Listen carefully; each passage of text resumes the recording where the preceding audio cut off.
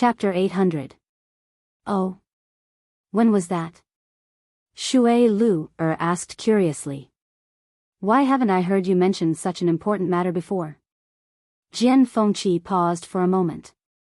Because I wasn't too sure at that time. Speaking of which, this happened back in country Yaochen. At that time, I accidentally saw a person's figure and vaguely felt that it was very similar. However, I didn't see him again after that, so I put this matter aside. He also wanted to see that person again to confirm that person's identity. However, no matter how hard he looked, there was no trace of that person. It had been quite a long time. If Shui Lu hadn't suddenly mentioned it, he really wouldn't have remembered. You said you saw that person in Jianghu residence? Yes.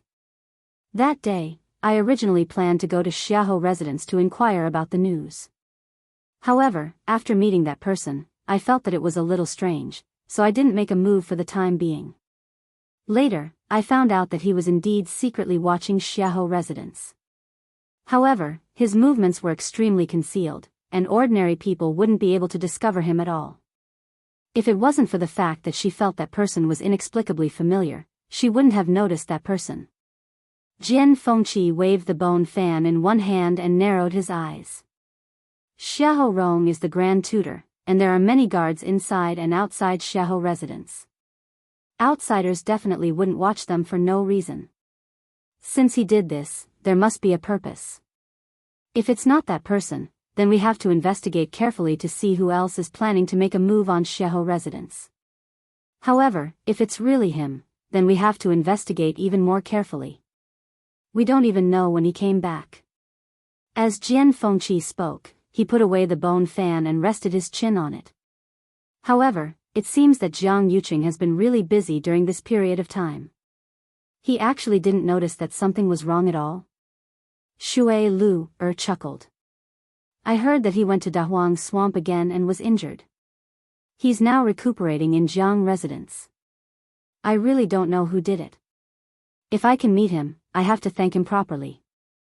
I heard from my father that that person is extremely powerful. Not to mention Jiang Yuqing, even the few of them are no match for him. Jian Fengqi's voice was much more serious. Shui Lu was a little surprised. Only then did she remember that Jian Shai also went with them, so he must know a lot of inside information. She widened her eyes in shock. It can't be. More powerful than those few people? What kind of person is that? In the entire Tianling dynasty, there are only a few of them. Jian Fengqi. My father and the others didn't see what he looked like. He was wearing a mask. But he seems to have only attacked Jiang Yuqing, and he's still rather polite to my father and the rest. Jiang Yuqing's injuries are quite serious this time, so he shouldn't be able to cause any trouble for the time being. Little Lu, find some time in the next 2 days to go to the Jianghu estate and inquire about that person's background. Jian Fengqi stood up and patted his robe. As for me, it's been a while since I've been to the palace. Why don't I visit our honorable third princess? Jian Fengqi strutted into the palace and went straight to Huayang Palace. Unsurprisingly, he was stopped outside. Over the past few days, most of the people who asked to see Shangguan returned without success. Only a few people were allowed to enter the main hall to see her. However, they didn't stay for long each time. The palace kept announcing to the public that Shangguan was injured while helping His Majesty get medicine and needed to rest.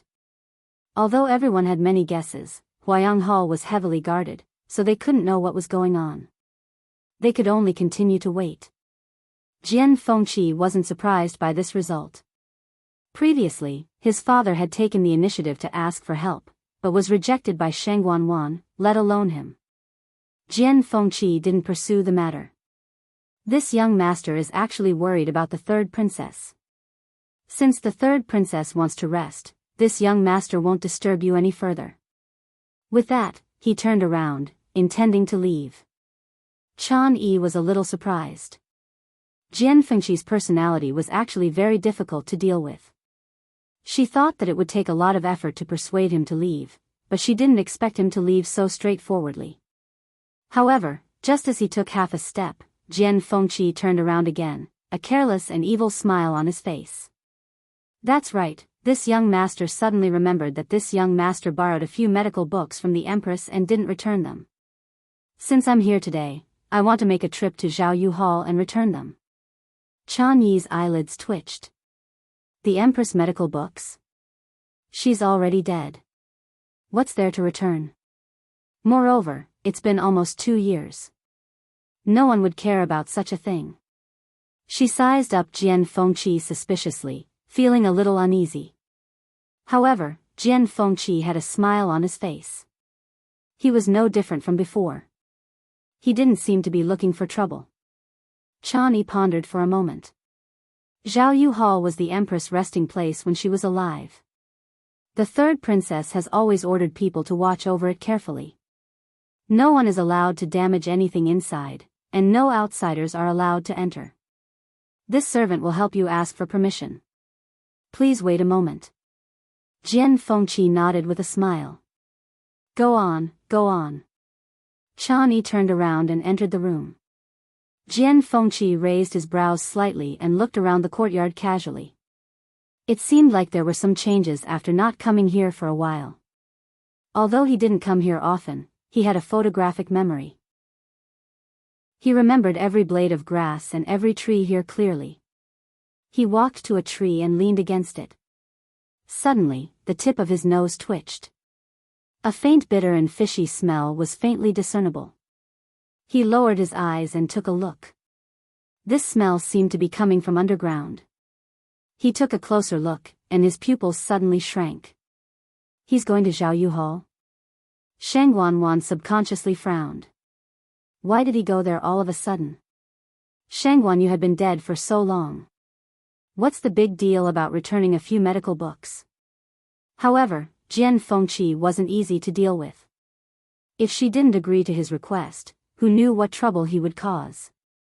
In any case, he had always been barefooted and wasn't afraid of wearing shoes. He was very unbridled and arrogant. Shang Wanwan didn't want to attract such a big trouble at this time.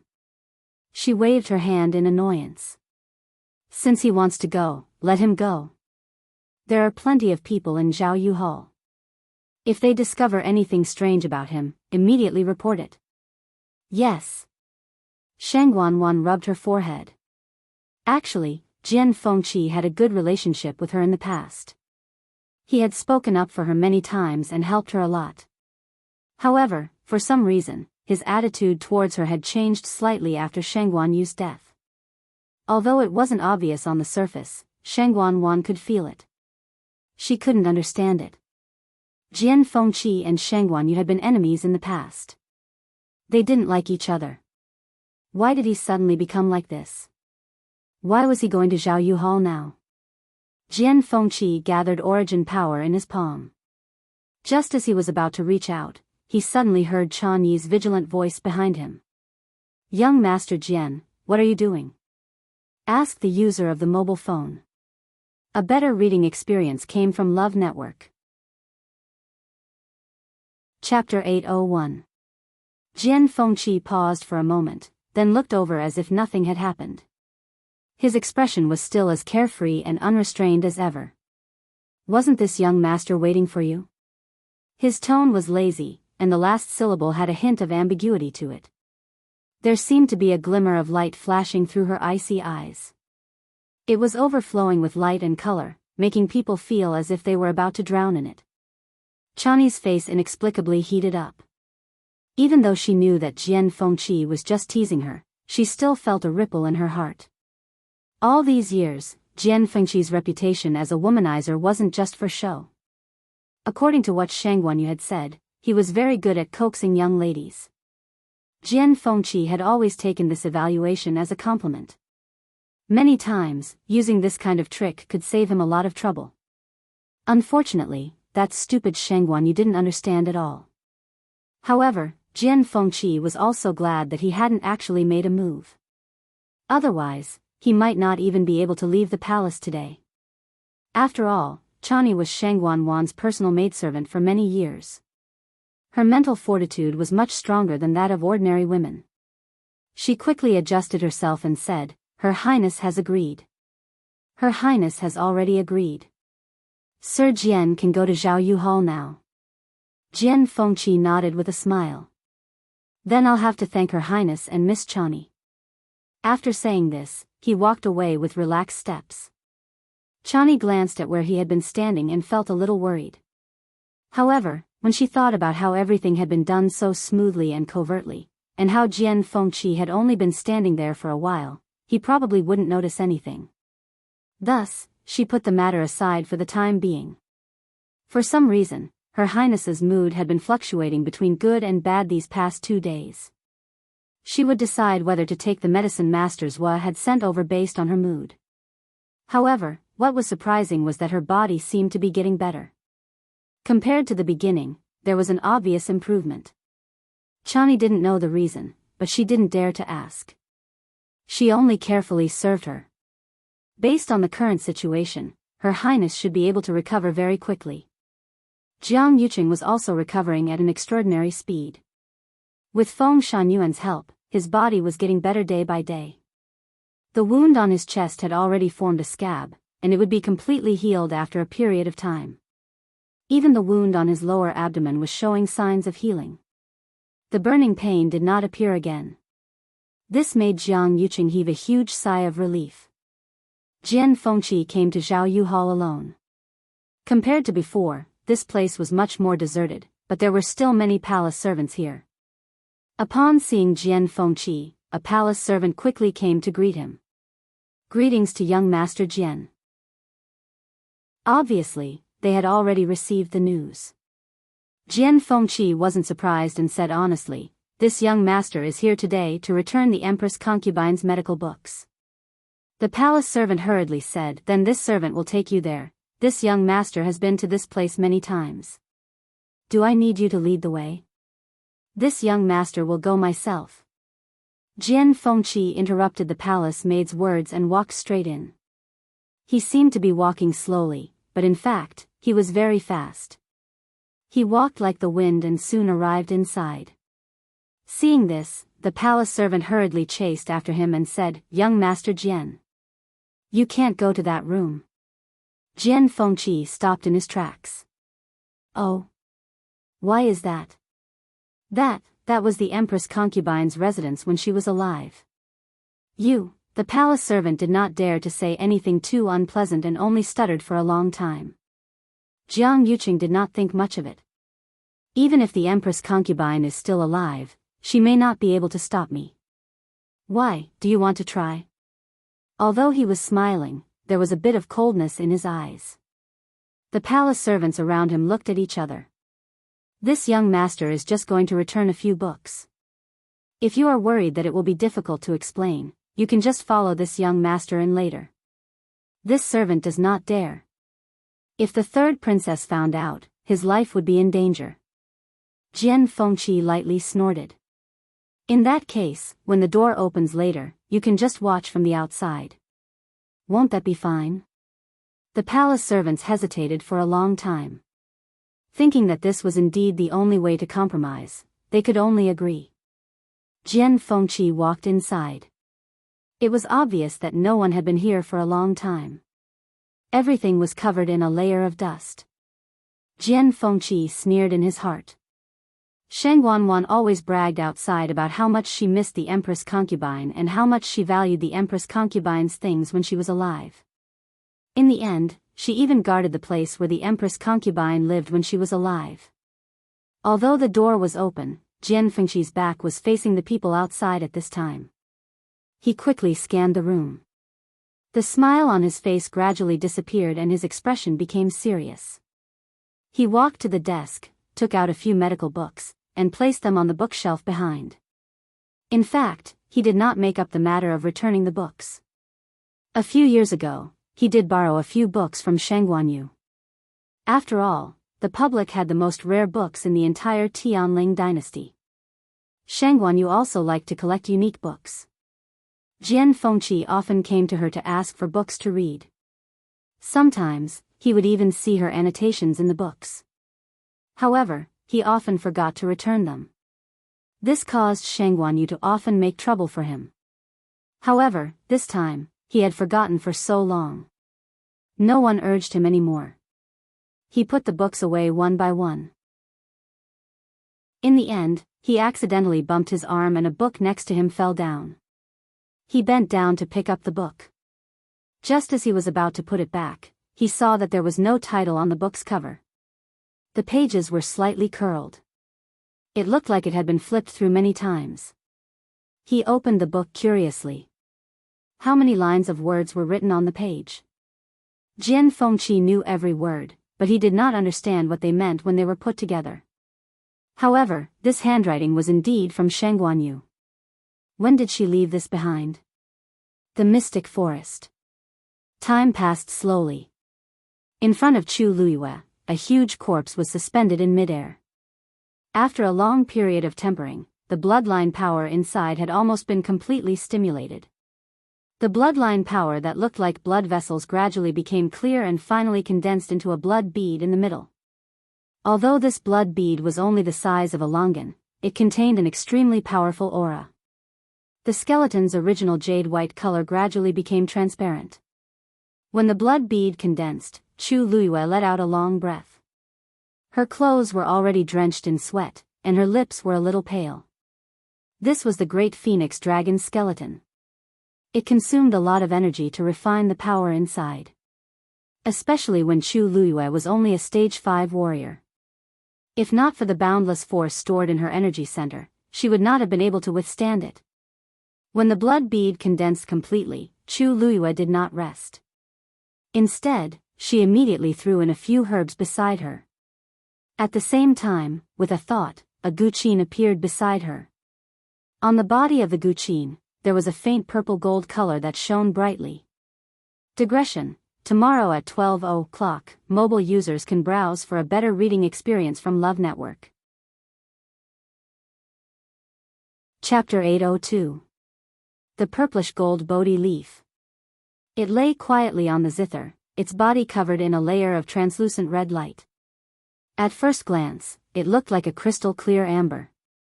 Chu Luiyue carefully took it down, then put the zither away. She carefully examined the purplish gold Bodhi leaf in her hand. Although it was now trapped in this seal, she could still vaguely feel a vigorous life force. The purplish gold leaf glowed brightly.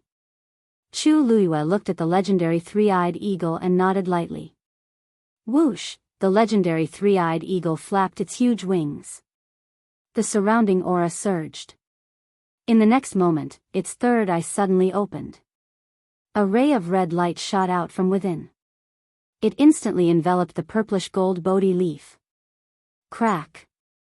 A faint cracking sound could be heard. A crack suddenly appeared on the seal outside the purplish gold Bodhi leaf. Immediately, the seal shattered, transforming into countless rays of red light that scattered in all directions. The purplish gold Bodhi leaf was completely exposed.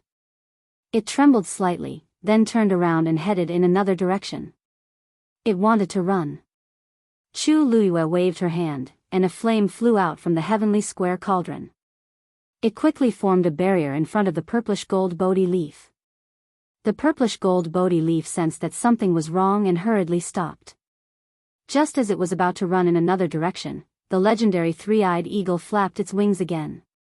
An earth-shattering shriek rang out. Screech! This cry reverberated throughout the entire space and did not dissipate for a long time. Reverence, admiration, longing. It sounded like a low chant from ancient times, with a heavy and ancient aura that shook one's soul. This was the summoning of the legendary three-eyed eagle clan to the sacred tree. The purplish gold Bodhi leaf seemed to have sensed something and stopped trying to escape. Instead, it stood in place in a daze. Chu Luiyue inexplicably felt that there was a subtle connection between the legendary three-eyed eagle and the purplish gold Bodhi leaf. Although she could not see it, she could still clearly feel it. It was a connection that had dissolved into their bloodline after tens of thousands of years of relying on each other. In the next moment, she saw Yi Qingling leap in front of the legendary three-eyed eagle. At this moment, the blood bead extracted from the great phoenix dragon skeleton had gradually merged with the other medicinal herbs. From the initial bright red color, it had turned into a rich reddish-black color. The legendary three-eyed eagle had been staring at the purple-gold Bodhi leaf for a few years now. A moment later, the violet-gold Bodhi leaf flew up slowly and stuck itself to its third eye. It was as if spring water had seeped into the frozen soil, dispelling all the chill. The purple-gold Bodhi leaf instantly fused into the third eye of the legendary three-eyed eagle. The crimson color in the eye quickly melted like a cracked ice surface. Then, a layer of faint purple-gold color spread out from it. Chu Liuyue's heart skipped a beat when that eye turned from scarlet to a purple-gold color. The third eye of the legendary three-eyed eagle had always been red in color, and it was filled with a fierce and cold aura. At this moment, the brutality and bloodiness inside had completely faded away. Instead, it was replaced by a shocking and incomparable nobility. Cold, noble, and disdainful. That was the unique pressure of a divine beast. Most importantly, it contained a trace of tenacious vitality, and it was glistening brilliantly. While Chu Luyue was still in shock, the legendary three-eyed eagle moved and flew in front of the great phoenix dragon skeleton. It swallowed the black-red blood bead in one gulp. At the same time, one of the bones slowly flew up and fused into the huge black phantom. A moment later, flesh and blood began to grow on the sparkling and translucent bones. Chu Luyue immediately urged the surrounding flames to surge over. It completely surrounded the illusory figure and began to burn wildly. With the help of the flames, the growth of the flesh and blood seemed to speed up a lot. Not long after, the position of the bones formed the shape of a wing. The great phoenix dragon and the legendary three-eyed eagle were not of the same race. Tracing back to its roots, the true ancestor of the legendary three-eyed eagle was actually the immemorial divine beast, the crimson gold heavenly phoenix. This also caused the legendary three-eyed eagle to be unable to completely borrow the great phoenix dragon skeleton. It could only choose a suitable one for its own use. Therefore, it only used this piece of bone to make its wing bone. However, the bloodline power in these bones had been completely refined by Chu Luyue. Therefore, to the legendary three-eyed eagle, although it only used one skeleton, it had already turned all the power into its own. Chu Luyue sent the remaining skeleton back to the heavenly square cauldron. Then, the other half of the skeleton flew out. Back in the Tianling God realm, Chu Luyue had actually obtained an entire set of bones. Taizu said that back then, in order to avoid being discovered by the great phoenix dragon race, the skeleton was divided into two parts. In the heavenly square cauldron, they were combined into one, but with the suppression of the heavenly square cauldron, there was no need to worry about this. However, when he took them out, Chu Luyue deliberately separated them. Seeing that half of the wing was rapidly forming, Chu Luyue took a deep breath and began to refine the bloodline power of this half of the skeleton. This process was actually very long. However, according to the legendary three-eyed eagle, it also needed a certain amount of time to completely fuse its soul with this skeleton. Therefore, Chu Luyue still had plenty of time. The process that had been carried out previously was repeated again. When the flames surrounded the half of the skeleton and burned it to temper it, Chu Luyue took out the second set of herbs from the long yuan sword. At this time, he couldn't help but be thankful that Taizu had left behind so many things. Otherwise, it would have taken a lot of effort just to gather these precious herbs. While Chu Luyue was focused on helping the legendary three-eyed eagle reconstruct its body, on the other side, the Rongxiu had already finished repairing the crack in the pure gold armor. It was smooth and looked almost exactly the same as before. It didn't look like it had been damaged before at all. If anyone saw this scene now, they would definitely be shocked on the spot. This was because a yuan tool of the level of the pure gold armor couldn't be completely repaired. However, the Rongxiu had completely repaired it. This method could be said to be superb. Even Taizu, who was an expert in refining yuan tools, might not be able to do this. However, the Rongxiu lowered his eyes and looked at the pure gold armor. He didn't seem to be satisfied. It was indeed a top-grade yuan tool. Unfortunately, it met the 2 Tian baby. Although it was repaired today, Chu Luyue might encounter some kind of danger in the future. The Rong Xiu pondered for a moment and looked up at Chu Luyue. She was concentrating on tempering the great phoenix dragon skeleton. The corners of his lips curled up slightly, and a faint golden color appeared on his fingertips. Then, he left a palm-sized pattern on the pure gold armor.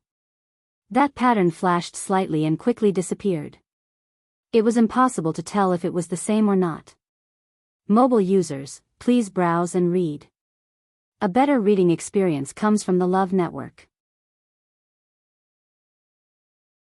Chapter 803. Xiling. The lanterns were lit, and the moon hung high in the sky. Chun Feng restaurant was bustling with activity. However, Shui Lu stayed in her room alone and ignored everything outside. Today was her usual rest day, so she didn't welcome guests. Besides, she had something to do at night. She planned to make a trip to Xiaohu residence. Originally, she discussed with Jian Fengqi to go tomorrow, but after thinking about it, she felt that it would be more discreet to take action at night. As Xiaohu Rong had already returned to Xiling, he had been staying in the residence for the past few days. A few days ago, she thought that Xiaohu Rong would definitely be wary since he had just returned. Today, they should have relaxed a little. As for that person's identity, it wouldn't be too late to confirm it when she had the chance. Shui Lu started to dress up. For safety reasons, she naturally had to change her appearance. She took out a thin human skin mask. Just as she was about to put it on, a familiar voice came from outside the door. "Where's Lu?" "Let her serve you." "Xiaohu Tingan? Why is he here now?" And it sounded like he was a little drunk. Hearing the sound of someone going up the stairs, Shui Lu hurriedly kept her things. "Second young master Xiaohu, you came at the wrong time today. Miss Lu is resting today. Why don't you let another lady come?" Mrs. Zhang tried to persuade her in a gentle tone. "I only want her to accompany me today. I don't want anyone else." "Where is she?" "Ask her to come out." Perhaps it was because he was drunk, but Xiaohu Tingan became more arrogant than usual and even dared to make a ruckus in Chun Feng restaurant. Mrs. Zhang smiled and calmly stood in front of him. She seemed to be in a difficult position.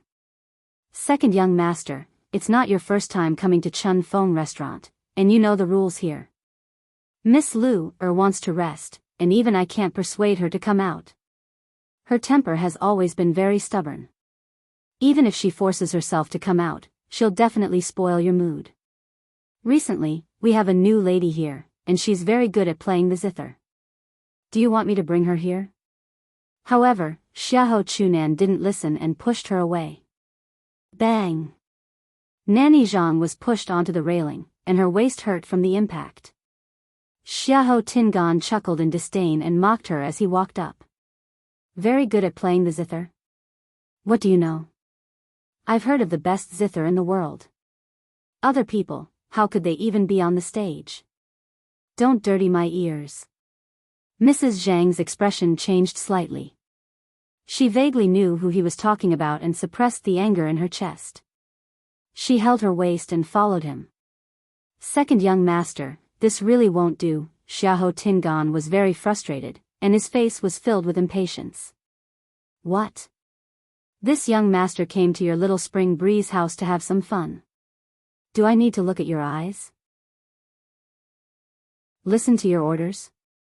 He had heard enough at home. Scram!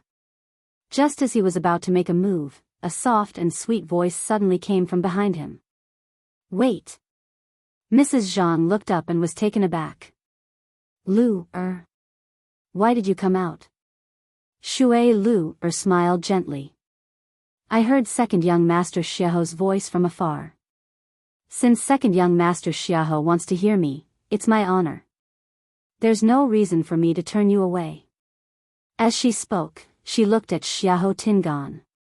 "Second young master, please." Xiaohu Tingan was then satisfied as he gave Auntie Zhang a warning look. "If you were half as sensible as Miss Lu, you'd be able to avoid a lot of trouble. Do you understand?" Auntie Zhang didn't react as she looked at Shui Lu in confusion and shock. Today was her usual day of rest. Not to mention a mere second young master of the Xiahou family, even if the emperor came, I wouldn't come out to welcome him. In the past, when Shui Lu first came, there were people who bullied her, and some even wanted to humiliate her. But those people all stopped in the end. In all kinds of ways. From then on, almost nobody dared to be so impudent, and Xiling Xiahou Tingan only dared to do this because he was drunk and muddle-headed. However, it wasn't that they couldn't handle it. They just didn't need Shui Lu to come out personally. But Shui Lu just smiled. Auntie Zhang, please invite second young master to the room over there. I'll pack up and come over.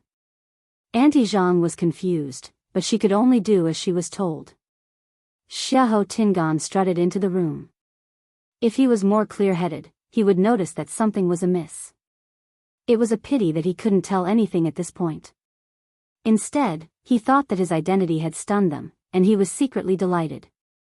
After a while, Shui Lu indeed carried the pipa over.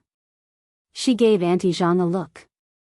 Auntie Zhang, second young master has a distinguished identity. Please serve him the best wine we have. Auntie Zhang didn't know what she was planning, but she still did as she was told. Very quickly, the servants sent the wine over.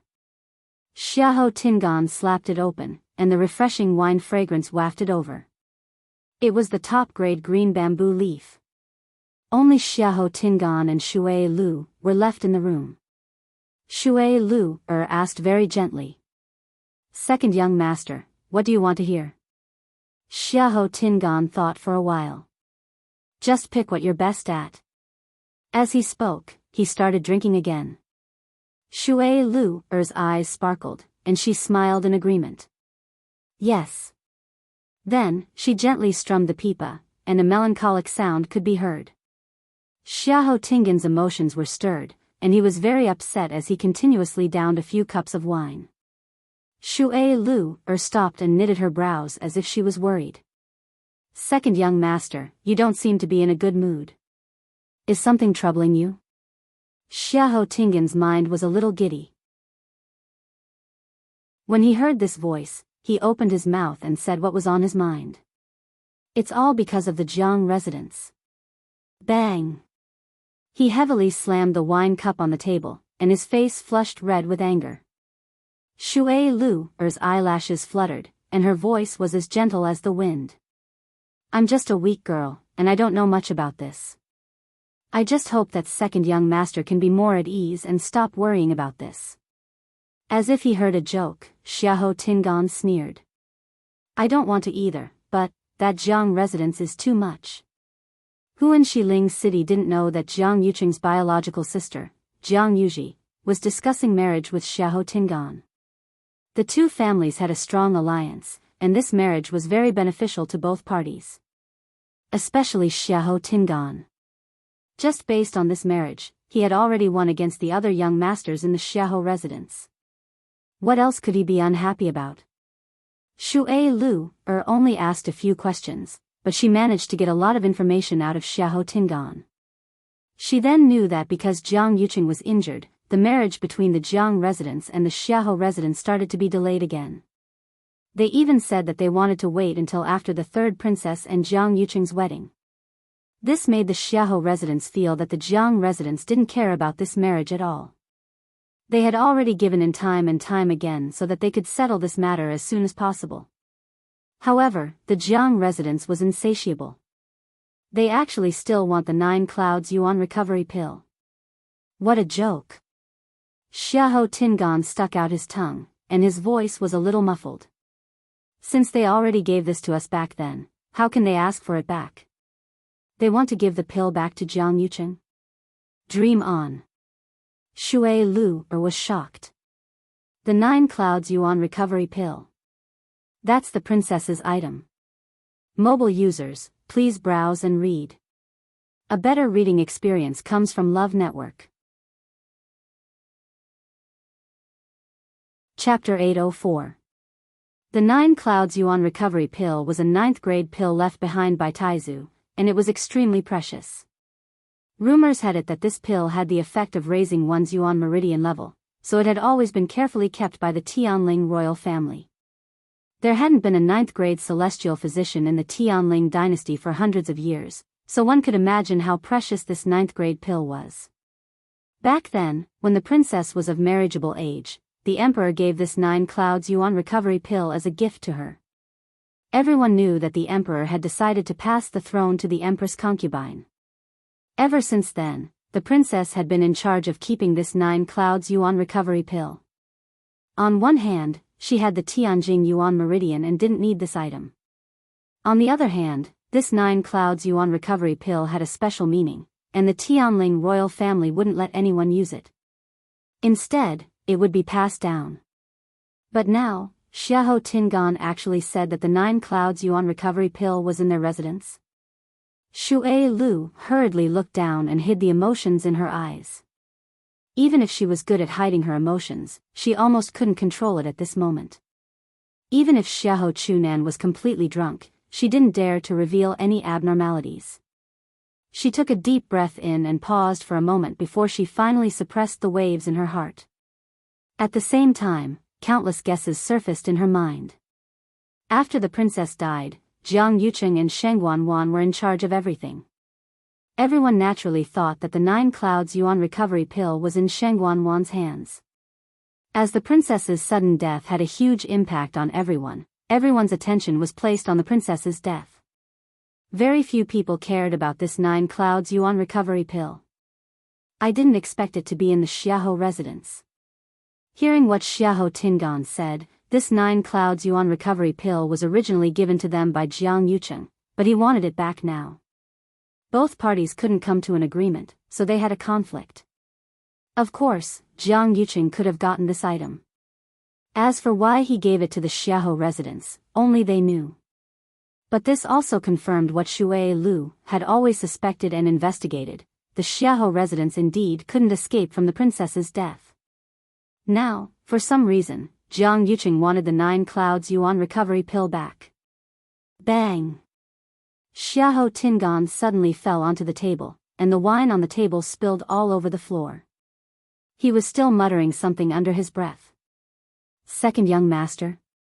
Second young master? Shui Lu shouted twice, but Xiahou Tingan didn't respond. The gentle smile on her face faded, and she quietly walked over. In her blurred state, she heard his intermittent words. It's me, it's my 99. Shui Lu pondered. Seeing Xiahou Tingan's angry and indignant look, it was most likely because he had always thought that the 9 clouds yuan recovery pill was his. But now, Jiang Yucheng wanted to go back. Of course, he wouldn't agree. Shui Lu's voice was even softer, and it carried an indescribable allure. Where is the 9 clouds yuan recovery pill? Xiahou Tingan's eyes were tightly shut, and his face was flushed red. He reeked of alcohol. Hearing this, his eyebrows twitched and he shook his finger. Here. Creak, the door was opened from the inside. Nanny Zhang, who was anxiously waiting outside, hurriedly looked over. Seeing that Shui Lu walked out safely with her pipa, she finally heaved a sigh of relief. She quickly walked forward and sized up Shui Lu. Then, she looked over Shui Lu's shoulder. How is it? Are you okay? Shui Lu smiled. Second young master is drunk and has already fallen asleep. Don't let anyone come and disturb second young master. Nanny Zhang vaguely saw the corner of Xiahou Tingan's shirt. Hearing that there wasn't any movement inside, she felt more at ease. Why don't we send someone to send him back to the Xiahou residence? With his current state, people will definitely talk about him if we send him back. He might even cause trouble for us. If he wants to sleep here, let him sleep. This kind of thing was very normal for the young masters in Xiling City. As long as they didn't go overboard, their families wouldn't pursue the matter too much. Then, should we find someone to help him wash up and rest? Nanny Zhang lightly fanned herself. The smell of alcohol in the room was simply unbearable. We're still standing at the door, who knows what it's like inside. It's really hard on Shui Lu. Okay. Call someone over. Shui Lu looked back and tucked her hair behind her ear as she chuckled. He's Xiaohu Residence's second young master after all. His current state is too unbearable. We just have to serve him well today. Someone will naturally come to fetch him back tomorrow.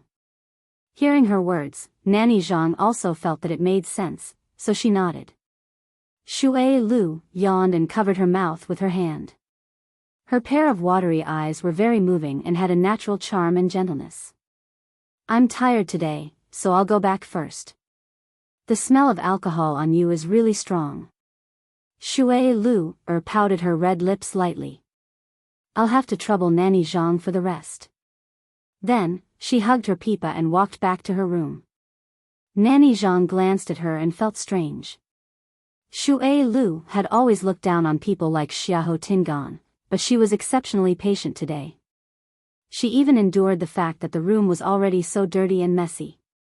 However, she didn't think too much about it as Shui Lu's temper had always been hard to predict. She endured the smell and closed the door before calling someone over to clean up. The next morning, Xiahou Tingan was woken up by a commotion. Vaguely, he seemed to have heard Jiang Yuji's voice. He sat up with much difficulty, but his head hurt so much that it felt like it was going to split open. At this point, the door was suddenly kicked open by someone. Xiahou Tingan, come out. A person barged in with a face full of anger. It was Jiang Yuji. Digression, 60 clock. I want to add 20 more. Can you hear me singing? Dreams flew out one by one. Mobile users, please browse and read. A better reading experience comes from Love Network. Chapter 805. Nanny Zhang and the rest hurriedly followed over. Looking at the scene in front of them, they didn't know whether to stay or leave, so they anxiously said to Xiahou Tingan. Second young master, YUC, fourth Missy Jiang insisted on coming in. We couldn't stop her even if we wanted to. Xiahou Tingan rubbed his temples. His mind was still in a mess, and he didn't understand the situation in front of him. Yuji, why are you here? Jiang Yuji was so angry that her entire body trembled. Her originally pretty face was already a little distorted. She raised her hand and angrily pointed at Xiahou Tingan with a sharp voice. You still have the cheek to ask me why I'm here? Why don't you see what good things you've done? Xiahou Tingan, do you still have any shame? With Jiang Yuji's commotion, Xiahou Tingan instantly felt very embarrassed. Normally, he would let her do whatever she wanted in private. When she threw a tantrum, he would also tolerate it. However, she spoke to him in such a tone in public. She didn't leave him any face at all. Xiahou Tingan had a hangover and was originally feeling uncomfortable. This made him even more frustrated, and his face turned cold. What are you doing? Don't you see where this is? Is this a place you can come to? No matter what, Jiang Yuji is the Jiang family's fourth Missy. With such a status, she came to Chun Feng restaurant and acted so arrogantly. She doesn't even mind that it's embarrassing. I can't come. Why? Am I delaying your happiness? Jiang Yuji seemed to have completely lost her rationality as she sharply argued with him. Her eyes were red, and she looked furious. She gritted her teeth as she spoke every word. Xiahou Tingan closed his eyes and looked at the door. In just a short while, quite a few people had already surrounded the door, and they were all watching this joke. He forcefully suppressed the anger in his heart and said, Yuji, calm down. Yuji, calm down first, let's close the door and have a good talk. He was begging nicely, but Jiang Yuji sneered as if she had heard a joke. Close the door? Why don't I close the door and let you continue being a playboy? Xiahou Tingan knitted his brows. What nonsense are you spouting? Before he could finish his sentence, a soft hand placed on his shoulder. A weak girl's voice came from behind him. Second young master. Xiahou Tingan's heart skipped a beat, and he immediately turned around. A girl who looked to be about 15 or 16 years old was leaning against the wall while hugging a blanket.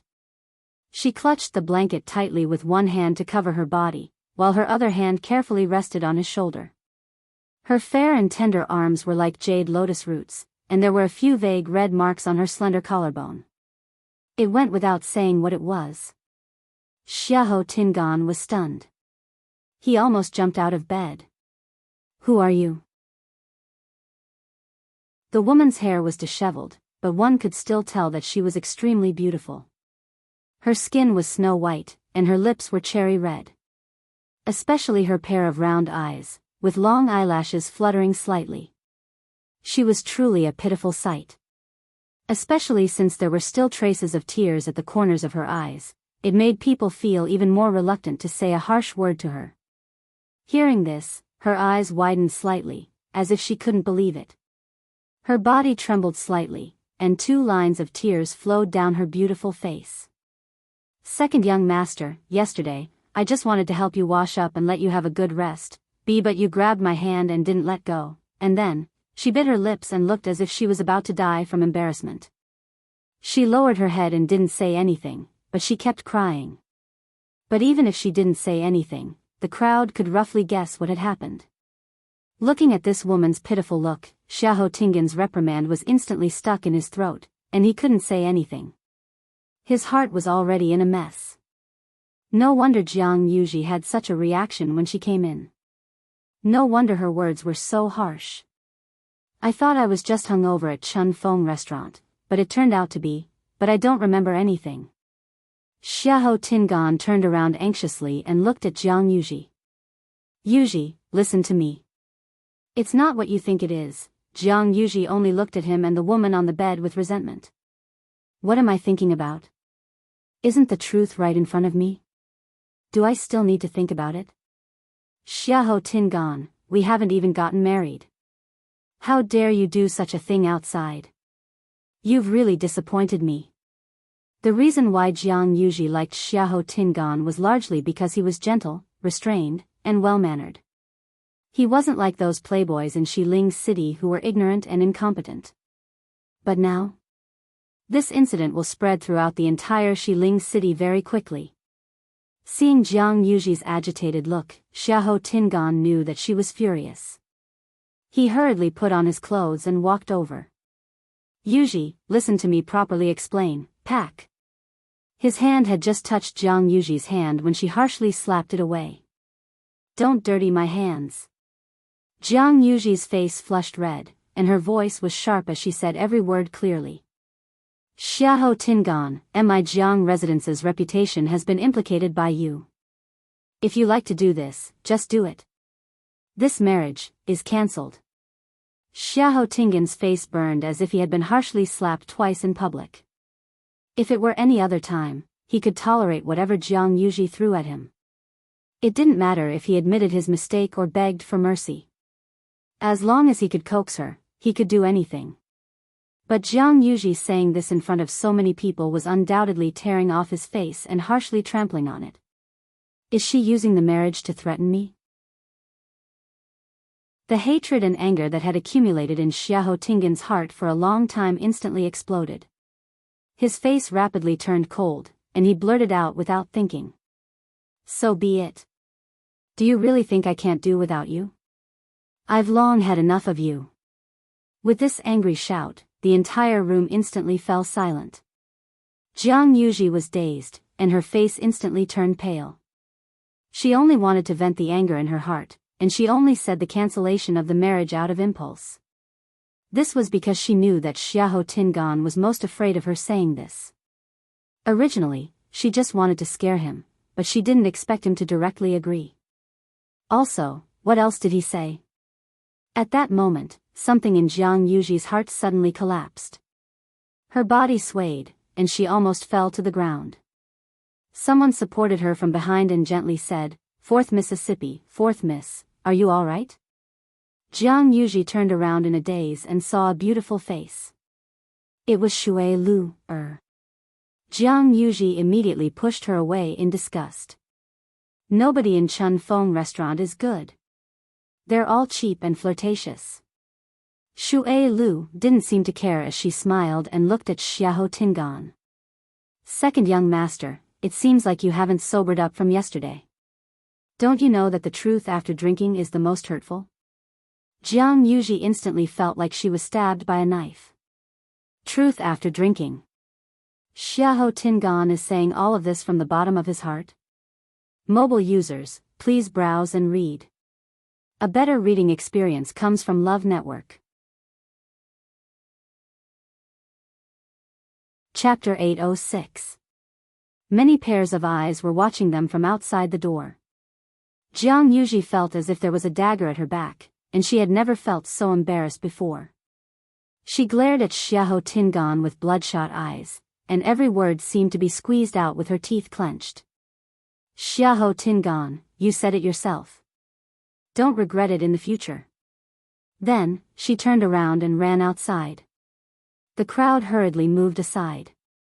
Jianghu's figure quickly disappeared from Chun Feng restaurant. The crowd didn't speak for a long time.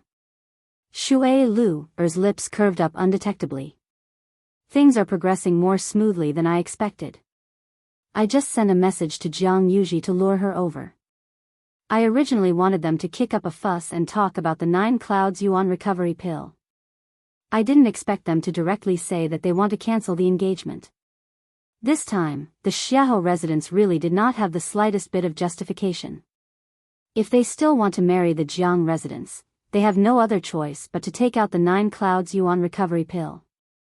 This is more convenient. Shui Lu turned around and looked at Xiahou Tingan. He was standing at the same spot, and his face was pale. His expression looked very complicated. Drinking this wine was really worth it. Second young master, fourth Missy Jiang seems very sad. You should quickly chase after her. Shui Lu advised him considerately. The worry that just appeared in Xiahou Tingan's heart instantly disappeared. He coldly chided. She can leave if she wants to. What does it have to do with me? Shui Lu's expression changed slightly, and she smiled. Yes, yes. Whatever you say is naturally what it is. Then, we'll take our leave first. If you have any instructions, feel free to tell us. Then, she turned around and smiled at the crowd. You can all leave. The crowd then left to busy themselves with their own matters. However, who wouldn't treat such a huge incident as a topic of conversation after bumping into it? Not long later, this good show at Chun Feng restaurant would spread throughout the entire Xiling city. Shui Lu waved at the girl in the room.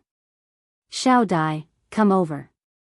The girl called Xiao Dai bit her lips and silently picked up her clothes to wear. When she walked to Xiahou Tingan's side, she bowed and looked down. Today's matter was caused by Little Butterfly. It has nothing to do with anyone else. Xiahou Tingan originally knew that this matter was mainly his fault, and he couldn't blame the young lady. Hearing her say this, his heart ached even more. Xiao Dai continued, second young master and fourth young mistress Jiang are a match made in heaven. If there is any animosity between the two of you because of Xiao Dai really can't bear it. Xiao Dai is willing to go to the Jiang mansion to ask for forgiveness.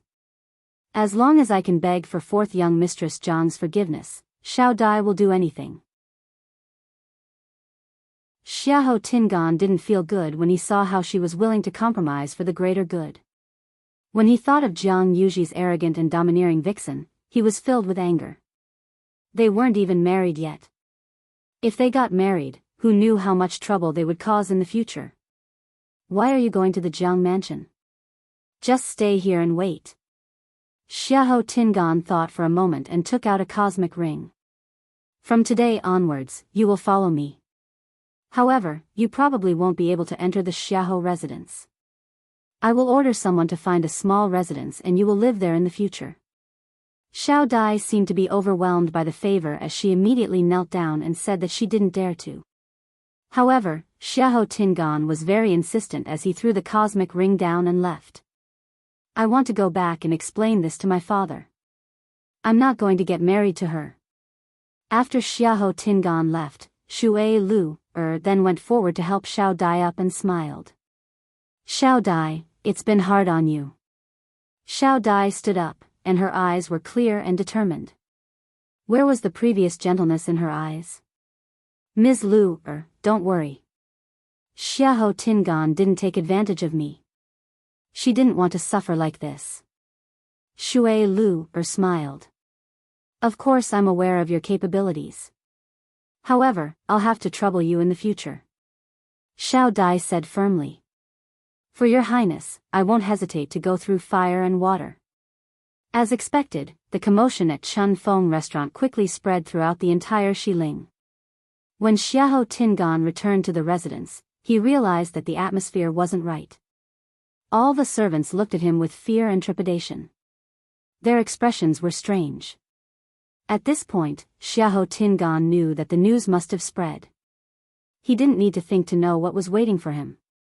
However, he had already made up his mind to never lower his head to the Jiang residence again. Even if Jiang Yuji was willing to continue with this marriage, he wasn't willing to. You still dare to come back? Xiahou Tingan hadn't even walked a distance when he saw Xiahou Rong angrily walking over. His heart skipped a beat, and he immediately explained. Father, listen to me, pack. Xiahou Rong harshly slapped him. Xiahou Tingan stumbled and directly fell to the ground. You're trying to anger me to death. Xiahou Rong's face was green, and his chest heaved up and down violently. This unfilial son. He then grabbed Xiahou Tingan's collar and dragged him into the study. Xiahou Tingan wanted to say something, but his collar was tightly grabbed, so he couldn't say a single word.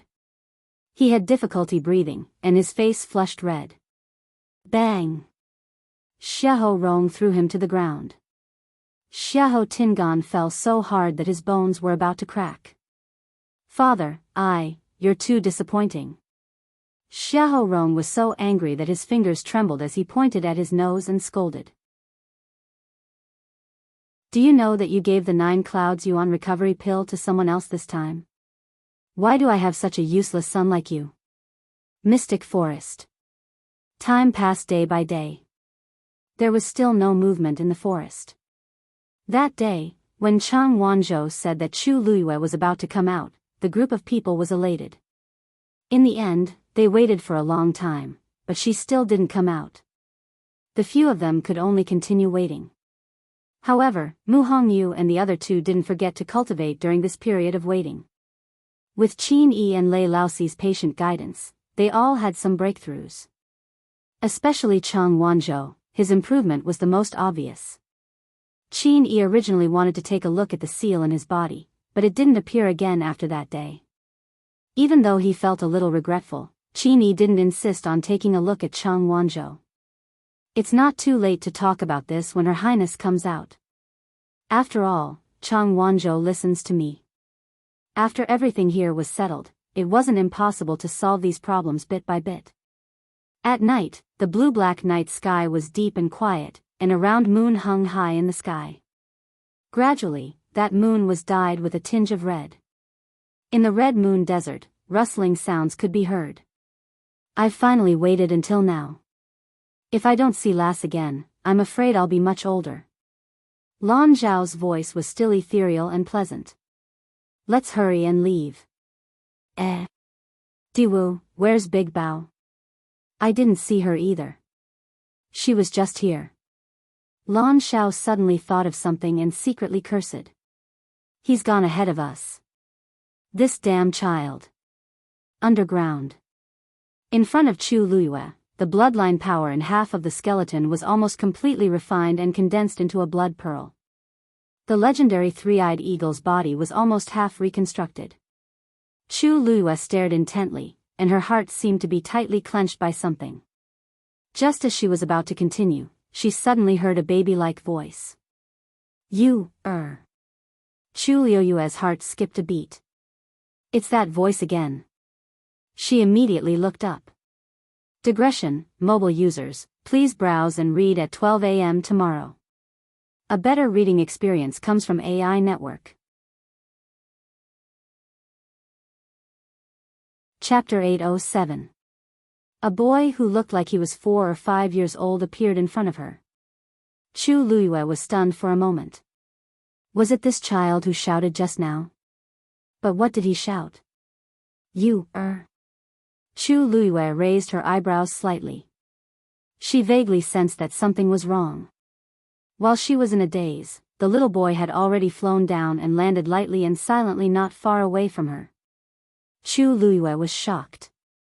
This little boy's aura was extremely obscure. He seemed to be very powerful. She sized him up carefully and cautiously. He was small and wore a blue robe. He had black hair and black eyes. He looked to be no more than 5 years old. His small face was cute and round, making people want to reach out and pinch it. But that gaze did not seem like a child's. It was cold and majestic. Just by looking at it, one would be able to feel its extraordinary aura. Chu Luiyue was surprised. Since when did Dahuang Swamp have such a person? But what made her feel even more strange was the way this little boy looked at her. It was very strange. Although he was very restrained, there was an unconcealable joy in the depths of his eyes. This made his cold little face look a little gentler. Why did he look as if he knew her? Chu Luiyue thought silently. On the other hand, Dugu Mabao looked at Chu Luiyue in front of him and carefully sized up her current appearance. He had mixed feelings. It was a lie to say that he did not miss her. It was also a lie to say that he wanted to teach her a lesson. In these few years, they had waited day and night and imagined countless scenes of their reunion. They also thought that she might have changed after such a long time. But who would have thought that even his entire physical body would be completely changed? This face was no longer the face in their memories. But the expression between her eyebrows was extremely similar. Biyao. You shameless person. You, at this moment, an exasperated old voice sounded. Chu Luiyue only felt something flash in front of her. Then, there was another person beside the little boy. It was an old man. He was wearing a white robe. His hair was also white, but he looked hale and hearty. He had the aura of an immortal. Unfortunately, the moment he opened his mouth, the immortal aura on him disappeared instantly. Diwu Zhangzi was about to scold again when he saw Dugu Mabao looking ahead. The corner of his mouth twitched. He raised his head stiffly and found Yu standing not far in front of him. She was looking at them at this moment. Sigh. How shameful. Diwu Zhangzi was annoyed. He was so focused on scolding Dugu Mabao that he almost forgot that the girl was here. He clenched his fist and coughed violently. You, don't mind us. Chu Luiyue blinked. Why did it seem that this old man also knew her? Judging from their tone, they seemed quite close. Chu Luiyue opened her mouth. What are you arguing? Don't you see that Yu is busy? An ethereal and pleasant voice came. Chu Luiyue looked up again. She saw a young man floating down from above. He was wearing a blue brocade robe, a white jade belt around his waist, and a blue jade crown on his head. From top to bottom, he was very clean and elegant. What an elegant young master. Chu Luiyue looked at his face, her eyes flashing slightly. This was a beautiful face that was hard to distinguish between a man and a woman. His facial features were exquisite and perfect.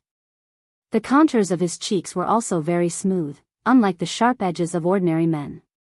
This added a bit of youthfulness to him. The most moving part was that pair of amber eyes. They were clean and clear, sparkling and translucent like the morning dew. Chu Luiyue had only seen 2 men who could be described as beautiful so far.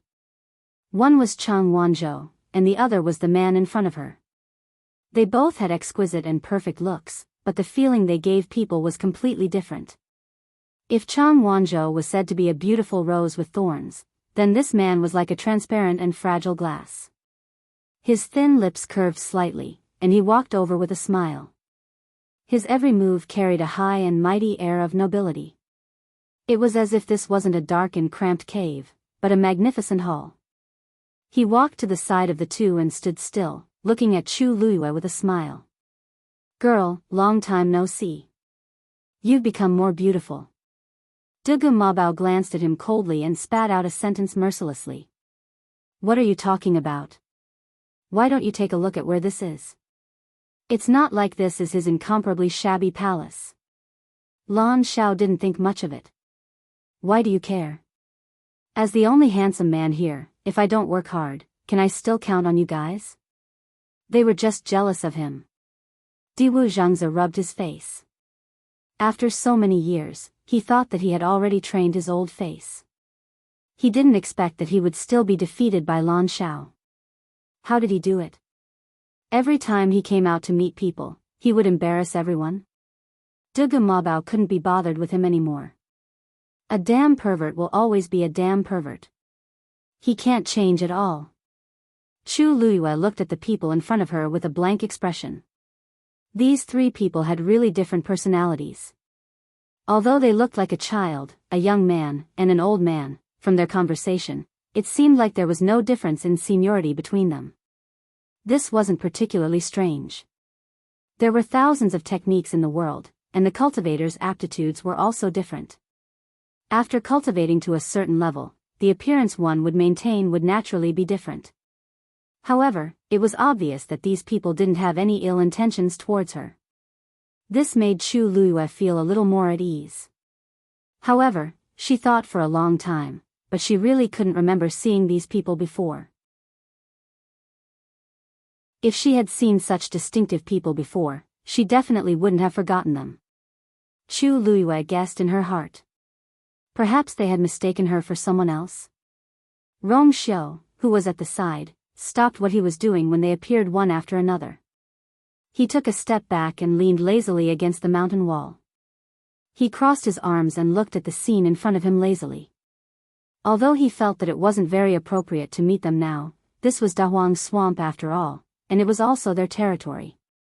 He might not be able to stop them from doing whatever they wanted. Rather than suddenly bumping into Chu Luiyue somewhere and causing all sorts of trouble, it was better to meet them directly now. At least he was here. Seeing the three of them quarreling with each other, Chu Luiyue was a little confused. They seemed to be here for her, but she didn't even know their identities now. Thinking of this, her red lips curled up slightly, and she revealed a polite smile. I'm Chu Luiyue.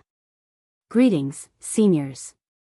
Although it looked a little strange, the three of them were very strong.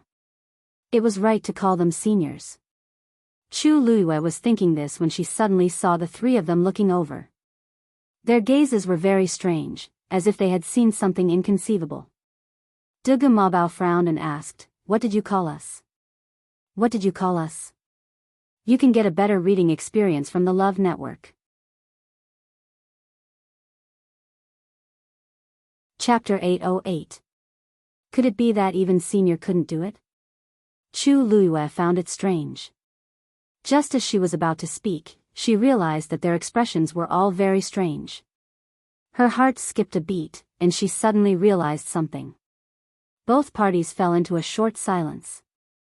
Dugu Mabao and the rest then realized that the girl in front of them seemed to be looking at them differently from before. It was as if she was looking at a stranger. Diwu Zhangzi couldn't help but say, "Girl, this is..." Something seemed wrong, but he couldn't put his finger on it. After a moment, Dugu Mabao spoke again. He stared at Chu Luiyue, pointed at himself, and asked word by word, "Who am I?" Once his voice fell, the surroundings were silent.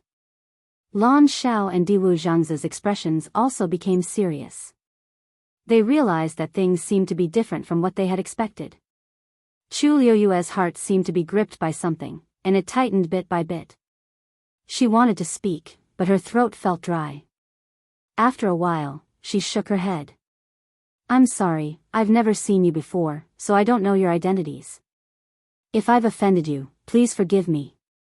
In an instant, the surrounding space seemed to freeze. Chu Luiyue even sensed the fierce aura that suddenly erupted from the other party's body. That little boy's face instantly seemed to be covered with a layer of frost, and it was extremely cold. The ground under his feet actually cracked instantly. Crack. Deep cracks spread out from under his feet. Although Chu Luiyue had already expected that these people were extremely strong, she still couldn't hide her shock when she saw this scene. He was just angry, and he already had such a suppressive aura. If he really attacked, she didn't know how strong he would be. Big Bao. Lan Shao reacted extremely quickly and immediately called out to him. Dugu Mabao's gaze flickered, and he took a deep breath before retracting his aura.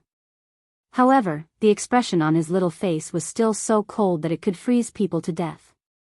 This time, Lan Shao didn't tease him. According to Big Bao's personality, it was already good enough that he didn't destroy this place after hearing this. The reason he could tolerate it was most likely because the girl was busy with serious matters. No matter what, De Bao treated the girl well. Lan Shao sighed and looked at Chu Luiyue with a complicated gaze. Girl, do you really not remember us? Seeing them like this, Chu Luiyue felt an inexplicable sense of guilt. Originally, they all came here happily, but because of what she said just now, seeing their eyes that were originally filled with anticipation turn dim and disappointed, she actually felt bad in her heart. For a moment, she even wished that she could recognize them. This thought flashed through his mind, but it gave Chu Luiyue a shock. She was not a kind person and should not have such feelings towards strangers. Did she really know them in the past? This conjecture made Chu Luiyue feel a little uneasy. Previously, she had guessed that she might have forgotten something, but now, she was even more certain. She suppressed the chaotic thoughts in her heart and tried to make her voice sound as calm as possible. I don't remember. Although they had already guessed it, hearing Chu Luiyue's affirmative answer still made Lan Shao and the rest's hearts sink. How could she not remember? In the past, they had been together for so long and experienced so many things. Now that she had changed bodies, she actually said that she had forgotten everything? Girl, you're not kidding us, are you? Diwu Zhangze held on to his last glimmer of hope and asked carefully. Chu Luiyue looked apologetic. Sorry. Diwu Zhangze's expression darkened, then he laughed bitterly. Actually, he could also tell that the girl was not joking. Her expression clearly showed that she did not remember anything. The few of them fell silent and did not know what to say for a moment. Chu Luiyue frowned slightly. When she was reborn, she inherited the original owner's memory. Whether it was Chu Luiyue or Sheng Guanyu, she had no impression of these people. However, this inexplicable sense of familiarity could not be explained. Lan Shao and Diwu Zhangze looked at each other. Of all their calculations, they did not expect the girl to have lost her memory. Then, how much did she remember? The soul in her body was clearly complete as well. At this moment, Dugu Mabao suddenly took a step forward. What's your name? Chu Luiyue was stunned. Didn't she already say her name? Why was he still asking? Suddenly, her expression changed. Dugu Mabao saw the change in her expression clearly. He stared at Chu Luiyue as if he was waiting for something. Chu Luiyue slowly clenched her fists. They were waiting for her to admit that she was Sheng Guanyu. Apart from herself, very few people knew about this matter. Even Shihan only dared to look for her to confirm her identity after searching for countless clues. However, these people seemed to have known who she was from the start. How did they recognize her? Since her rebirth, this was the first time she had seen these people. From start to finish, he had only spoken a few words with them. Chu Luiyue's mind was in a mess. If we delay any longer, the remaining half of the legendary three-eyed eagle's body won't be able to wait any longer. A low and lazy voice came from the side. Chu Luiyue suddenly snapped out of her daze and looked in front of her. The blood bead had already condensed, and the remaining half of the legendary three-eyed eagle's body was almost fully recovered. It was waiting for the next step. She immediately collected her thoughts and threw the remaining medicinal herbs down. As the purplish gold Buddha leaf had already been absorbed by the legendary three-eyed eagle, it was slightly easier this time. A translucent white bone slowly flew towards the legendary three-eyed eagle. Then, half of the black shadow surrounded it. Chu Luiyue's mind moved, and the blood bead flew over as well. On the bone, muscles and flesh started to grow at a speed visible to the naked eye. The wings on the other side were also gradually taking shape. Chu Luiyue did not dare to relax and continued to watch it closely. no one knew what would happen until the last moment. For this day, she and the legendary three-eyed eagle had waited for too long and suffered too much. If they failed, all their previous efforts would be wasted.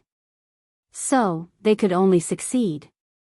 Seeing that Chu Luiyue had started to work, Dugu Mabao's expression changed, but he did not say anything to disturb her. Actually, Chu Luiyue did not need to answer. He already knew the answer. Then, he looked at Rong Xiu, who was leaning against the stone wall. Only then did he realize that he was still wearing a mask. What was he trying to hide? According to his relationship with you, there was really no need for him to do so.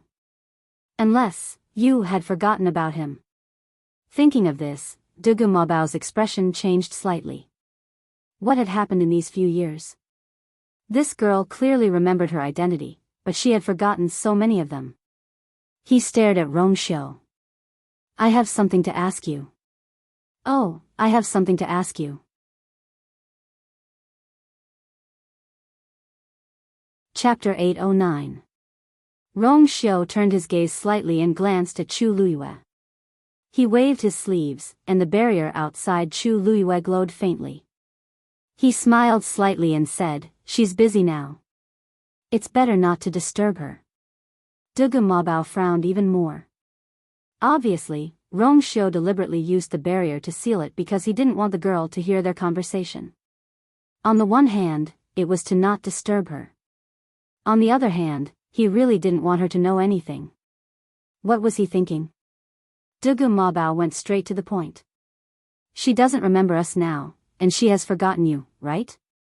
Lan Xiao and Diwu Zhangzi also looked over. Rong Xiu nodded calmly. This point couldn't be clearer now. Seeing Rong Xiu admit it so easily, Dugu Mabao and the others were a little surprised. Lan Xiao touched his chin. She actually forgot about you too. Oh, my mood seems to have suddenly improved a little. They were originally very sad, but since Rong Xiu was the same as them, there was nothing much to say. Diwu Zhangzi nodded in agreement, which was rare.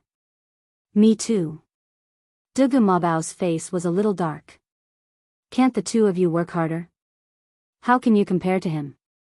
They've all been forgotten. How can they compare who has been forgotten more thoroughly? Besides, Rong Xiu was Rong Xiu, and they were them. To the girl, there was no distinction between importance and importance. At least for him, forget Rong Xiu? Yes. Forget them? No. Diwu Zhangzi rubbed the space between his eyebrows. This was the bad thing about Biyao. He often couldn't recognize his own identity. He often felt that he was the most important person to the girl. In fact, he was only one of them. Lan Xiao couldn't be bothered to argue with Biyao. He continued, then how many things has she forgotten? If she forgets too many things, it'll be troublesome. Rong Xiu paused.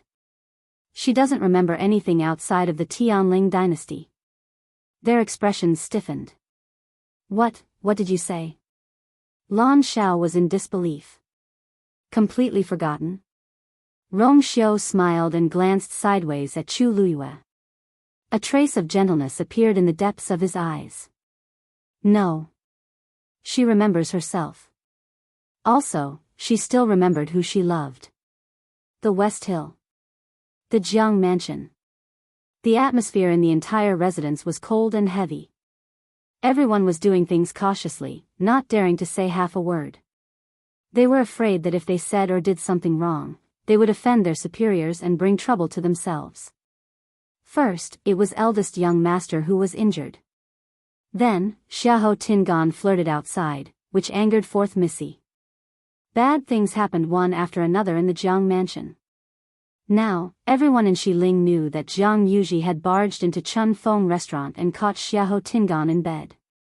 She even caused a huge scene and threatened to cancel the engagement between the two parties. The Jiang family and the Xiahou family's faces were all lost together. All the servants in the Jiang mansion served Jiang Yuji with fear and trepidation. Jiang Yuqing naturally heard about this as well.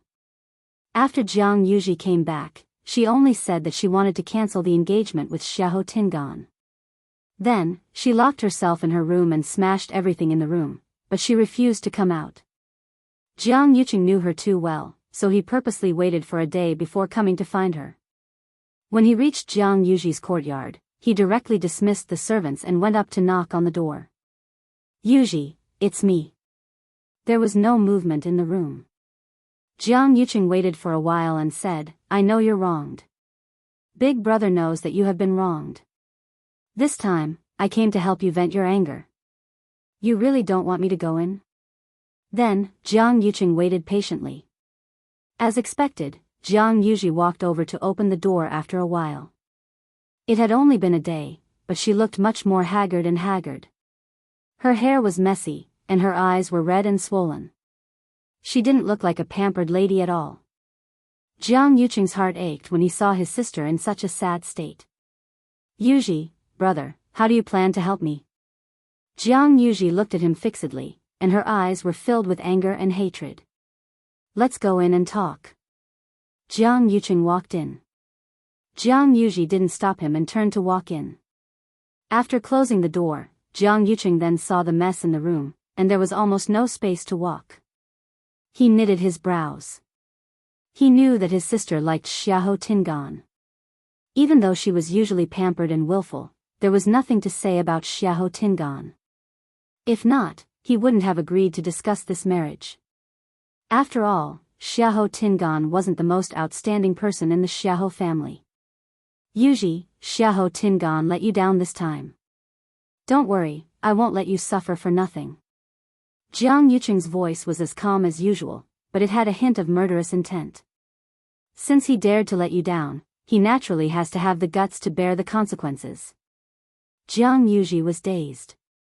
"Brother, what do you plan to do?" Jiang Yuqing lightly caressed her hair. "Originally, I liked the Xiahou family's third young master. He's much better than Xiahou Tingan in all aspects. But because you like Xiahou Tingan, you decided to marry him. In Xiling, it's a blessing for anyone who can marry you. Since Xiahou Tingan doesn't know what's good for him, it's better to cancel the marriage agreement." Seeing that Jiang Yuji seemed to be hesitating, he thought for a while and said, "If you can't bear to, let him live and turn him into a useless person." Jiang Yuji couldn't help but grab his sleeve. "No, I can't, brother. I just said it in a fit of anger that day." Jiang Yuqing knitted his brows. "He treated you so well, but you still won't give up. Do you really want to marry him?" Jiang Yuji's tears flowed down in despair and pain. "Brother, I don't want to do this either, but I just can't bear to." She regretted saying it that day, but every time she thought of the scene, she felt terrible. "All these years, I've only liked Xiahou Tingan. If I didn't fall for him, I wouldn't be so sad." Jiang Yuqing coldly said. "No buts. He's not worth it. I can take this chance to get the 9 clouds yuan recovery pill back, but the person I'm going to marry must be changed." Jiang Yuji sobbed. "But how can you control your feelings? Even brother knows that the princess doesn't like you, but you still got engaged to her, right?" Digression, mobile users at 6 p.m. Please browse and read. A better reading experience comes from Love Network. Chapter 8:10. Jiang Yuqing's expression instantly changed. He stared at Jiang Yuji with an intimidating gaze, and his expression was as dark as water. Jiang Yuji also realized that she had misspoken, and her heart sank. "Big brother, that's not what I meant." Where did you find out about all this?" Jiang Yuqing grabbed Jiang Yuji's wrist and asked word by word. Jiang Yuji had never seen her big brother look at her like this before, let alone speak to her in such a tone. She was so scared.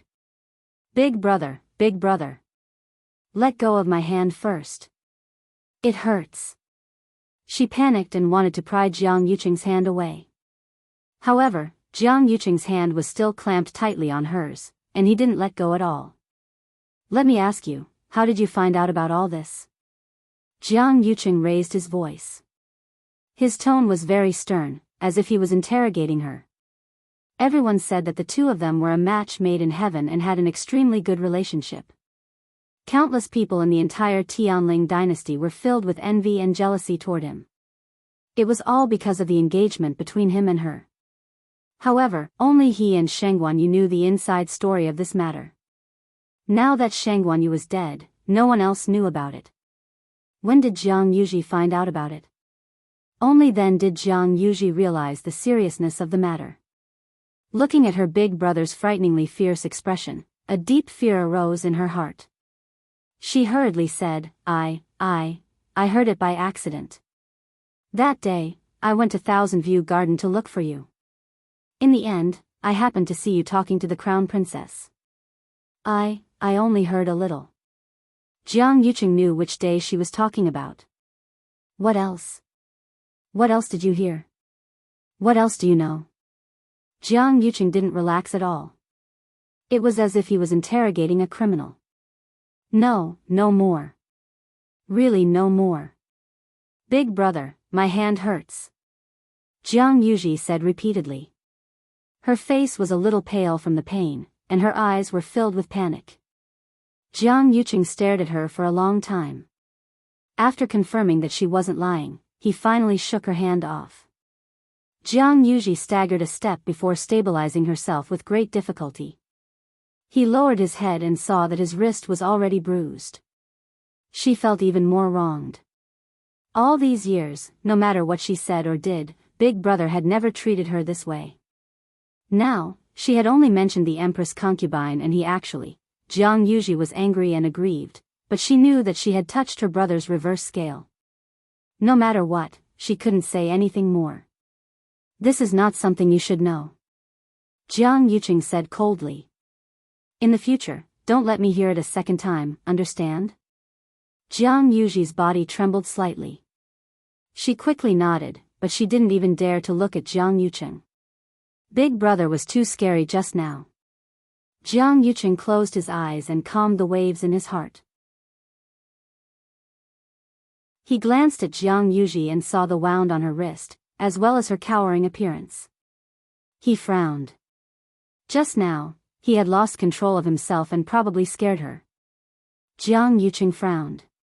As for the matter between you and Xiahou Tingan, have you thought it through? Jiang Yuji paused in her actions and nodded hesitantly, but her eyes were filled with hatred. But I must kill that B*TCH from Chun Feng restaurant. Jiang Yuqing chuckled. Do you know that that woman has already redeemed herself from Chun Feng restaurant and found another house in the city to stay in? What? Jiang Yuji widened her eyes in shock. Almost instantly, she understood what was going on. Xiahou Tingan is really going to have a woman outside? He really doesn't care about me at all. To think that I kept consoling myself for the entire day that it was all that B*TCH's fault and that Xiahou Tingan only did this because he was drunk and muddle-headed. Who knew that he would do such a thing in the blink of an eye? This is a slap to my face. He wants me to become the laughing stock of the entire Xiling city. Jiang Yuji's fingernails dug deeply into her palms. Was it all fake that he treated me so well in the past? In comparison, what I said just now is simply a joke. She walked out of the door. Where are you going? Jiang Yuqing stopped her. Jiang Yuji looked furious. I'm going to teach that adulterous pair a lesson. I'll make them wish they were dead. Jiang Yuqing continued asking. Then, do you still miss him? Do you still want to marry him? Jiang Yuji's chest seemed to be pressed by a huge rock. She shook her head hard, and her eyes were red, but there were no more tears. That's good.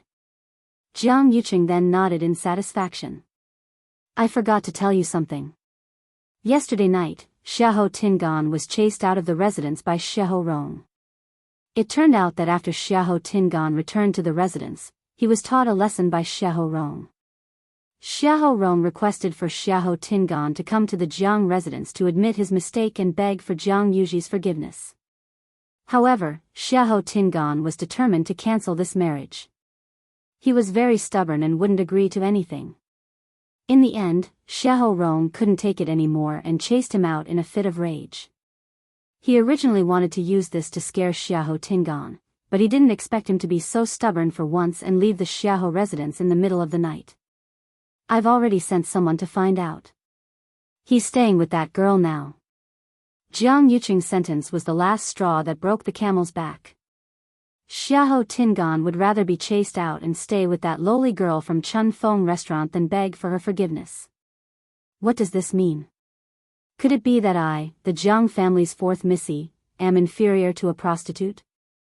From today onwards, I don't know what the people in Xiling City will say about me. Jiang Yuji only felt her face burning, and her mind was blank. Only endless hatred surged up. Then, her eyes rolled, and she directly fainted. Jiang Yuqing supported her and carried her to the bed. Then, he ordered someone to tidy up and invited Feng Shangyuan over to take Jiang Yuji's pulse. After confirming that she only fainted because of anger and that there wasn't anything serious, Jiang Yuqing felt much more at ease. Then, he sat by the bed and personally took care of Jiang Yuji. When Jiang Yuji woke up, it was already evening. She opened her eyes in a daze and saw Jiang Yuqing, who was guarding by the bedside. Yuji, you're awake? Jiang Yuqing's voice returned to its usual gentleness. Jiang Yuji's grievances exploded, and her eyes turned red. Okay, let the past be the past. Jiang Yuqing lightly patted her hand. When she was almost done venting, he fed her water. Finally, when Jiang Yuji calmed down, he said softly, Brother Jiang, don't worry. What do you think of the Xiahou residence's third young master? Jiang Yuji knew what he meant. She hesitated. Brother, I don't want to go to Xiahou residence anymore. Halfway through her sentence, she saw Jiang Yuqing nonchalantly glancing at her. She suddenly paused and nodded stiffly. Okay. Jiang Yuqing looked comforted. This time, the Xiahou residence must give me the 9 Clouds Yuan recovery pill. Mobile users, please browse and read. A better reading experience comes from Love Network.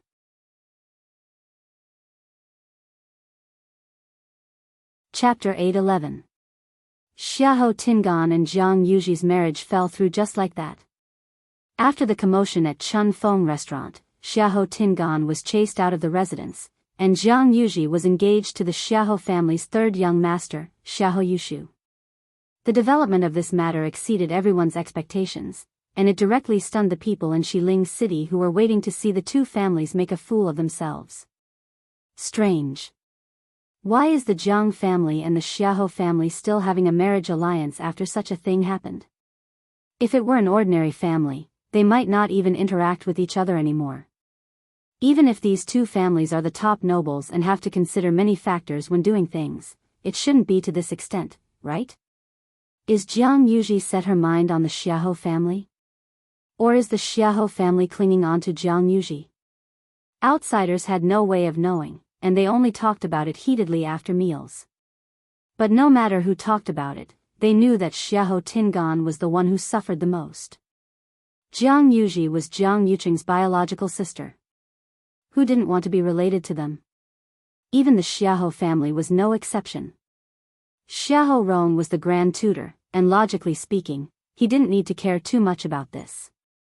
But now that His Majesty had been in a coma for close to 2 years, almost all the power was in the hands of Shengguan Wan and Jiang Yuqing. Among the younger generation in the Xiahou family, there weren't any outstanding cultivation talents. They naturally needed to have a good relationship with the Jiang family. A marriage alliance was the best. Previously, Xiahou Tingan and Jiang Yuji had always been together, so everyone thought that good things were about to happen. Hence, everyone was more polite to the Xiahou family. Xiahou Tingan's status also rose along with it. In the end, Xiahou Tingan was chased out of the Xiahou family overnight, and the unknown third young master Xiahou replaced him. What other benefits can I, Xiahou Tingan, get? Everyone thought that Xiahou Tingan was crazy. Second young master. In a mansion in Xiling City, Xiahou Tingan lay on the bed in the room. His face and body were covered in wounds, and his originally handsome face was almost swollen. Xiao Dai walked in with a tray. There were a few jade bottles, gauze, and other things on the tray. "Second young master, let me help you change your bandages." Xiao Dai sat down by the bed, and her delicate face slightly knitted her thin brows as if she was very worried about him. Xiahou Tingan originally didn't want anyone to see him like this, but he really needed someone to take care of him. He held Xiao Dai's hand and sighed. "Xiao Dai, I can see it clearly now. Only you treat me with sincerity." After he was chased out of the Xiahou residence, he had nowhere to go. He had planned to stay at a few friends' houses, but none of them opened the door for him. In desperation, he went to Spring Breeze restaurant.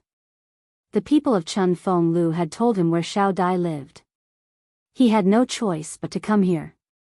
He didn't expect that Xiao Dai didn't dislike his appearance at all. Instead, she had been doing her best to take care of him.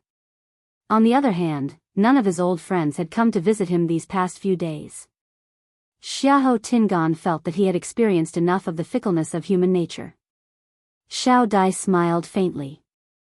This is what Little Butterfly should do. It would be good if second young master didn't dislike Little Butterfly. As she spoke, she calmly pulled her hand out to grab the medicine bottle. "The injuries on your body have healed a lot. After resting for a while, you will be completely healed." Xiahou Tingan didn't mind her actions and nodded. His injuries looked serious, but Xiahou Rong didn't actually kill him. After all, they were father and son. Thinking of this, sorrow flashed across Xiahou Tingan's eyes. After he calmed down these few days, he also felt that he was too rash. However, he didn't want to admit his mistake. This was because he really didn't want to tolerate Jiang Yuji and continue being such a coward. Xiao Dai sighed and persuaded him.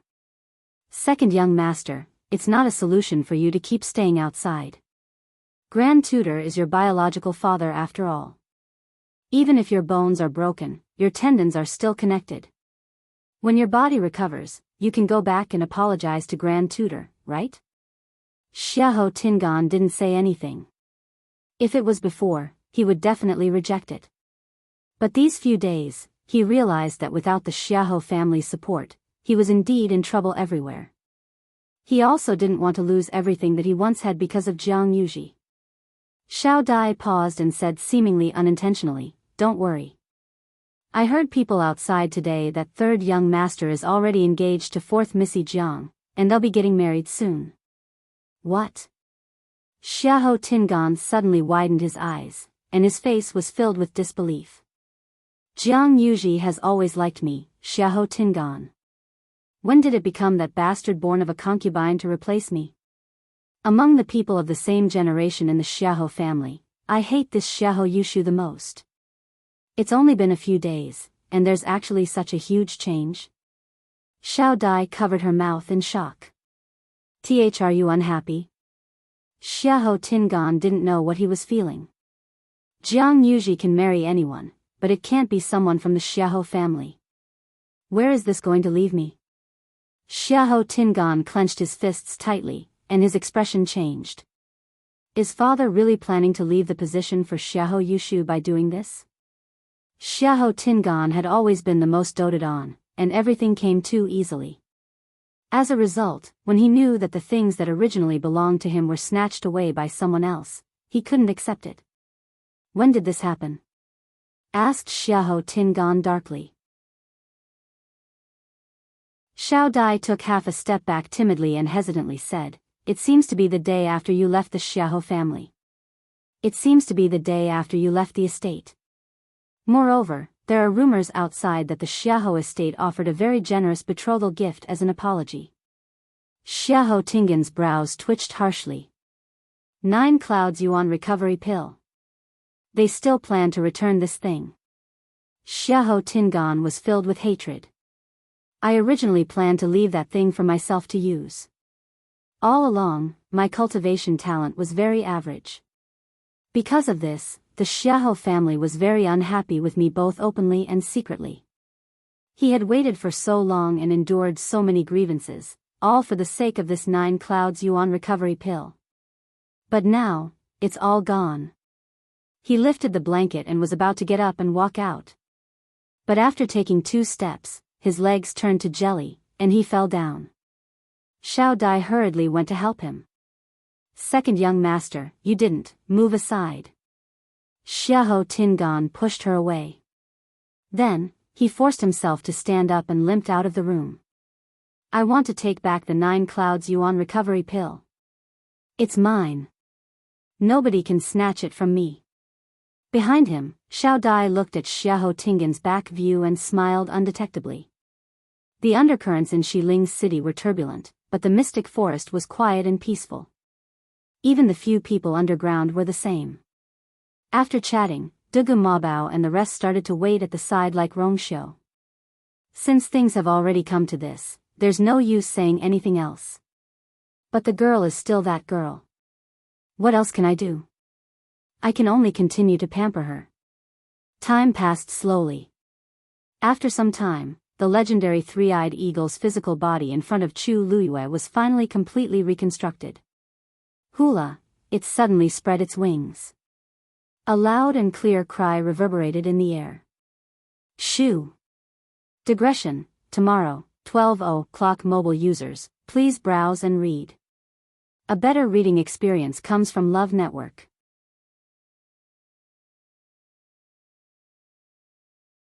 Chapter 8:12. This clear cry pierced through the clouds and mist, and one could even faintly hear the roar of a dragon. Its body was muscular, and its feathers were layered. When it spread its wings, it could almost cover the sky. Chu Luiyue could even clearly see each and every feather that was shiny and clean.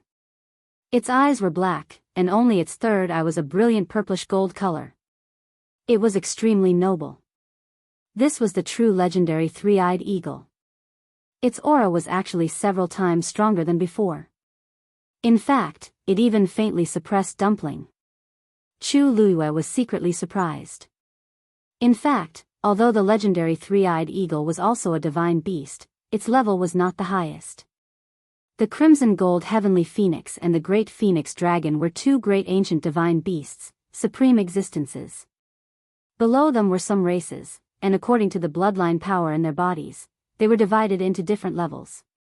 For example, a red-tailed phoenix like Dumpling was the closest type to the crimson gold heavenly phoenix. Therefore, by right, Dumpling's level was ranked above the legendary 3-eyed eagle. However, because the legendary 3-eyed eagle had fused with the great phoenix dragon's bloodline power and inherited 2 sets of bones, it was actually superior to Dumpling, who had just broken through not long ago. The legendary 3-eyed eagle was also shocked.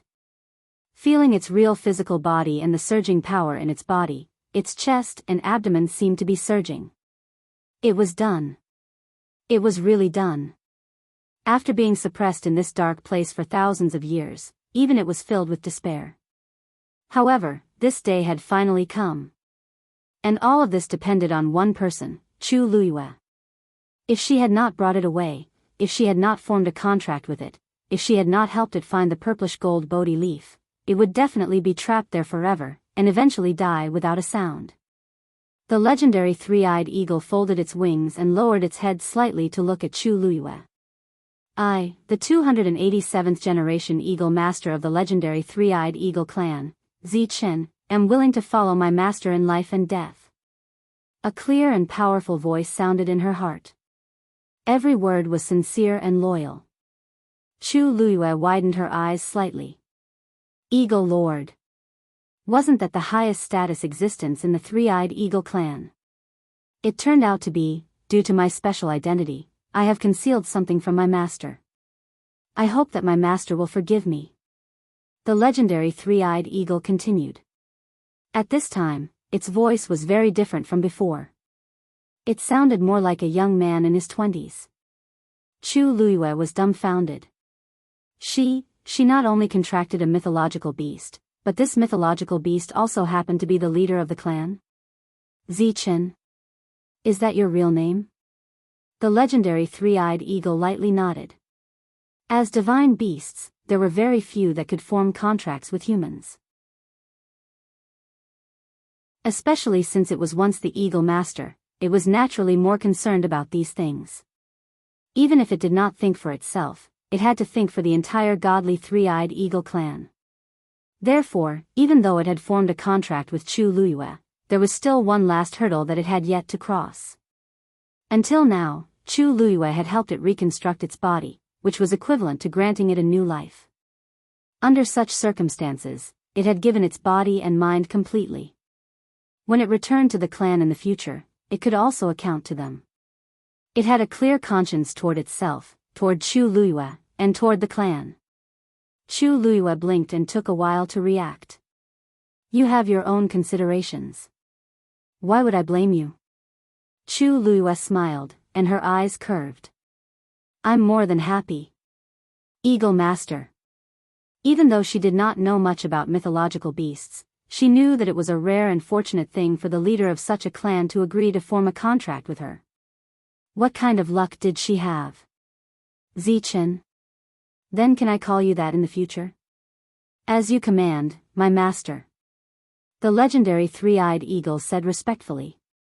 Chu Liyue's smile deepened, and her eyes were as bright as the stars. She knew that the legendary three-eyed eagle had never been very close to her. The two of them had been enemies at the beginning, then restrained each other, and then cooperated with each other. They had gone through too much in between. For such a mythological beast that had been suppressed for thousands of years, it was indeed very difficult to make it submit completely. Even after the two of them formed a contract and were bound together in life and death, Chu Luyue knew that there was always something between them. Today, that invisible barrier had finally been broken. From this moment on, the legendary three-eyed eagle was completely loyal to her. To Chu Luyue, there was only joy in her heart. She knew that the legendary three-eyed eagle's willingness to tell her its true identity was the greatest sincerity. Seeing that Chu Luyue did not hold any grudges, Zichen's last worry was completely put down. Its figure flashed, and it returned to Chu Liyue's body. Chu Luyue slowly exhaled. Thinking about how she had inexplicably formed a contract with the eagle master of the legendary three-eyed eagle, her mood was very complicated. Originally, she wanted to ask Zichen what had happened back then that it had been suppressed in that 9-story pagoda. But before she could open her mouth, she felt a few pairs of eyes staring at her with burning gazes. Chu Liyue's heart skipped a beat. Only then did she remember that there were a few people beside her. She slowly looked up. On the left was the man in black. On the right were the 3 people who called her you-er. At this moment, these people all looked over. Your armor has been repaired. Rong Xiu leaned against the stone wall and said lazily. Chu Luyue was delighted and immediately wanted to go over. You-er. On the other side, Gudu Mabao also spoke. You haven't answered my question just now. Chu Luyue stopped in her tracks. She looked at the man in black and then looked at the 3 people. For a moment, she was in a difficult position. For some reason, she faintly felt that the air seemed to be filled with killing intent. Should she go and take back her pure gold armor first, or should she go and ask those people what exactly they did with her? Chu Luyue was a little conflicted. She had an inexplicable premonition in her heart. These people all seemed to be very important to her. Even she herself didn't know where this thought came from, but after it appeared, it couldn't be dismissed. Chu Luyue hesitated for a moment, but she still lifted her leg and planned to go and take back her pure gold armor first. After all, she had seen the big master twice. In comparison, he seemed to be more credible. Rong Xiu's lips curled up slightly as he looked up at the few people opposite him. Dugu Mabao's little face darkened. Lan Xiao couldn't help but touch his face. It was really strange. Rong Xiu was wearing a mask now and didn't show his face. How did he still win? Could it be that he had become ugly? Or that girl didn't look at his face anymore? Thinking of this, an ominous premonition suddenly surfaced in Lan Zhao's heart. That girl had changed her body now, and her memories were also in a mess. She might have really changed. At this moment, Chu Luyue had already walked in front of Rong Xiu. He handed the pure gold armor over. Chu Luiyue carefully took it and looked around carefully. She realized that the broken part on it had really been repaired. She looked up at the man in black in front of her and said gratefully, "Thank you, big master." As soon as she said that, she heard a voice behind her. In this world, there are very few people who can completely repair such a yuan instrument. Since we've met, why don't you take off your mask and show your true face?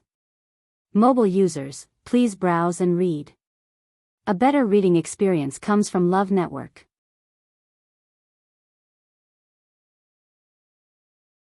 Chapter 8:13. It was Dugu Mabao's voice. As his voice fell, the surroundings fell silent for a moment. Chu Luiyue's heart skipped a beat and she couldn't help but glance at him. It was impossible for her not to be curious. However, based on this first master's temperament, she was afraid that he wouldn't agree. If he was willing to reveal his true appearance, he wouldn't have worn a mask when he came. Indeed, just as this thought flashed through her mind, she heard the first master say with a faint smile, "It's precisely because not many people can do it that we have to be even more careful, isn't it?" Dugu Mabao sneered. "Could it be that you're so determined to reject it because you're guilty?" Rong Xiu raised his eyebrows slightly. Was he trying to shift all his anger onto him? 99% of those who don't want to reveal their true appearance are ugly.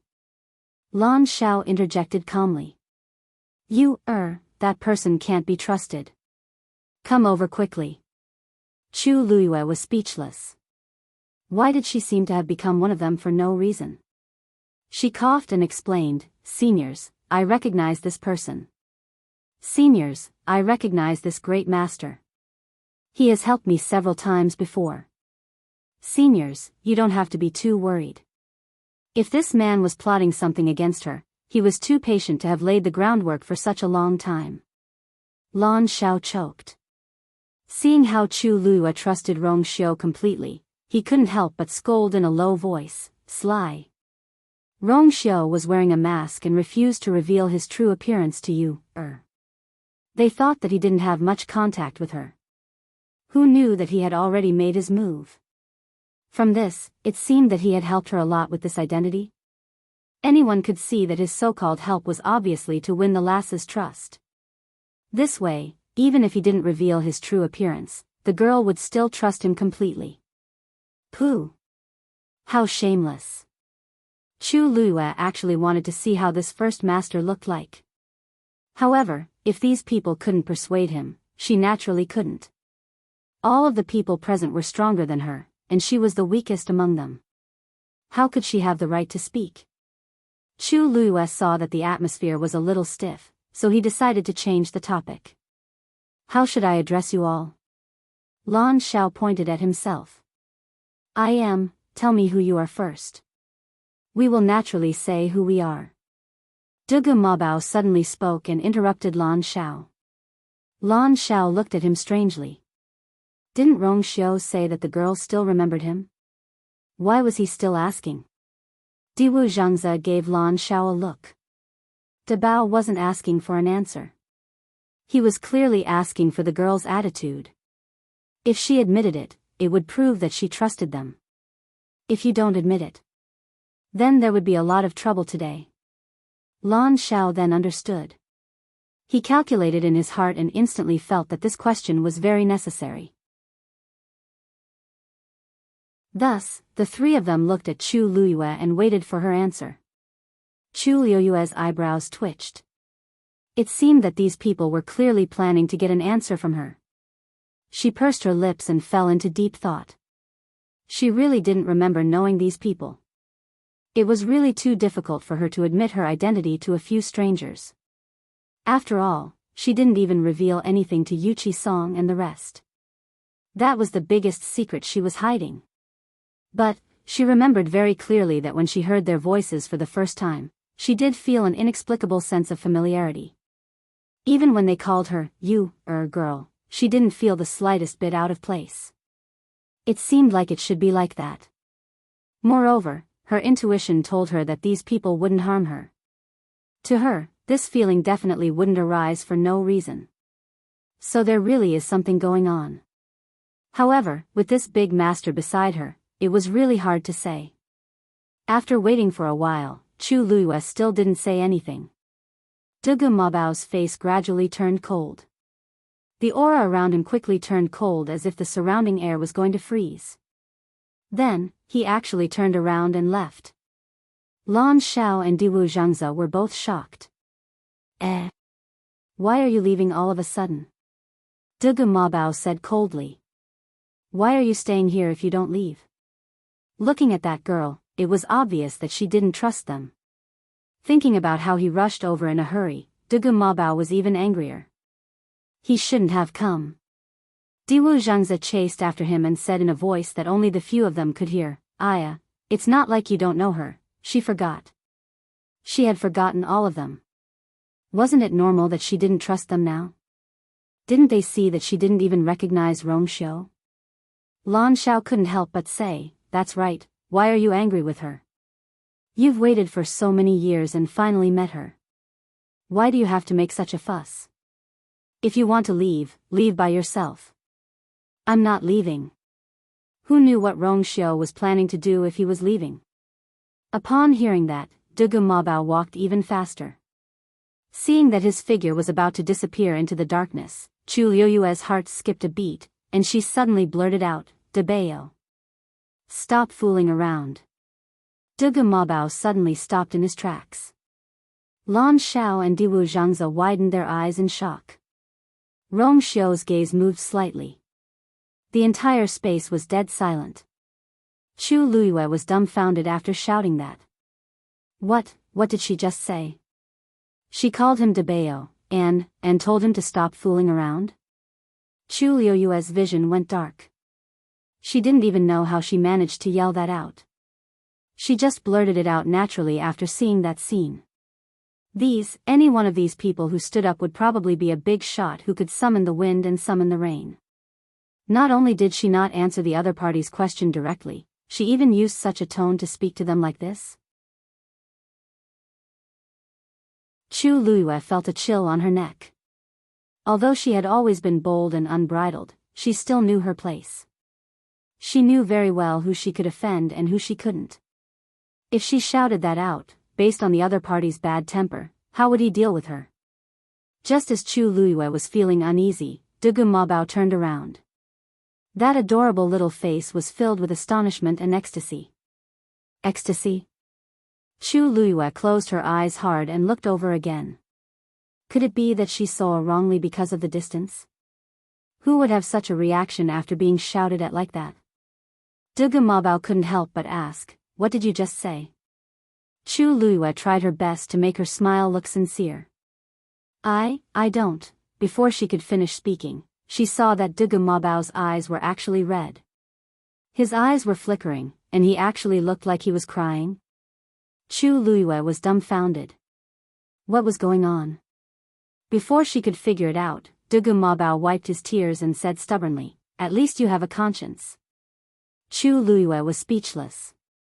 Digression, it was so stuffy that she couldn't breathe. Continue at 6 p.m. Mobile users, please browse and read. A better reading experience comes from AI Network.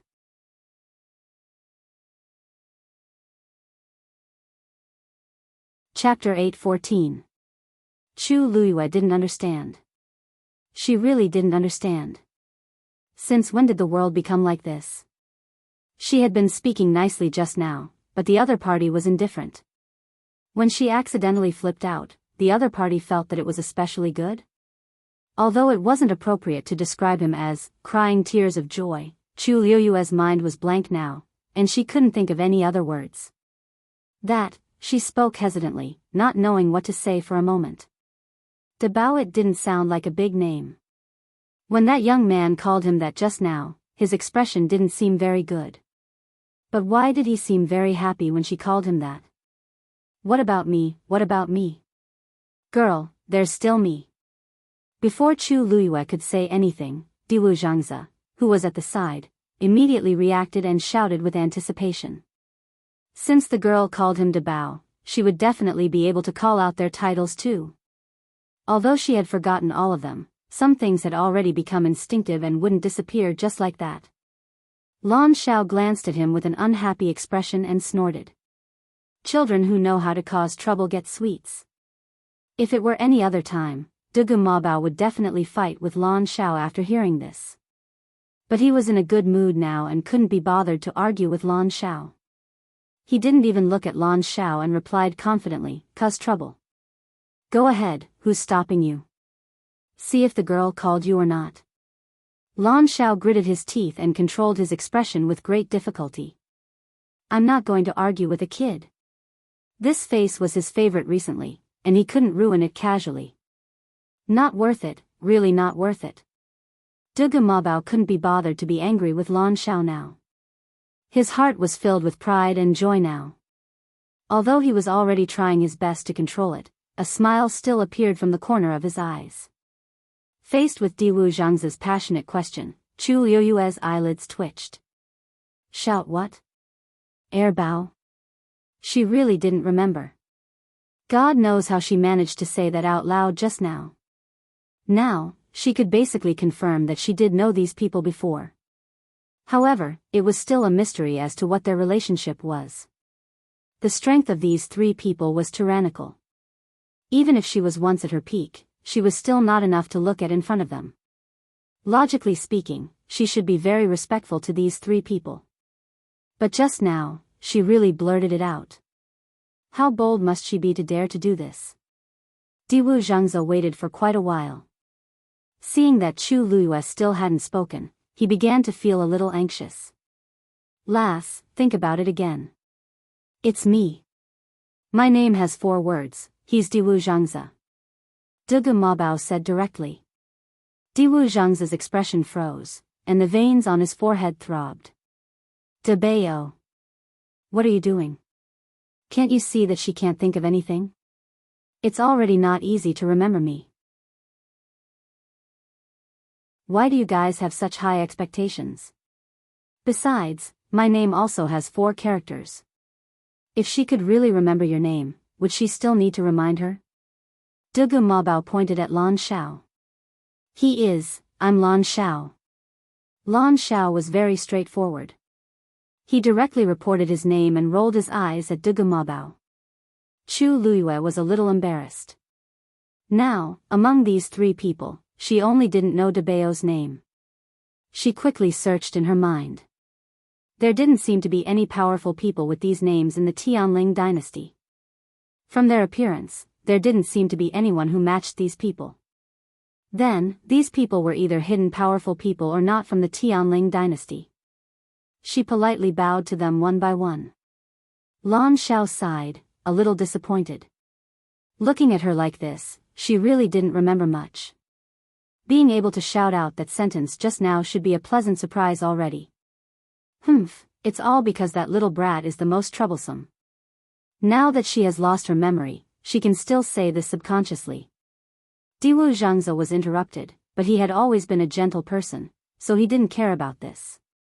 It's always good that this lass can remember a little. She'll definitely gradually remember in the future. Seeing that their attitudes had softened, Chu Luyue deliberated for a moment and asked, "Seniors? What seniors? Just call us like you did before." Lan Shao wasn't used to hearing her speak like this, so he waved his hand. "You used to call him Biyao, call me Lan Shao, and call him Diwu." Even though Chu Luyue felt that it was strange, she could only go with the flow and obediently nod her head since the other party had said so. "You should be able to tell that I have indeed forgotten some things. As for your identities and how we met, I also don't remember clearly." Chu Luyue spoke very tactfully, but Lan Shao and the others were all smart people. They immediately understood that she was inquiring about some things in the past.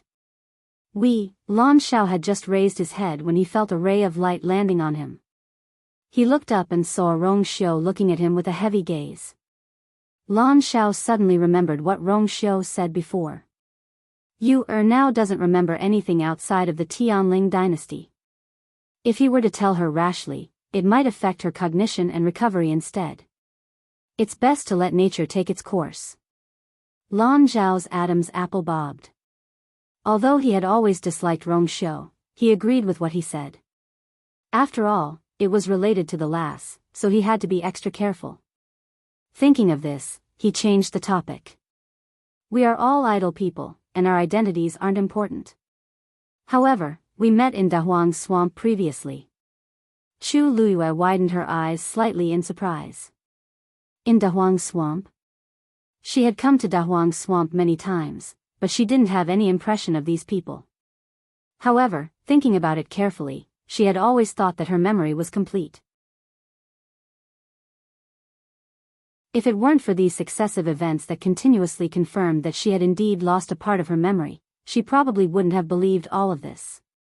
Then, her past with these people should also have been lost in that part of her memory. Seeing Chu Liuyue's surprised and curious expression, Diwu Zhangze couldn't help but remind her. It's in the Red Moon Desert. You used to love going there the most. You often stayed there for a long time.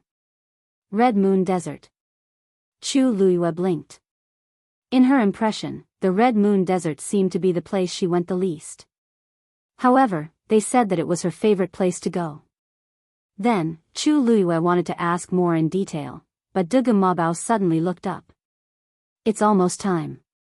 Lan Xiao and Diwu Zhangze's expressions changed simultaneously. Why so fast? Lan Xiao frowned. How long have they been here? They haven't even exchanged a few words with the lass, and they're leaving already? Once he left, he would have to wait for another month. Chu Luiyue couldn't help but ask. What time? Diwu Zhangze naturally answered. It's the time we should go back. Go back? Go back to the Red Moon Desert? Chu Luiyue didn't ask, but she inexplicably thought of this answer in her heart. She paused. How did she know all of this? Digression, dear friends, when I was cooking at noon, I accidentally poured boiling water on my left hand. Then, all three of my fingers were basically scalded. My thumb and index finger are fine. After applying ice for a few hours, it still hurts a lot.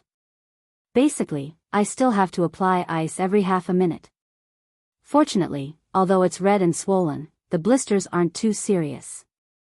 Currently, the situation is slightly better. When it's a little later, I'll try my best to continue. If not, I'll put it on the account first and make up for it when my hand recovers. Also, I should try my best to do it at 12 o'clock tomorrow. Finally, thank you for understanding mobile users. Please browse and read. A better reading experience comes from Love Network.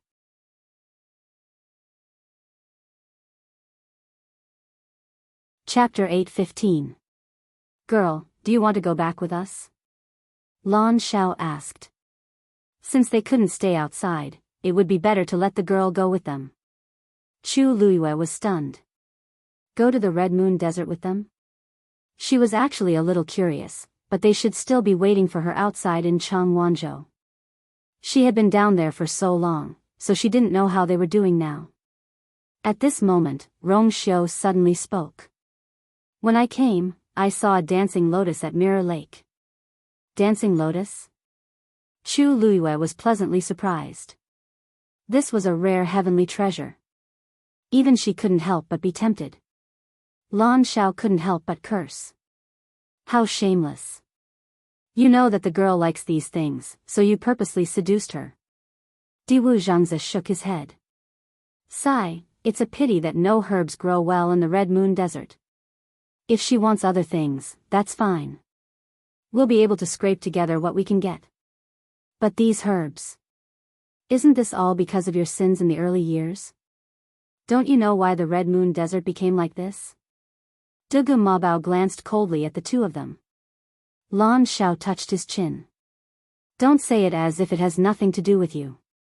You were the one who caused the most trouble back then. How dare he talk about them like this now? Dugu Mabao choked and was speechless. Forget it. Didn't you see that the girl's eyes lit up when she heard about the dancing lotus? Let her go. Diwu Zhangze was open-minded. We can just ask her to look for us after she retrieves that thing. Dugu Mabao and Lan Xiao thought about it and felt that this suggestion was not bad, so they agreed. Thus, they didn't even ask and directly said, then come back after you're done at Mirror Lake. We're all waiting for you. Chu Luiyue was speechless. She didn't seem to have agreed to go yet. but it seemed like she couldn't reject them.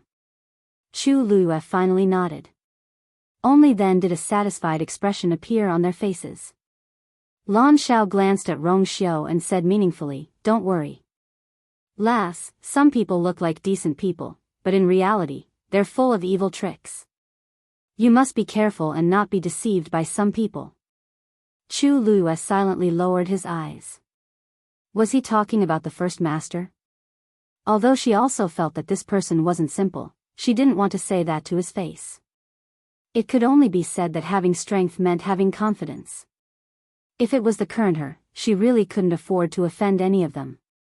So we have to survive between the two sides. Rong Xiu was not angry when he heard this. These few people had always doted on you very much. Now that they knew that she had experienced so much, they would definitely be very distressed. This kind of attitude was probably due to the fact that she was still present. However, just as this thought flashed through his mind, Dugu Mabao looked over. "You, keep up." Rong Xiu's brows twitched. As expected, he couldn't be too merciful to these people. How could he forget that they had never given him any leeway?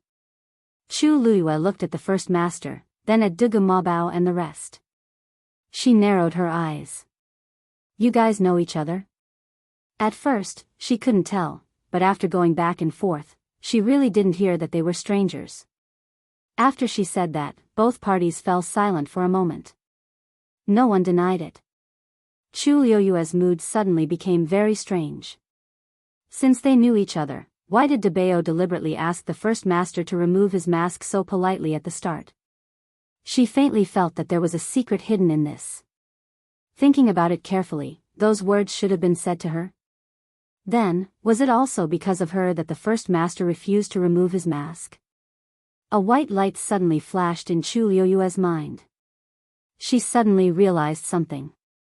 She looked at the first master and stared at him. Could it be that she recognized the face under the mask?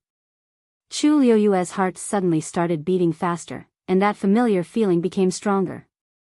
Rong Xiu's gaze turned slightly, avoiding her gaze, and walked towards Dugu Mabao and the rest. When they brushed past each other, Chu Luyue suddenly reached out and grabbed his wrist. Rong Xiu avoided it silently. Chu Luyue looked up and asked word by word, "What are you afraid of, first master?" If he wasn't guilty and was afraid of being recognized, why would he hide like this? The man opposite her didn't seem to be nervous at all. He only smiled faintly and said, "I'm sorry, my wife's family is very strict. She doesn't like me touching other women." Chu Luyue was suddenly stunned. She never thought that the other party would throw out such a sentence. This reason seemed ridiculous, but it didn't seem wrong. While she was still in a daze, Rong Xiu walked over. Dugu Mabao's face was cold and solemn. Lan Zhao's eyes were full of disdain, and he couldn't help but spit. "Madam? Isn't it just you, After not seeing him for a few years, this fellow's acting skills have improved. When the truth is revealed and you, knows his identity, let's see what will happen to him." Only Diwu Zhangze gave him a thumbs up. Relying on the fact that you, didn't remember anything, Rong Xiu actually dared to lie to you, so brazenly now. His guts were truly extraordinary. Rong Xiu raised his brows slightly. "Everyone, please," Dugu Mabao glanced at Chu Luyue, who was standing far away. "I'll settle the score with this fellow when we get out. Let's go." As soon as he finished speaking, the few of them quickly flew up. Chu Luyue looked up. Suddenly, her gaze froze. Her heart suddenly skipped a beat. She had seen the first master's back view before. The man in the octagonal pavilion by the cliff. Shi Ling. After Xiahou Tingan heard the news of Jiang Yuji and Xiahou Yushu's engagement, he dragged his injured body to the Xiahou residence. But after walking for a distance, his anger gradually subsided, and his mind calmed down. It was currently daytime, and there were many people on the streets. If he returned to the Xiahou residence like this, he definitely wouldn't be able to do anything. He might even become a laughing stock in the end. Hence, after much thought, he still went back in the end. Luckily, Xiao Dai was very obedient and didn't ask much as she took care of him wholeheartedly. A few days later, his injuries were mostly healed, and he decided to take action. He waited patiently until night fell. After Xiao Dai fell asleep, he quietly went out of the door. It was already late at night, and there was almost no one on the streets. Only a few of the houses were still lit up. Xiahou Tingan returned to the Xiahou residence's back door just like that.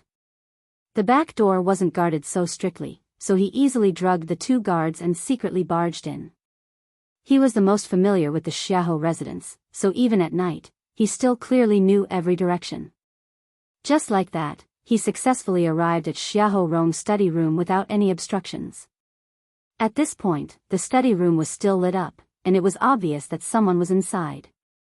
Xiahou Tingan held his breath and went closer. Just as he walked to the corner, he heard a scoff from inside. If I knew that Jiang Yuqing was like this, I wouldn't have betrayed the princess back then.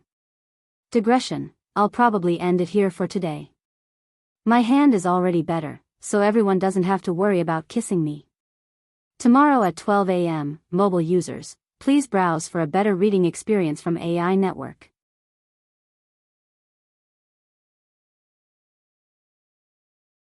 Chapter 8:16. Xiahou Tingan's heart skipped a beat. He vaguely knew that there was something fishy about the princess's death back then. If not, the 9 clouds yuan recovery pill wouldn't have landed in his father's hands. He wasn't dumb and knew what he could and couldn't ask. Hence, even if he had guessed it, he had never honestly told his father about it. Now that he suddenly heard these words, Xiahou Tingan's heart was still beating rapidly. For a moment, he wanted to retreat and didn't want to listen anymore. He knew that the more he knew about such things, the more dangerous it would be. But just as he was feeling conflicted, another voice came from the room. You should know what kind of person he is from the moment he planned to work with the 3rd princess to deal with the princess. Xiahou Tingan knitted his brows. This voice sounds familiar. The princess took care of him many times back then. If it weren't for the princess, Jiang Yuqing would have died countless times. Such an ungrateful person, what wouldn't he do? But we're just taking what we need, so we don't have to be so calculative. Xiahou Rong said angrily. How can we not be calculative? This time, he took the opportunity of Jiang Yuji's wedding to get the 9 clouds yuan recovery pill back. From the beginning to the end, all my efforts were for naught. Back then, I agreed to work with Jiang Yuqing to get the 9 clouds yuan recovery pill. I didn't expect to lose both her and the pill. Who asked your 2nd young master to create such a scene at Chun Feng restaurant? Let the Jiang family have the upper hand? If this didn't happen, I could still fight with them. But now, I can only give in. Hearing them mention him, Xiahou Tingan instantly tensed up. Then, he heard Xiahou Rong sigh and say, among my sons, I've always liked him the most. Among my sons, I've always liked him the most. Later on, when I found out that Jiang Yuji liked him, I poured a lot of effort into him. Originally, I thought that after their wedding, he would naturally inherit my position. Who would have thought that he would actually be so disappointing? Xiahou Rong expected better from him. After knowing that Xiahou Tingan had a girl at Chun Feng restaurant, he knew that he was in big trouble. Originally, he wanted Xiahou Tingan to go to the Jiang residence personally to apologize, but he didn't know what was good for him and refused to do so. In the end, he was chased out of the Xiahou residence. Hearing this, Xiahou Tingan felt very upset. Just as he was hesitating whether to admit his mistake, he heard another man laugh. So what if I don't live up to expectations? Wasn't there still 3rd young master? In my opinion, he is much more mature than your 2nd young master. From the beginning to the end of his marriage with Jiang Yuji, he had performed extremely well. It was said that he had been going to the Jiang residence to accompany Jiang Yuji every day for the past few days, and their relationship had developed quite well. Xiahou Rong smiled. You're right. In the past, because of his mother's lowly birth, I never paid much attention to him. He had been keeping a low profile all these years. I didn't expect him to be so capable. Compared to his second brother, he was much better. After this, second brother would probably be crippled. It would be good to let him wake up on his own. Xiahou Tingan was dazed. He didn't hear what they said after that. His mind was filled with Xiahou Rong's words. It had only been a few days, and Xiahou Yushu, that bastard, had already completely occupied his position. The last bit of hesitation in Xiahou Tingan's heart completely disappeared. Now that Jiang Yuqing has the upper hand in Xiling, it's not wise to fight with him anymore. That man persuaded. Xiahou Rong sneered.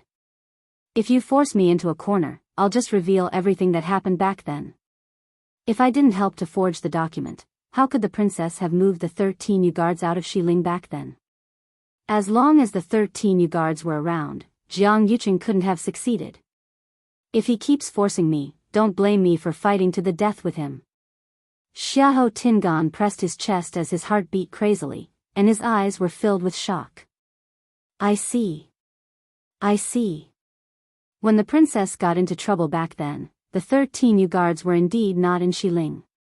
Everyone only knew that something happened at the border, so the princess sent the 13 Yu guards to investigate, but they never returned.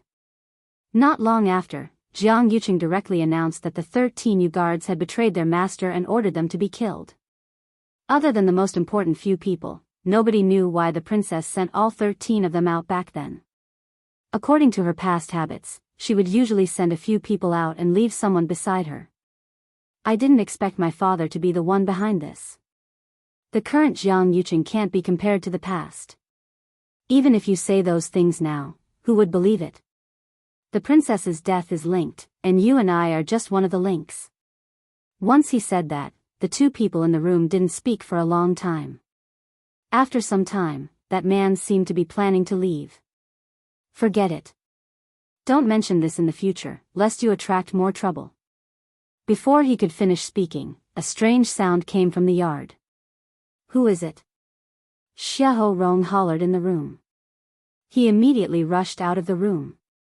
Xiahou Tingan's heart was about to jump out of his throat. But then, he realized that the sound came from another direction. The moment Xiahou Rong came out, he saw a black figure flash past quickly. He cursed in his heart and immediately chased after it. Previously, he specially asked the servants to leave and ordered that nobody could enter this place. In addition, he was filled with anger whenever he talked about Jiang Yuqing, which caused them to be careless and not even know that someone secretly came here. I don't know how much of what I just said was heard. Thinking of this, Xiahou Rong became even more nervous, and his heart burned. If someone finds out and spreads it, the consequences will be unimaginable. The person in the room also followed closely behind Xiahou Rong and left. However, he didn't chase after Xiahou Rong. Instead, he changed directions and left this place with a few leaps. Xiahou Tingan originally wanted to see who that person was, but he was worried that his identity would be exposed, so he didn't dare to move. Hence, he only saw that person's blurry back view in the dark. He thought for a while and didn't recognize that person's identity. But very quickly, he threw this matter to the back of his mind. This was because the study room was currently empty. It was a good chance to take action. Before Xiahou Rong left, he set up a barrier here. However, this wasn't a problem for Xiahou Tingan. As he was doted on since he was young, Xiahou Tingan always carried the seal that could break Xiahou Rong's barrier. He took out the seal, and a faint light flashed across. Then, a wave-like barrier appeared in front of him. He injected his force into the seal and stuck it on the barrier. An opening instantly appeared. He stepped in.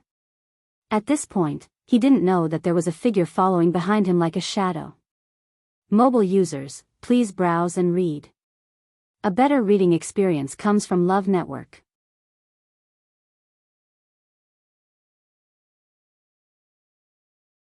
Chapter 8:17.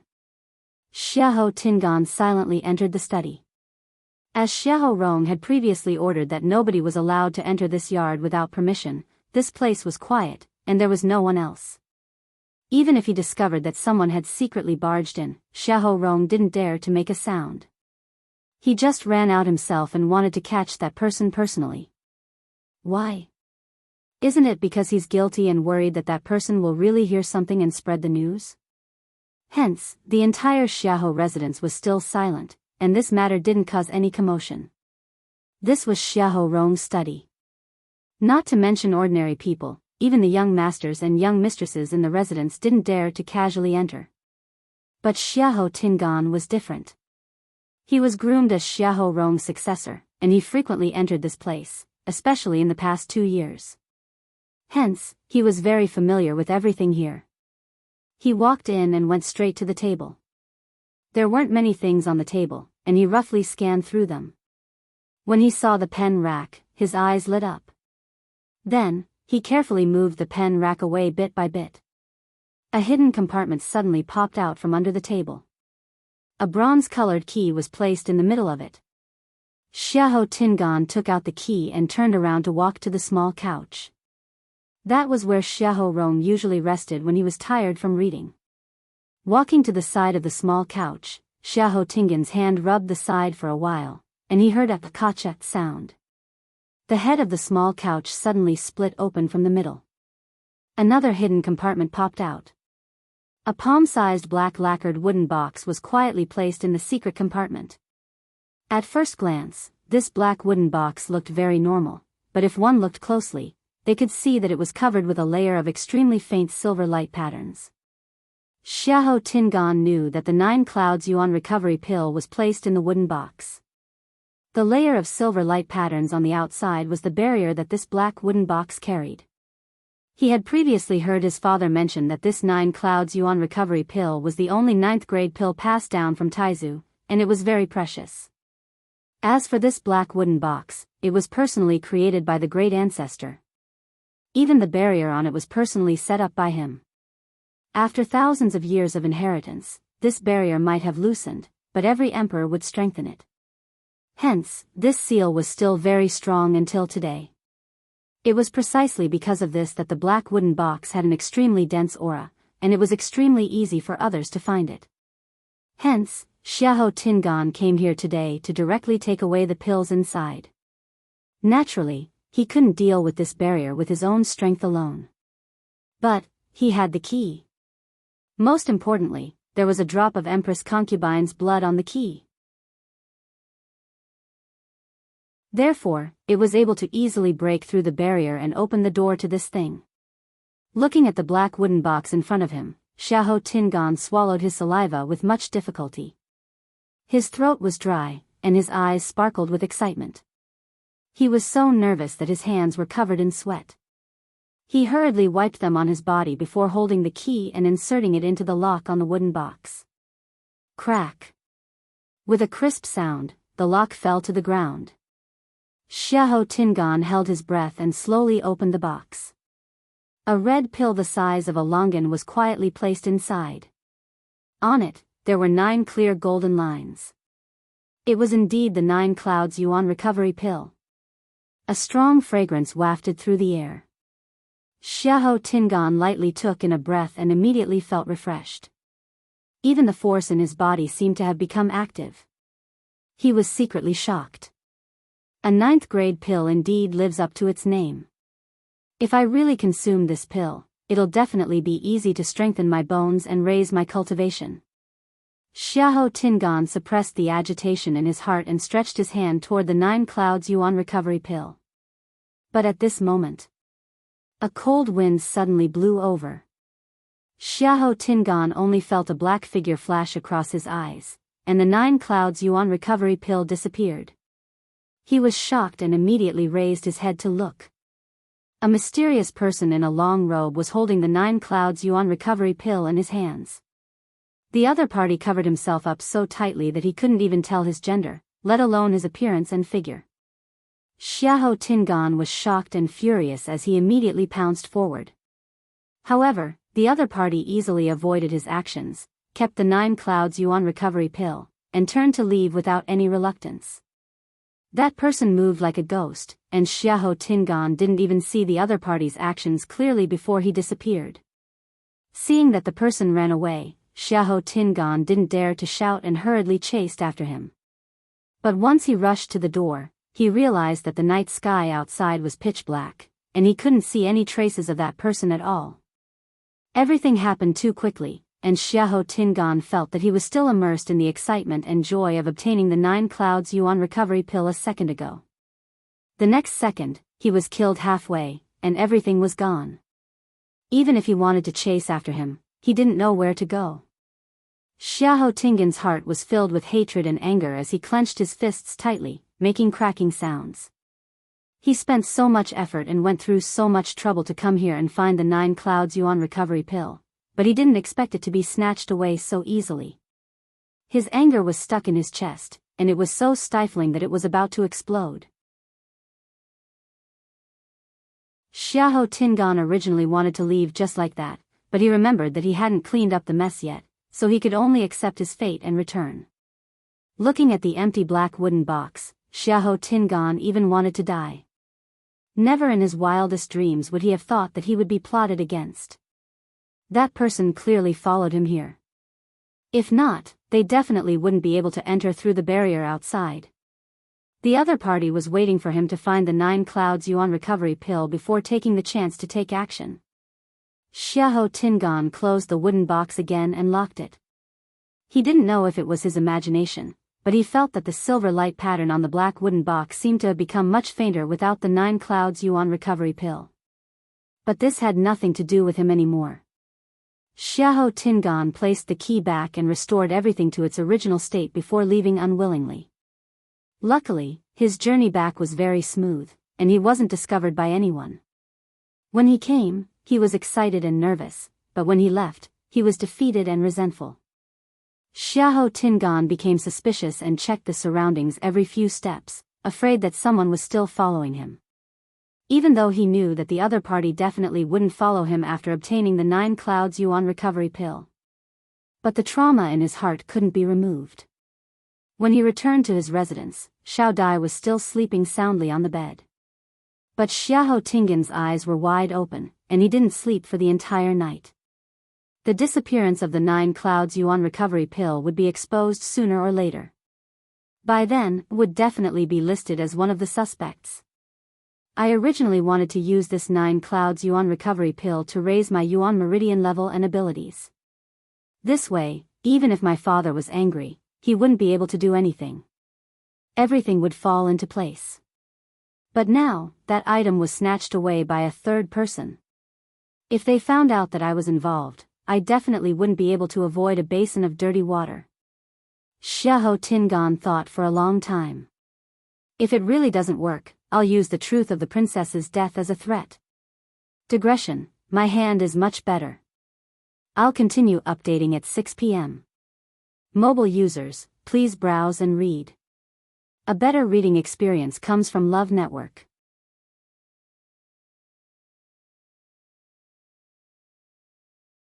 Chapter 8:18. Lass, are you coming back with us? Lan Xiao asked. They couldn't stay outside, so they could just let the lass go with them. Chu Luiyue was stunned. Go to the Red Moon Desert with them? She was actually a little curious, but Chang Wanzhou and the rest should still be waiting for her outside. She had been down there for so long, so she didn't know how they were doing. At this moment, Rong Xiu suddenly spoke up. When I came, I saw a whirling lotus by the Mirror Lake. Whirling lotus? Chu Luiyue was pleasantly surprised. This was a rare heavenly treasure. Even she couldn't help but be tempted. Lan Xiao couldn't help but curse. How shameless. You know that the lass likes these things, so you deliberately baited her. Diwu Chengze shook his head.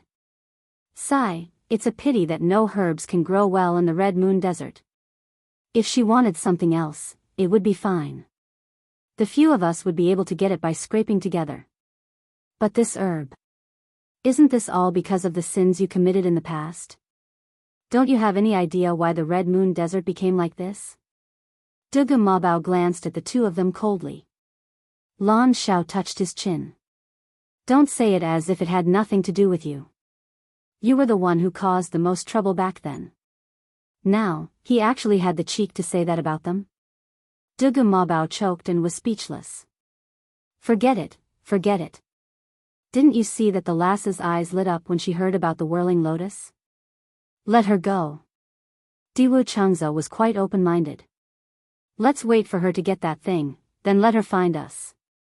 Dugu Mabao and Lan Xiao thought about it and felt that this suggestion was not bad, so they agreed. Therefore, they didn't even bother to ask, and directly said, then come back after you're done at Mirror Lake. We're all waiting for you. Chu Luiyue, she didn't seem to have agreed to go yet. But looking at them, it seemed that it was not good to reject. Chu Luiyue finally nodded. Only then did the few of them look satisfied. Lan Xiao glanced at Rong Xiu and said meaningfully, Lass, some people look decent, but they're actually full of evil tricks. You must be more careful, don't be deceived by some people. Chu Luiyue lowered her eyes silently. Was he talking about the first master? Although she also felt that this person was not simple, but to say this in front of him, it could only be said that having strength meant having confidence. If it was the current her, she really couldn't afford to offend either of them. Thus, she could only survive between the cracks of both sides. Rong Xiu was not angry when he heard this.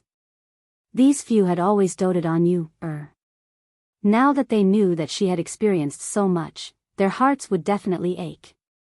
His attitude was probably due to the fact that she was still present.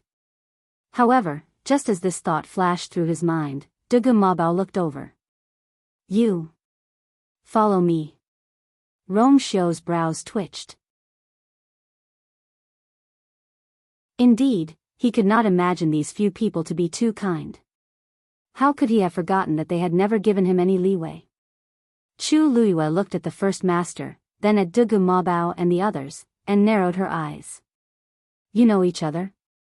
She could not tell at first, but from the way they talked, their tone did not sound like they were strangers. As soon as he said that, both parties fell silent for a moment. No one denied it. Chu Luiyue's mood immediately became very complicated. Since they knew each other, why had Biyao deliberately asked the first master to take off his mask so politely? She vaguely felt that there seemed to be some secret hidden in this. Thinking about it carefully, those words should have been meant for her to hear. In that case, the first master was also unwilling to take off his mask because of her. A white light suddenly flashed through Chu Luiyue's mind. She suddenly realized something and looked at the first master, her eyes fixed on him. Could it be that she recognized the face under the mask? Chu Luiyue's heart suddenly started beating rapidly. That familiar feeling grew stronger. Rong Xiu's gaze shifted slightly, avoiding her gaze. He walked towards Dugu Mabao and the others. When they brushed past each other, Chu Luiyue suddenly reached out and grabbed his wrist. Rong Xiu quietly avoided it. Chu Luiyue looked up and asked word by word, what is the first master afraid of?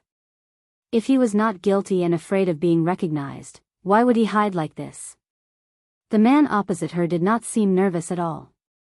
He only said with a faint smile, I'm sorry. I'm sorry, my wife is very strict and doesn't like me touching other women. Chu Luiyue was suddenly stunned. She had never expected the other party to throw out such a sentence. This reason seemed ridiculous, but it also seemed like there was nothing wrong with it. While she was in a daze, Rong Xiu walked over. Dugu Mabao's little face was cold. Lan Zhao's eyes were full of disdain and he could not help but spit. Wife? Isn't it just you, After not seeing him for a few years, this kid's acting skills have gotten better. When the truth is revealed and you, knows his identity, let's see what will happen to him. Only Diwu Changza gave him a thumbs up. Rong Xiu actually dared to lie to you, so openly and brazenly just because the girl did not remember anything. He was really bold. Rong Xiu raised his brows slightly. Everyone, please, Dugu Mabao glanced at Chu Luiyue, who was standing in the distance. I'll settle the score with this kid when we get out. Let's go. As soon as he said that, the few of them quickly flew up. Chu Luiyue looked up. Suddenly, her gaze froze. Her heart skipped a beat. She had seen the back view of the great master before. The man in the octagonal pavilion by the cliff. West Hill. After Xiahou Tingan heard about the engagement between Jiang Yushi and Xiahou Yushu, he dragged his injured body to Xiahou's residence. But after walking for a distance, the anger in him gradually subsided and his mind calmed down. It was daytime and there were people walking to and fro on the streets. If he returned to Xiahou's residence like this, he would definitely not be able to do anything. He might even become a laughing stock in the end. So, after thinking about it, he decided to go back. Luckily, Xiao Dai was very obedient and didn't ask much, only doing her best to take care of him. After a few days, his injuries were mostly healed and he decided to take action. He waited patiently until night time. After Xiao Dai fell asleep, he quietly left the house. It was already late at night and there was almost no one on the streets. Only a few houses were still lit with a little light. Xiahou Tingan returned to the back door of Xiahou's residence like this. The security at the back door wasn't that strict, so he easily knocked out the 2 guards and snuck in. He was the most familiar with Xiahou's residence, so even at night, he knew every direction clearly. Just like this, he smoothly arrived at Xiahou Rong's study. At this time, the study was still lit, so there was obviously someone inside. Xiahou Tingan held his breath and approached. Just as he reached the corner of the wall, he heard a cold snort from inside. If I knew that Jiang Yucheng was like this, I wouldn't have betrayed the Empress concubine. Digression, this will probably be the end for today. My hand is already better, so everyone doesn't need to worry about kissing. Tomorrow, 12 a.m., mobile users please browse and read. For a better reading experience, please come to my website.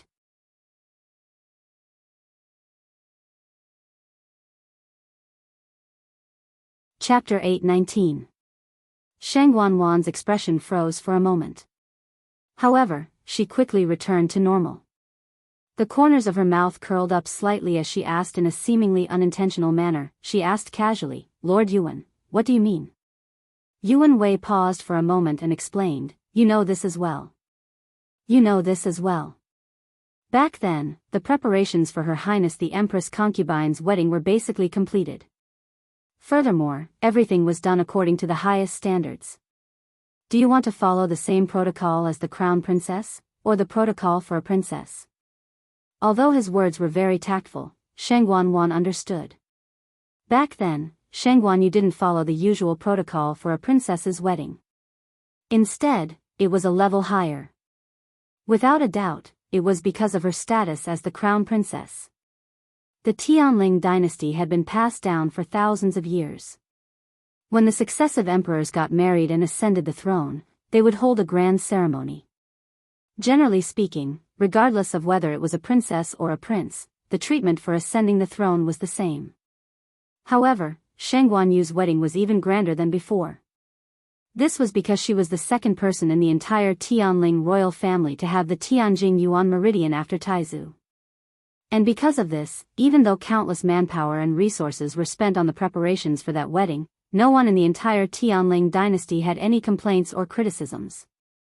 In their opinion, this was what the crown princess deserved. And now, this person had changed to Sheng Guanwan. Although Sheng Guanwan was in power now, she hadn't reached the same level as the crown princess back then. Therefore, logically speaking, it should be carried out according to the protocol for a princess. However, Yuan Wei still asked out of caution to prevent any mistakes. Sheng Guanwan sat on the seat of honor with her hands crossed in front of her. Although her expression was very calm, her hands were tightly clenched in her sleeves. In her opinion, this question was an insult to her. Since young, Sheng Guanyu had been better than her in every aspect. From as small as a brush to as big as a palace. In every aspect. Sheng Guanyu had always been better than her. Now that Sheng Guanyu was finally dead, she had completely stepped on her bones. She had thought that she would be able to surpass Sheng Guanyu forever, but she gradually realized that this was not the case. For example, the wedding ceremony. Of course, she wanted to follow the same standards as Sheng Guanyu, but she couldn't do that. because she knew too well what kind of trouble such a choice would bring her. After a moment of silence, Sheng Wanwan spoke. She tried to make her voice sound calm. How can this consort compare to eldest sister? Let's proceed according to the princess etiquette. The corners of her mouth curled up slightly, but her eyes were cold. Yuan Wei nodded slightly. Yes. Everything is in accordance with His Highness's orders. Also. He paused and seemed to want to say something but hesitated. Sheng Wanwan raised her eyebrows. Is there anything else, Lord Yuan? This humble subject does indeed have one more thing to ask Your Highness. It's about the things prepared for Her Highness the Crown Princess's wedding. Some of them have been dealt with, but there are still some that haven't been touched. For example, there are some treasures that were specially selected for the wedding. How do you plan to deal with them? Back then, Sheng Guanyu's wedding was extremely luxurious and honorable. Every item used was a treasure that was carefully selected. Any one of them was extremely precious. From what Sheng Guanwan knew, the red carpet they had prepared to welcome the bride was specially woven with the most luxurious ice gold velvet, with countless rubies embedded on it. It could be said that it was priceless and priceless. Just a red carpet was already so luxurious. There was no need to talk about the other items. They were all extremely honorable. Now, Yuan Wei was asking her if she wanted to use something like this. On one hand, the crown princess had an accident on the eve of the wedding, so these items weren't suitable to be used. But on the other hand, these items had all been prepared with a lot of money and manpower. If they were really covered in dust, it would be troublesome to prepare new ones. Sheng Wanwan suppressed the anger in her heart, lowered her eyes, and sighed softly. After all, those are eldest sister's items. This consort will definitely feel sad when she sees them. There's no need to use them. Just keep those items properly. Yuan Wei's expression changed slightly. Actually, he originally thought that Sheng Wanwan would be willing to use a portion of them. This wasn't entirely a matter of money and so on. When the Tianling royal family got married, there were actually many items that wouldn't be customized. Instead, they would use the previous items. On one hand, it was to show the inheritance of power. On the other hand, it was to show that they were connected by blood. However, he didn't expect that Sheng Wanwan would refuse to use all of them. Your Highness, if we were to replace all of them, I'm afraid it would be a little rushed. This is something that Lord Yuan needs to deal with. Do you want this consort to personally worry about these issues? Sheng Wanwan was already full of impatience, and her tone was a little cold. Yuan Wei understood and immediately said tactfully, yes. Your Highness. Please don't worry. This humble official will do his best.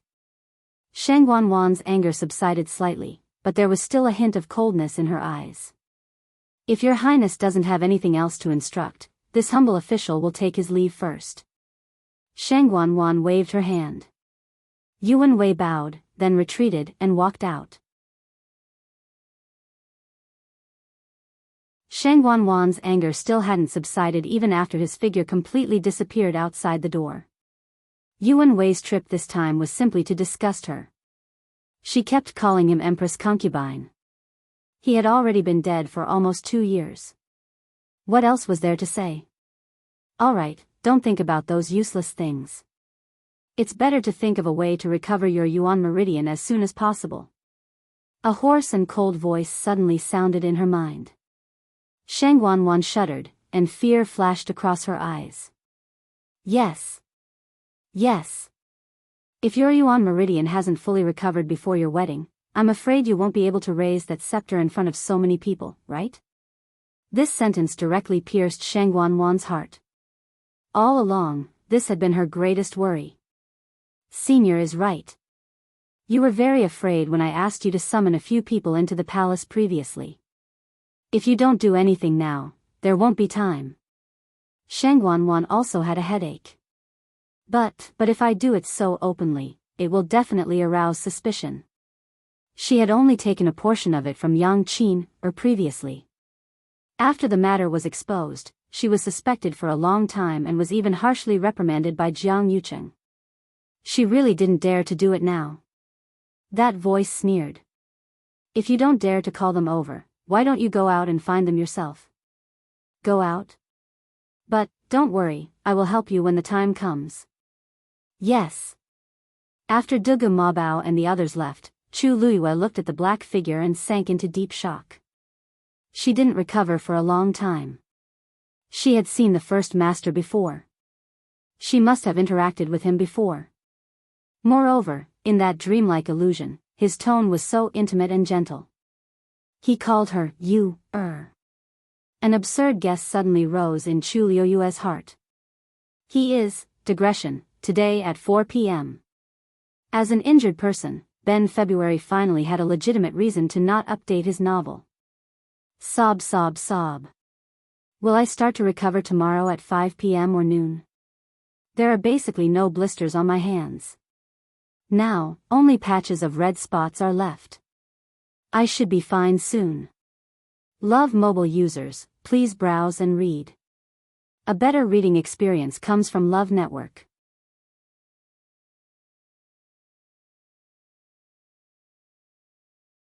Chapter 820. Something seemed to be coming out from the bottom of her heart. That answer was within her reach, as if there was only a thin veil between them. As long as she pierced through it, she would know. At this moment, Chu Luiyue suddenly felt a sharp pain in her head. She cried out in pain and hugged her head. It was as if someone was crazily chopping at her head with an axe, trying to split her head open.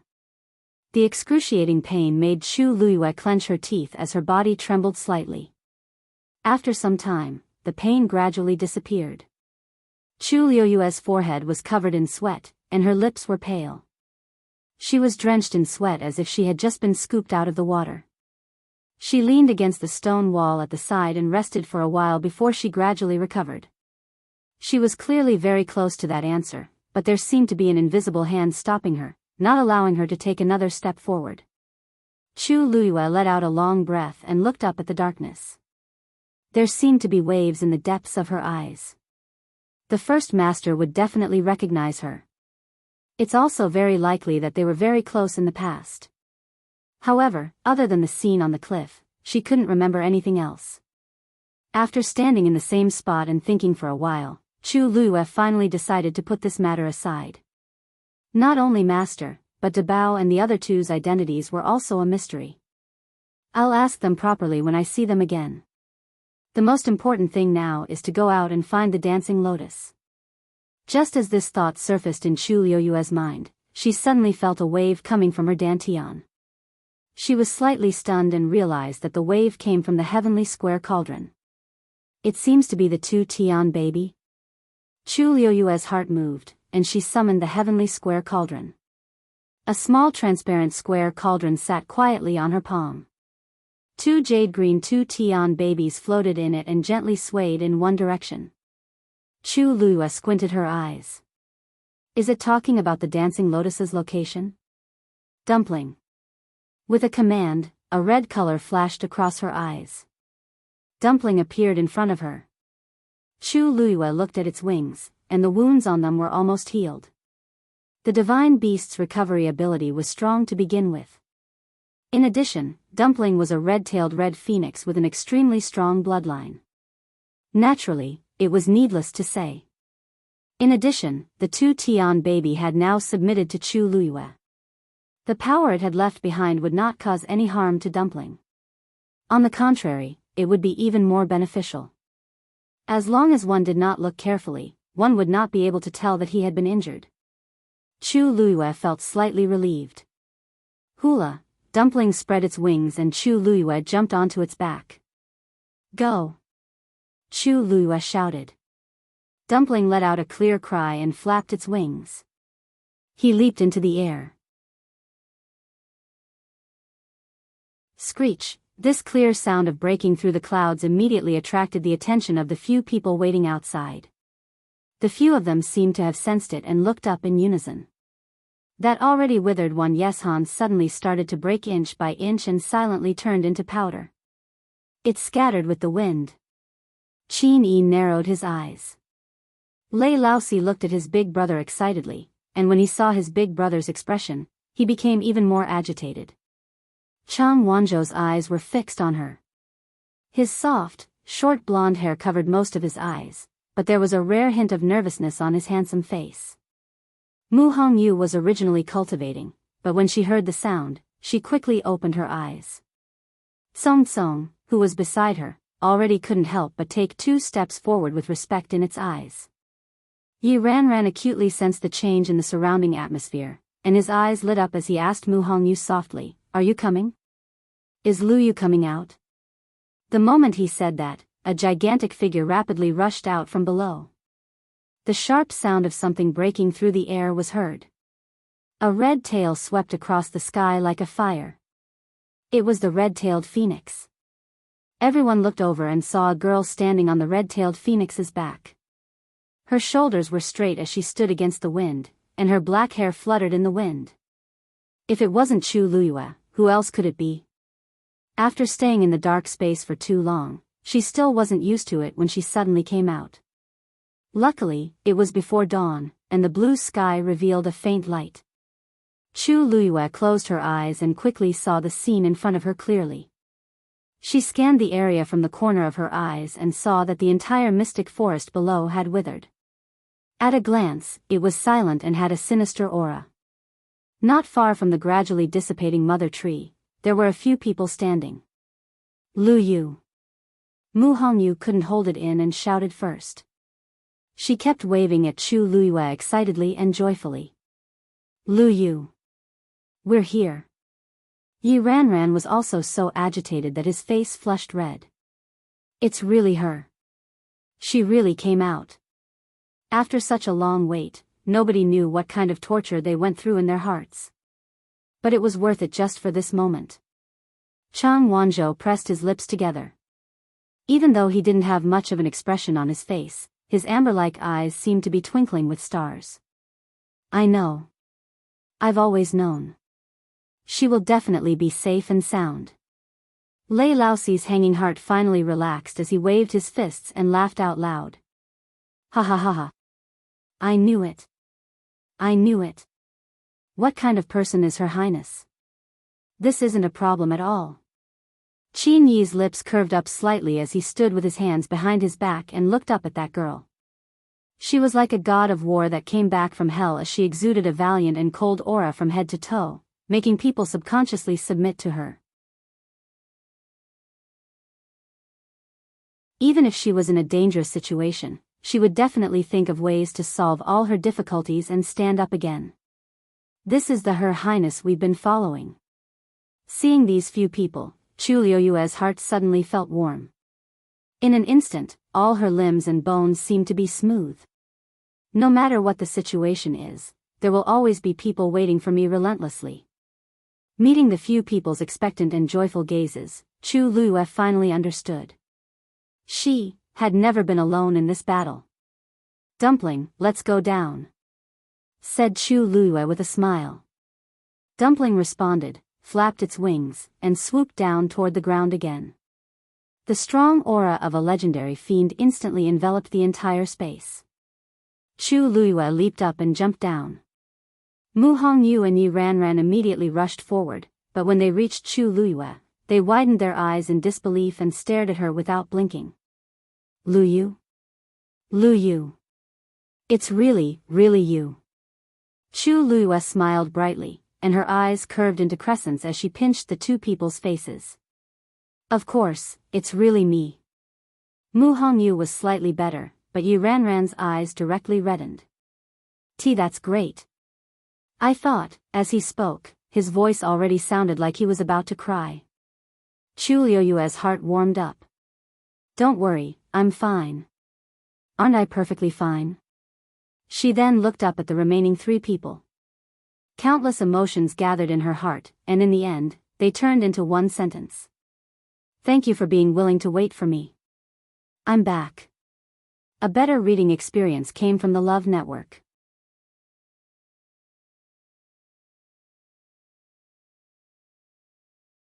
Chapter 8:21. Qin Yi's and Lei Laoxi's expressions froze when they heard that. Only they knew the true meaning of this sentence. Not only was she Chu Luyue, but she was also Shengguan Yu. This empire originally belonged to her, but it was snatched away by someone using despicable means. Now, she was finally back, and she was going to take back everything that she had lost. The woman in front of them was dressed normally, and her shoulders were thin. However, her pair of black jade-like eyes had a noble aura that looked down on the world. If it weren't for the fact that Mu Hongyu and the other two were still here, Lei Laoxi would have knelt down on one knee and greeted her. Her Highness is indeed still Her Highness.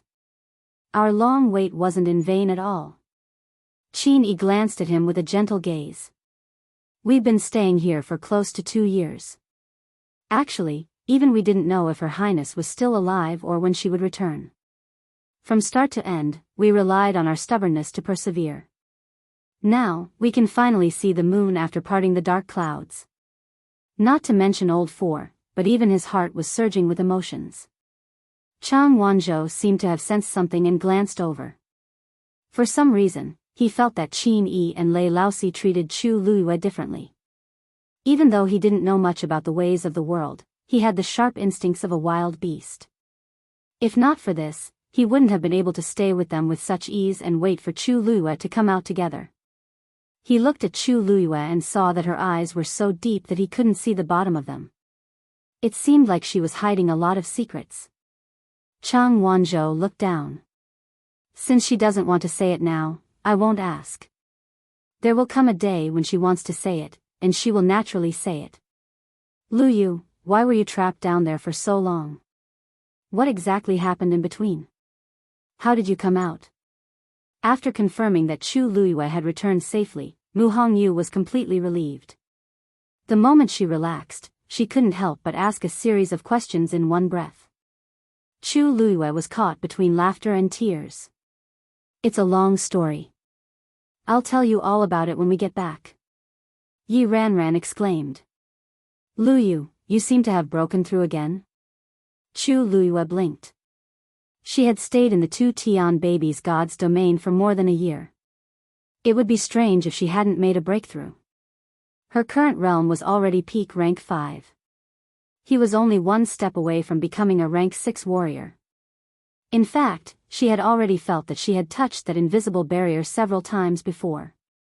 It was just that she didn't have the time to focus on breaking through, so she suppressed it. As long as she wanted to, she could actually step into the rank 6 warrior realm at any time.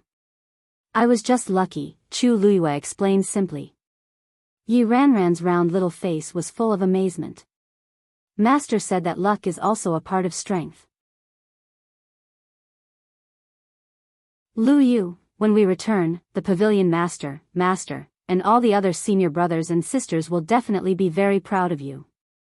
Chu Luyue laughed and knocked her forehead lightly. Do you think I can't tell? Didn't you all make breakthroughs too? Yi Ranran rubbed her forehead and smiled embarrassedly. This is all thanks to Big Brother Qin and the rest for constantly urging us to cultivate and giving us a lot of pointers in between. Chu Liyue's smile deepened as she looked at the Qin Yi duo with a teasing look in her eyes. Then, I really have to thank Big Brother Qin and Big Brother Lei. The two of them were very strong, especially Qin Yi, who was very smart. In the entire Tianling dynasty, countless people wanted to get a word of advice from him but couldn't. Now, it was convenient for Mu Hongyu and the rest. This would be extremely beneficial to their future cultivation. Song Song, who was in her arms, started twisting. Mu Hongyu changed her position and hugged it with difficulty. Song Song, you're getting heavier now. If this goes on, I won't be able to carry you. Where's that legendary fiend? Mu Hongyu inadvertently glanced and suddenly saw that the sky was empty. The white lion that had been occupying this place previously seemed to have disappeared. Once she said that, the others also recalled this incident. Chu Luyue asked curiously, what about the legendary fiend? What legendary fiend? Mu Hongyu explained, it's a huge white lion. It's a huge white lion, but it looks dirty. It seems to have come from the Red Moon Desert. Chu Liyue's heart skipped a beat when he heard the first half of the sentence. A legendary fiend-level white lion? She recognized a powerful white lion, Xue Xue. However, she remembered that Xue Xue didn't seem to be a legendary fiend. It didn't seem like it came from the Red Moon Desert either. However, she still had doubts in her heart. Not long before you came out, it left and went missing. Qin Yi said lightly. Chu Luyue nodded thoughtfully and temporarily suppressed the doubts in her heart. She scanned her surroundings and asked thoughtfully, did the others leave already? The moment she said that, the entire place fell silent for a moment. Qin Yi said lightly, Shangguan and the others thought that you were dead, so they quickly left with their men, leaving only the few of us here. Chu Luyue nodded. This is something that Shangguan would do. Originally, senior brother Zhu Hong and the others wanted to stay and wait for you, but big brother Qin said that it was too dangerous here and persuaded them to go back. Mu Hongyu added. Chu Luyue chuckled. Their men were all injured back then, so of course, they had to go back quickly. After all, they're taught by Dragon Teeth Mountain, so there's nothing to criticize about their character. Yi Ranran asked, all right. Let's go back now then, Lu Yu. Pavilion Master and Master must be anxious from waiting. Most of the people had already gone back, and only they were still waiting here. The key point was that they couldn't send any news back. I don't know how those people explained it to Pavilion Master and the others when they went back. Besides, even we weren't sure that Lu Yu could return safely. If Pavilion Master and the others really thought that something happened to Lu Yu, they would definitely be heartbroken. Qin Yi's eyes flickered. If I didn't remember wrongly, Yuchi Song should have come a while ago. It's a pity that Jiang Yucheng and the others were with him back then, so Qin Yi didn't let them in. However, Yuchi Song should be able to guess something.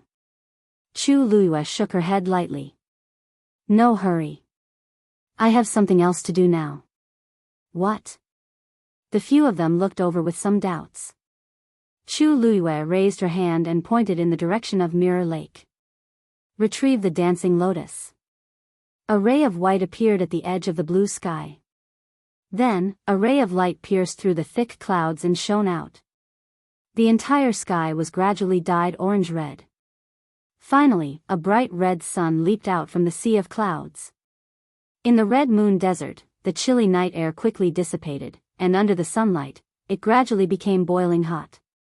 A tall black figure was traversing through the golden desert.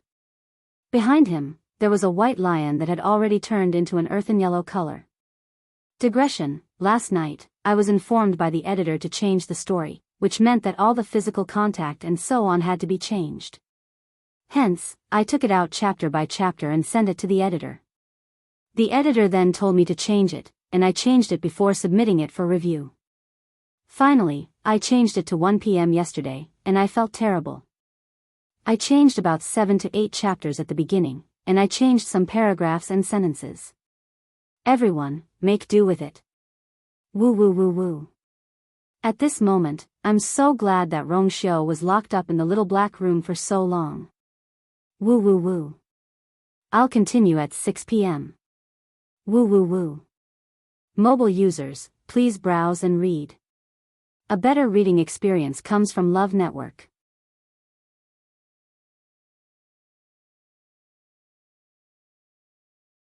Chapter 822. The master and servant walked forward. The sun was scorching, and the sand was boiling hot. However, Rong Xiu's footsteps were very stable and maintained the same speed. If someone was here and looked carefully, they would see that Rong Xiu's feet didn't touch the quicksand. With every step he took, there was half an inch of distance between his feet and the sand. It looked like he was walking in the desert, but he was actually walking in the air. He didn't leave any traces behind. Xue Xue followed behind and did the same. Looks like you didn't waste these few years. You've already cultivated your movement skills to such a level. Dugu Mabao's voice sounded as if it was right beside his ear. Rong Xiu smiled. Thank you for your praise, senior. Dugu Mabao snorted.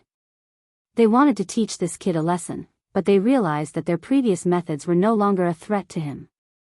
Rong Xiu was already very relaxed when dealing with all of this. However, no matter how they asked, Rong Xiu refused to reveal what happened to Yu and insisted on waiting for her to tell them herself. But now, she didn't even remember who they were. What else could she say? Lan Xiao sighed and couldn't help but say, if only we could leave this godforsaken place. Why do we have to be entangled with this kid? Diwu Zhangzi said calmly. Stop daydreaming. Who's daydreaming? Lan Xiao retorted unhappily. If nothing happened to her and everything went smoothly, we might have been released by now. Who knew that so many things would happen in between? They had been waiting here for too long. It wasn't easy for them to meet a girl and see a glimmer of hope.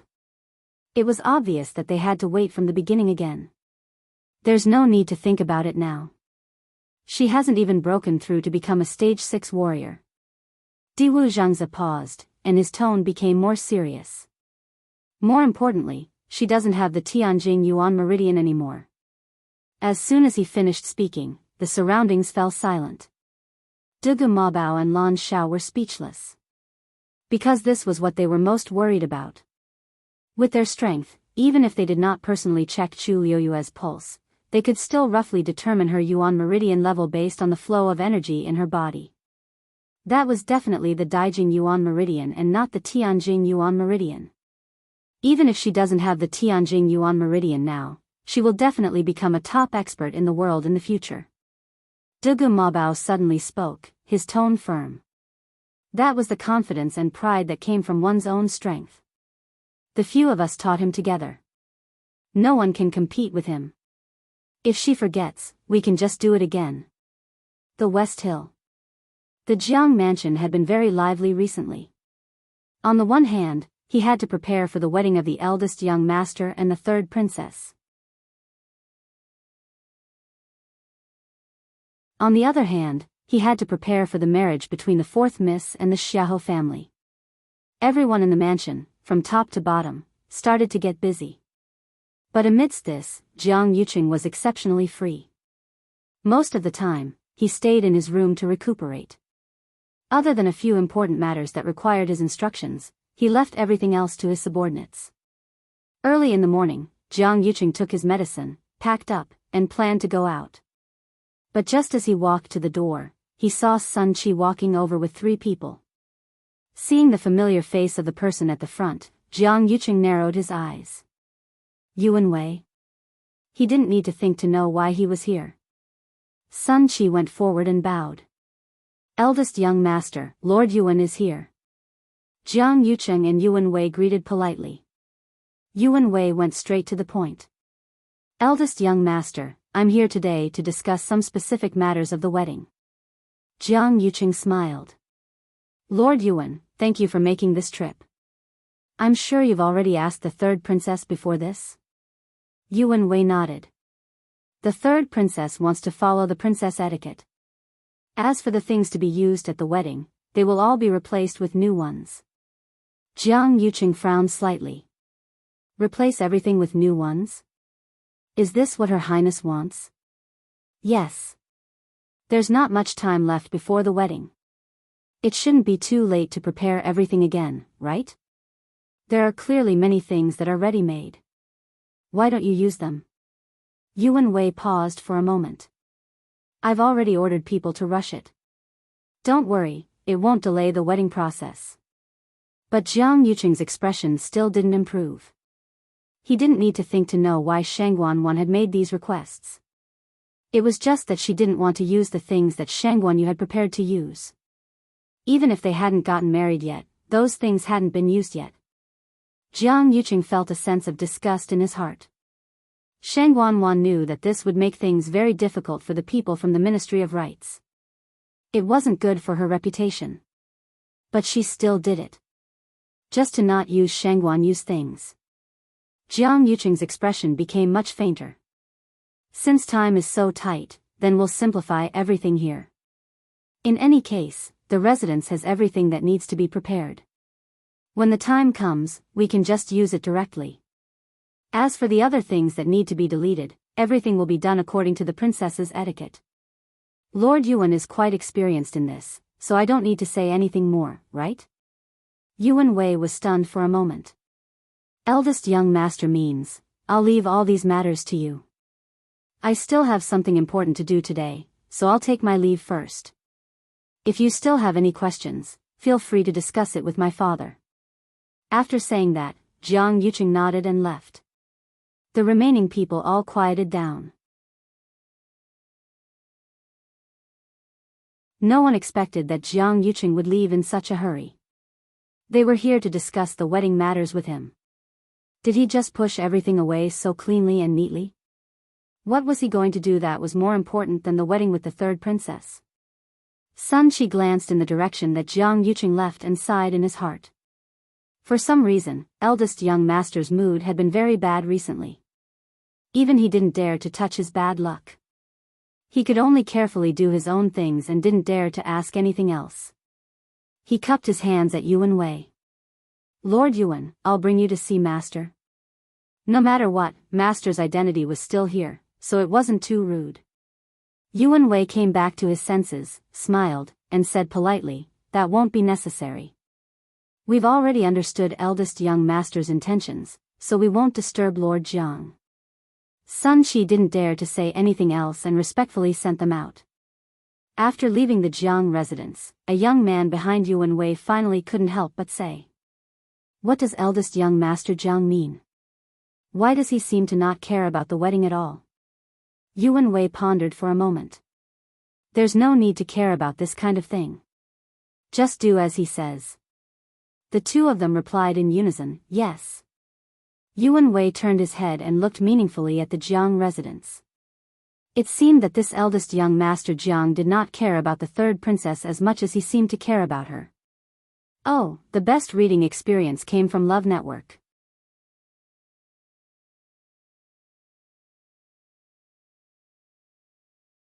Chapter 823. Jiang Yuqing meant that everything here was still the same as before.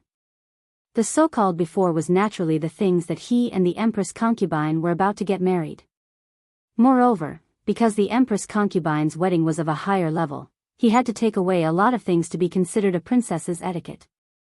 The third princess meant that she didn't want to use Her Highness the Empress concubine's things to avoid evoking memories of the past.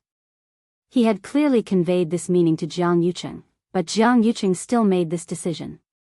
On the bright side, he was pressed for time and was trying to reduce the pressure on everyone. On the other hand, he was simply ignoring the third princess's feelings. If Jiang Yuqing really had feelings for the third princess, he definitely wouldn't choose to do this. This wedding ceremony would also be the third princess's ascension ceremony. At that time, it would definitely be the center of attention. At that time, everything at the ceremony could become the talk of the entire Tianling dynasty. Therefore, everything had to be done with extreme caution. Logically speaking, Jiang Yuqing should be particularly concerned about these things. But he didn't expect his attitude to be so perfunctory. Thinking back, when he was preparing for the Empress concubine's wedding 2 years ago, everything in the Jiang residence was personally checked by Jiang Yuqing. Yuan Wei's expression changed and finally returned to calmness. He retracted his gaze and turned to leave with the two of them. Let's go. Our time is tight. Jiang Yuqing indeed didn't take the wedding to heart. He didn't even want to think about it. Because as long as he thought of this, he couldn't help but remember Sheng Wanwan's scarred face and her resentful and sinister expression. Jiang Yuqing had long known what kind of personality she had, but she hadn't gone so far in the past, so he turned a blind eye and didn't fuss too much. But now, Sheng Wanwan had become very sensitive and often lost her temper like a neurotic.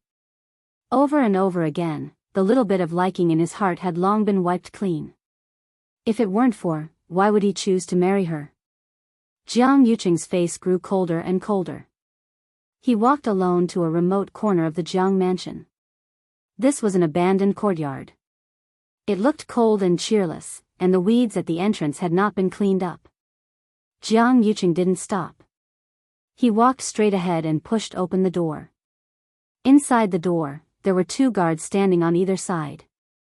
Seeing that the visitor was Jiang Yuqing, the two of them saluted together. Greetings, young master. Jiang Yuqing nodded. How has he been recently?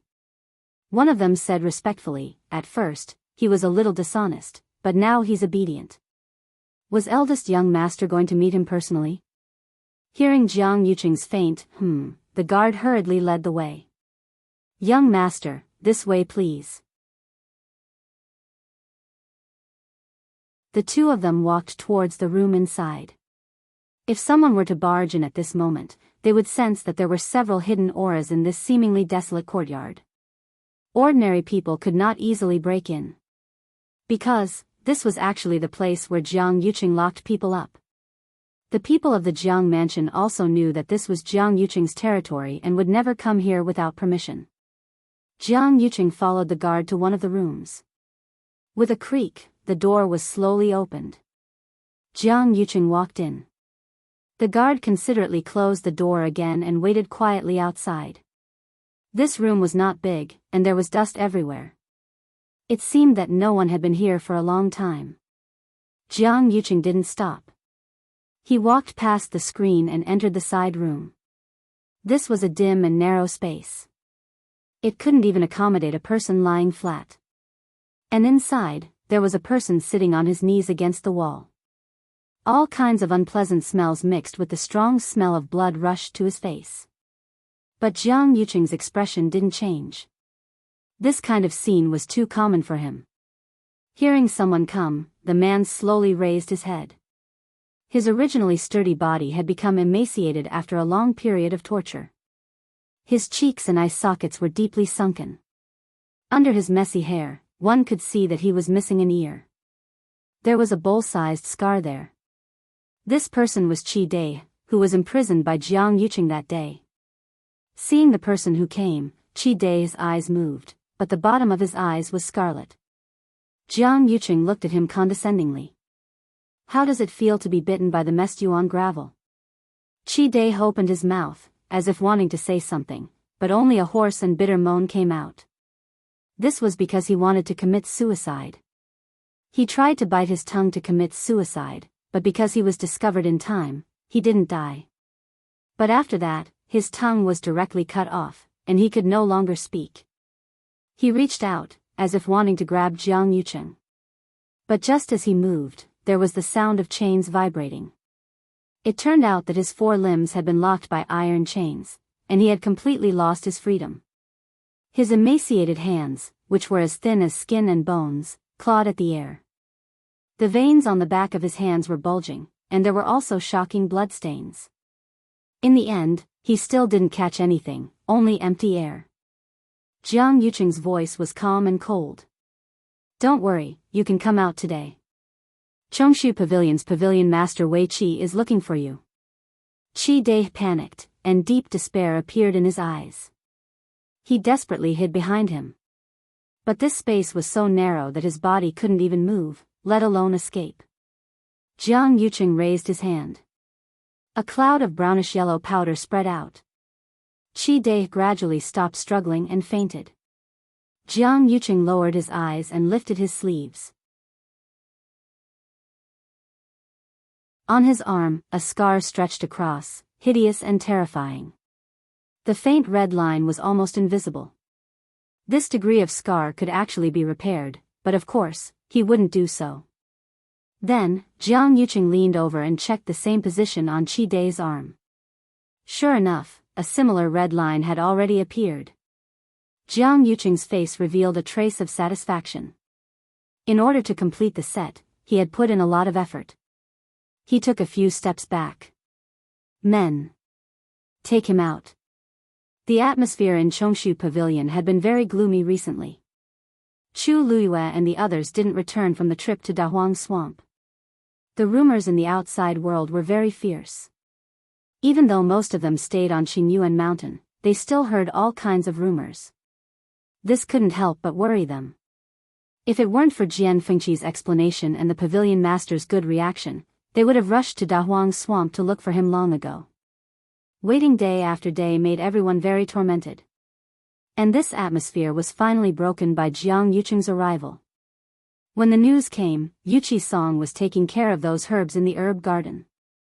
Hearing that Jiang Yuqing had brought someone, Yuqi Song frowned and ordered someone to tell Jiang Yuqing to wait first. It wasn't until he had taken care of all the herb garden that he went to see Jiang Yucheng. Yuchi Song had just crossed the threshold with one foot when Jiang Yucheng, who had been waiting in the room for a long time, stood up and said, "Pavilion Master Yuchi, I've helped you find the person you wanted." Digression: there were a few pieces of skin on his hand, probably because of the burns, and they were about to fade. Overall, there were no major problems. The fifth update was about 7:00. Cough, cough, sorry. Your wounded Feiyue is rushing to the front line with a stretcher. Mobile users, please browse and read. A better reading experience comes from Love Network.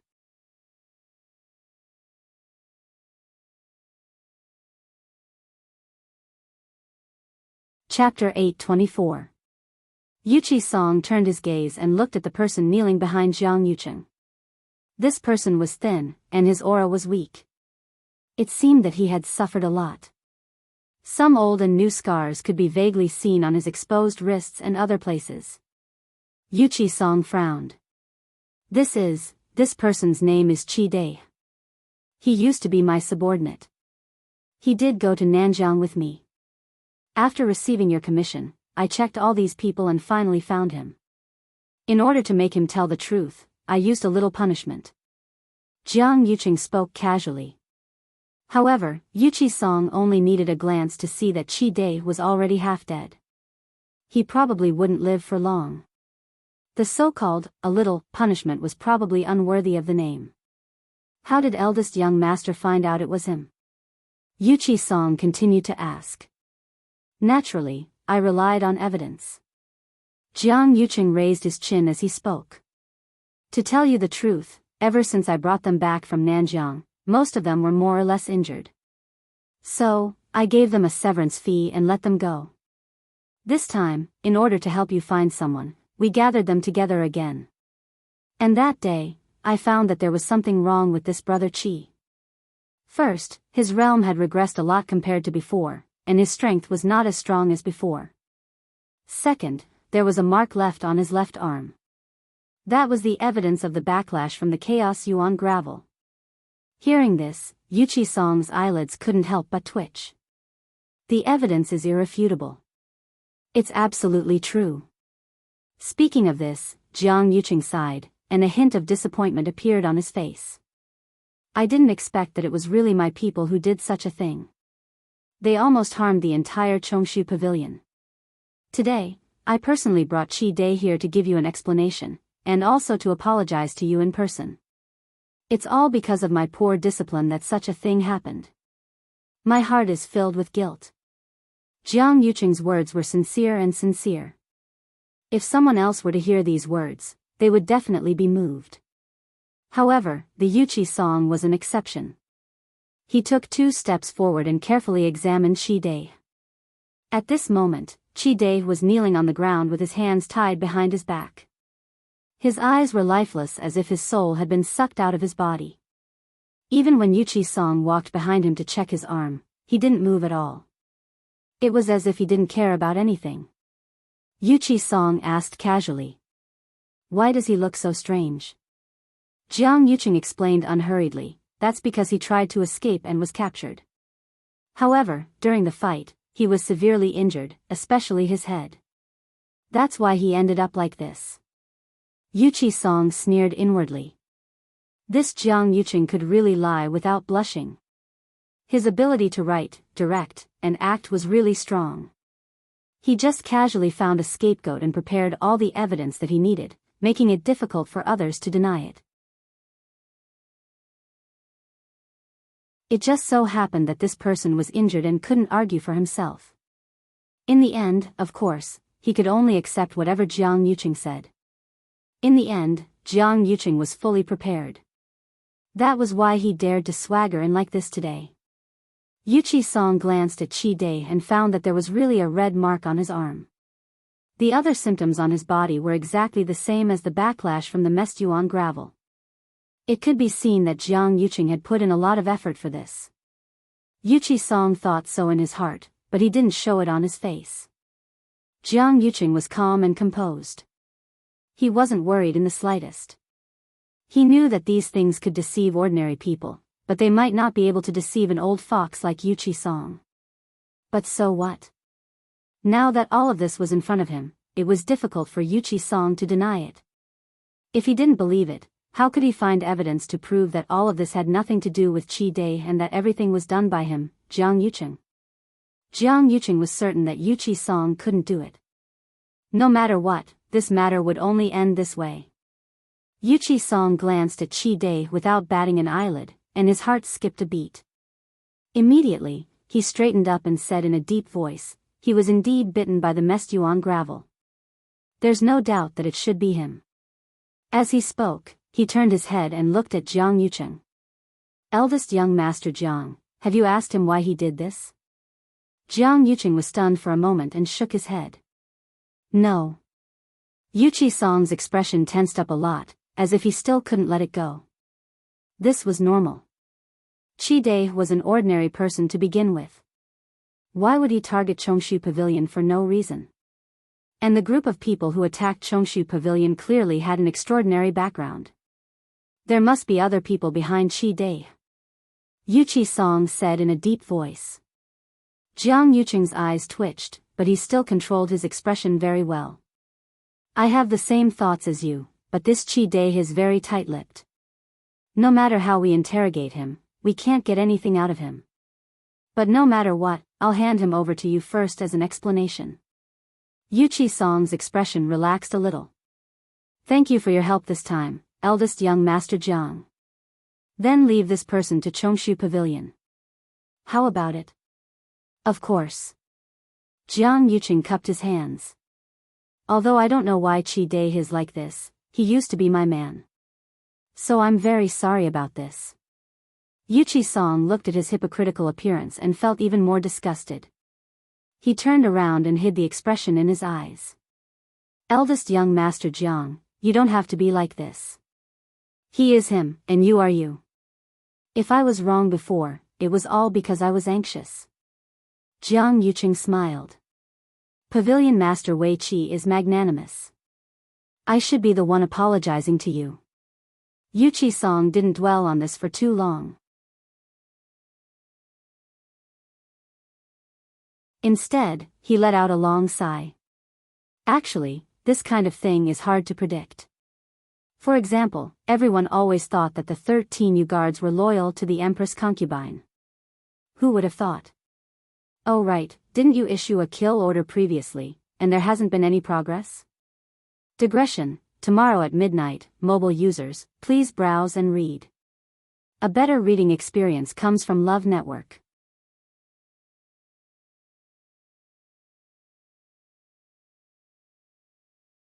Chapter 825. When he heard Yuchi Song mention the 13 Yu guards, Jiang Yucheng was stunned and subconsciously frowned. But it was only for a moment before his expression returned to normal. Not yet. Jiang Yucheng shook his head. As you know, the 13 Yu guards are all very powerful. It's extremely difficult to find them. At that time, they had used all their means to transfer the 13 Yu guards out of Xiling before they attacked Shanghai Yu. Actually, the 13 Yu guards had already sensed that something was wrong, so they had rushed back at full speed. But when they returned to Xiling, they saw a raging fire that had almost completely surrounded the Imperial Ancestral Hall. Not long after, the 13 Yu guards had all returned to Xiling. They were suspicious of Shanghai Yu's death and immediately wanted to investigate. The first to bear the brunt was Jiang Yucheng. Therefore, Jiang Yucheng made a prompt decision to counterattack. He directly announced to the public that the 13 Yu guards had colluded with the enemy and betrayed their master. That day, he directly issued the order to kill them. The 13 Yu guards were powerful. Any one of them was a top figure. But at that time, Xiling City was basically under Jiang Yucheng's control. He had the upper hand in all aspects. Most importantly, he also had the military power of the Black Cavalry in his hands. Under such circumstances, the 13 Yu guards were no match for Jiang Yucheng. So, they fled on their own and disappeared without a trace. Now that he thought about it, it had been almost 2 years. During this time, Jiang Yucheng had repeatedly ordered people to search for them, but there was no progress. He was very clear that the most likely reason why they could hide for so long was that they had already left the Tianling dynasty and gone outside heaven's canopy. If that was the case, the chances of finding them would be even lower. Although he rarely mentioned it, Jiang Yuqing had always been worried that the 13 Yu guards were on the run. That was because these 13 Yu guards were very different from the other people who followed Shanghai Yu. They were only loyal to Shanghai Yu. They wouldn't even listen to the emperor's orders without the permission of Shangguan Yu. They only had the identity of a private guard, so they had nothing else to worry about. For the sake of Chu Luyue, they could go against the heavens without any scruples. Others might be able to use power or benefits to restrain them, but these people were completely impossible. Why did Pavilion Master Wei Qi suddenly mention this? Could it be that there's some news? Jiang Yuqing asked tentatively. Yu Qi-song shook his head. When I saw Qi Dai betray you, I felt something in my heart and suddenly thought of this matter. At that time, Qi Dai was able to follow you to the southern border. Presumably, he was highly regarded by you. Who would have thought that he would actually fall to such a state in the end? It can be seen that the human heart is unpredictable in this world. Sometimes, you trust him completely, but you don't know that he will backstab you. Jiang Yuqing's face stiffened for a moment. Pavilion Master Yu Qi is right. This kind of person might be arrogant and proud after he succeeds, but one day, retribution will come sooner or later. Young Master Jiang, don't you think so? Jiang Yuqing's expression was somewhat difficult to maintain. Such words were too harsh to his ears. He carefully looked at Yu Qi-song's face, and for a moment, even suspected that he was talking about himself. But Yu Qi-song's expression was calm, and nothing could be seen. In the end, Jiang Yuqing felt embarrassed and took the initiative to take his leave. Since I've already brought him here, I'll leave the rest to you. I won't continue to disturb you. Yu Qi-song didn't urge him to stay and let him leave just like that. After Jiang Yuqing left, Yu Qi-song closed the door and walked to Qi Dai's side. With a flash of silver light in his hand, he cut the rope around Qi Dai's wrist. There were deep ligature marks on Qi Dai's wrist, but these superficial injuries were nothing to him now. Because the new injuries on his body overlapped with the old ones, there were countless of them. Now, he was basically half dead. Wei Qi-song took his pulse, and his brows gradually furrowed. Qi Dai's physical condition was indeed very bad. Internally, he was suffering from the backlash of the chaos yuan gravel, and externally, he was suffering from all kinds of pain and suffering. He was only alive now because Jiang Yuqing deliberately let him hang on to his last breath, so that he could report back to Yu Qi-song. In fact, Qi Dai wouldn't live for more than half a month in his current state. And in this half a month, he was unconscious and confused. No one could get half a word out of him. Yu Qi-song took out a pill and fed it to him. Then, he called 2 disciples and only said that this person's identity was very important and that they must take good care of him. Since the pavilion master had said so, the people below naturally did as they were told and carefully took Qi Dai away. Most of the disciples in Chongshu Pavilion were celestial physician, and they were best at this kind of thing. On the other side, Yu Qi-song began to personally refine medicine for Qi Dai. Everyone was very surprised to see such a scene. This Qi Dai was brought here by Jiang Yuqing. They didn't know his identity, but he was already half dead. The pavilion master actually planned to spend so much effort to save him? Although they were curious, they still obeyed the pavilion master's orders obediently. Thus, Qi Dai settled down in Chongshu Pavilion just like that. After Jiang Yuqing left Chongshu Pavilion, he planned to return to the Jiang mansion. After resolving the matter that had been hanging in his heart for many days, his mood was much better. Anyway, he had sent the person over, and the evidence was conclusive. There was no denying it. Yu Qi-song had to believe it even if he didn't want to. Qi Dai was dying. Even if he could live for a few more days, his brain was already damaged, and he couldn't get anything out of him. Even if Yu Qi-song still had doubts about this matter, he had no reason or excuse to trouble him. After all these days, there was finally something comforting. Jiang Yuqing let out a long sigh. However, when he thought of Chi Dai, he couldn't help but think of Xia Mu from before. It was as if that person had suddenly disappeared without a trace. After such a long time, he still couldn't find him even after he had turned the entire West Hill upside down. It was as if everything that happened that day was just a dream. However, there was still a scar on his lower abdomen, constantly reminding him of the humiliation he had suffered that day. As he walked, Jiang Yuqing gradually felt that something was wrong. It was as if a pair of eyes were watching him in the dark. Jiang Yuqing stopped in his tracks and looked back. However, he didn't see anyone. As for that faintly discernible line of sight, it also disappeared. Jiang Yuqing knitted his brows, turned around, and continued walking forward. He focused his mind, but the feeling of being watched didn't appear again.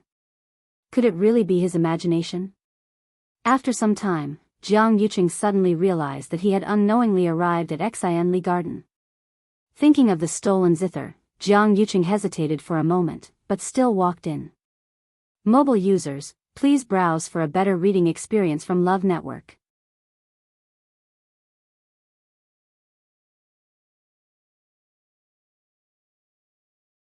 Chapter 826.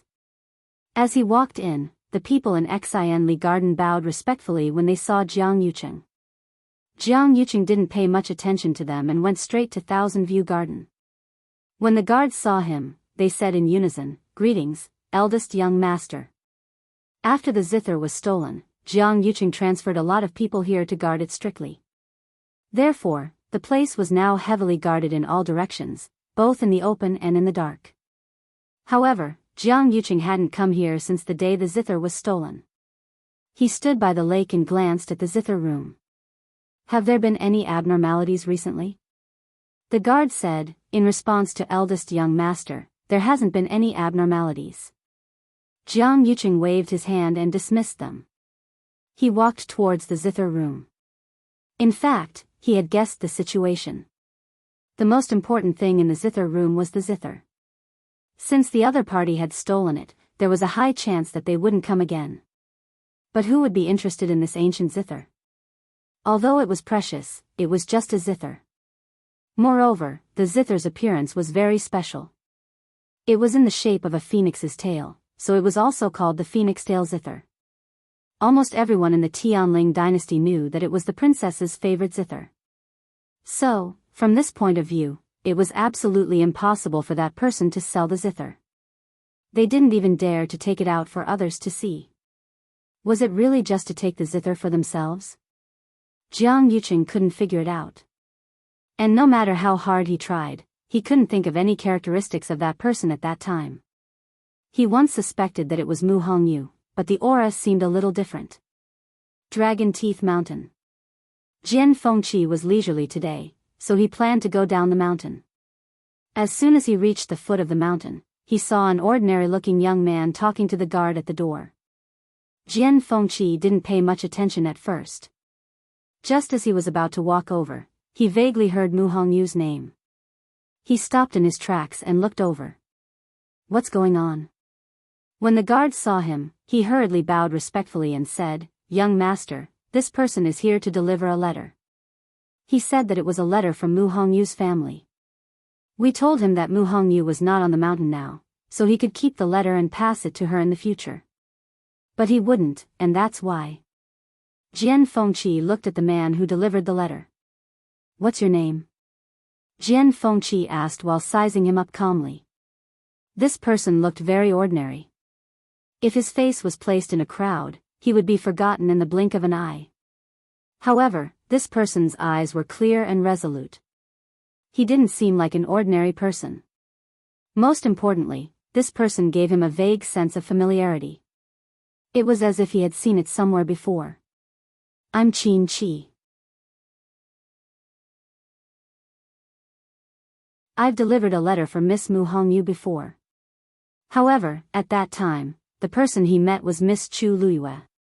Qi Han did not expect to meet Jian Fengqi at this moment. They had interacted with Jian Fengqi many times before. If not for the fact that his aura had been changed by Little Hachi's elixir, Jian Fengqi would have recognized him. Although this was what he thought, Chihan's expression was still very calm. When Jian Fengqi heard this, he immediately believed him. He remembered clearly that the letter from Mu Hongyu's parents was indeed delivered by Chu Luyue. Qin Chi must be one of the people in Xiling City who specialized in delivering messages to and from heaven's canopy. I'm Jian Fengqi. Hongyu is indeed not back yet. I'll personally take care of her letter and pass it to her in the future. How about that? Jian Fengqi's lips curled into a smile. It's normal for you to be worried about others. However, you should know that I was the one who redeemed Hongyu back then, right? It's only right for me to pass her things to her. Everyone in Xiling City knew that Jian Fengqi had once spent 6 million white crystal coins to buy Mu Hongyu, who had the faint yuan body. According to the laws of the Tianling dynasty, Mu Hongyu was Jian Fengqi's slave, and everything that belonged to her naturally belonged to Jian Fengqi. No one was more qualified to hold this letter than Jian Fengqi. Jian Fengqi did not like to talk about this normally, and he had never regarded himself as the owner. In fact, everyone on Dragon Teeth Mountain treated Mu Hongyu as an equal and did not look down on her because of her status. But at this point, Jian Fengqi was very clear that if he wanted to get this letter, using this excuse would be the most effective. As expected, the man opposite him hesitated for a moment, then took out a letter and passed it over. Then please take good care of it, young Master Jian. When you see her in the future, you must pass it to her immediately. Jian Fengqi stretched out his hand, and his slender fingers gently pinched the letter before he took it over with a light smile. He chuckled and said, "Of course." Chihan hesitated for a moment and said, "Also, if you see Miss Chu Luyue, please pass this letter to her." Jian Fengqi was stunned. "Oh? Why is that?" Chihan paused. "Because Miss Chu Luyue's family has sent us letters on time, but there hasn't been any news recently. I don't know if something has happened. Miss Mu Hongyu is an old acquaintance of hers. Perhaps she will mention it in the letter." Jian Fengqi narrowed his eyes. "I didn't expect you to be so concerned about Lu Yu's affairs. Miss Lu Yu is our regular customer, and she is very generous. Naturally, we will pay more attention to her." Chihan's expression did not change as he explained. Jian Fengqi did not comment. In this line of work, as long as they were paid more, they would be more efficient. It was normal for Chu Luyue to be generous to them. After all, she had been in Xiling for a few months and had not returned to Yaochen. This was the only way to contact her family. "The letter has been delivered. If there's nothing else, I will take my leave first." With that, Chihan simply turned and left. He did not want to say so much at first, but Her Highness had not returned ever since she went to Dahuang Swamp. He could not contact her no matter what, and all kinds of rumors were rampant in Xiling City. He could not help but be worried. Jian Fengqi looked down and saw that the letter was indeed addressed to Mu Hongyu. He recognized the handwriting. It was exactly the same as the previous letter. It was confirmed that it was a letter from Mu Hongyu. However, he felt that there was something wrong with that Qin Chi. Jian Fengqi put away the letter and looked up. Looking at Qin Chi's back, he felt an inexplicable sense of familiarity. Suddenly, a white light flashed across his mind. "Wait." Chihan stood still and looked back. "Is there anything else, young Master Jian?" Jian Fengqi caught up with him and stood still in front of Qin Chi. "You?" Jian Fengqi's throat tightened as he stared at the young man in front of him. This face was unfamiliar. This voice was also unfamiliar. But this gaze, Chihan seemed to sense something and slowly clenched his fists in his sleeves. Jian Fengqi said word by word, "Have we met before?" Digression, the system seems to be cramping again. There is a synchronization problem. Everyone, please wait for a while. We will continue at 6 p.m. Mobile users, please browse and read. A better reading experience comes from Love Network.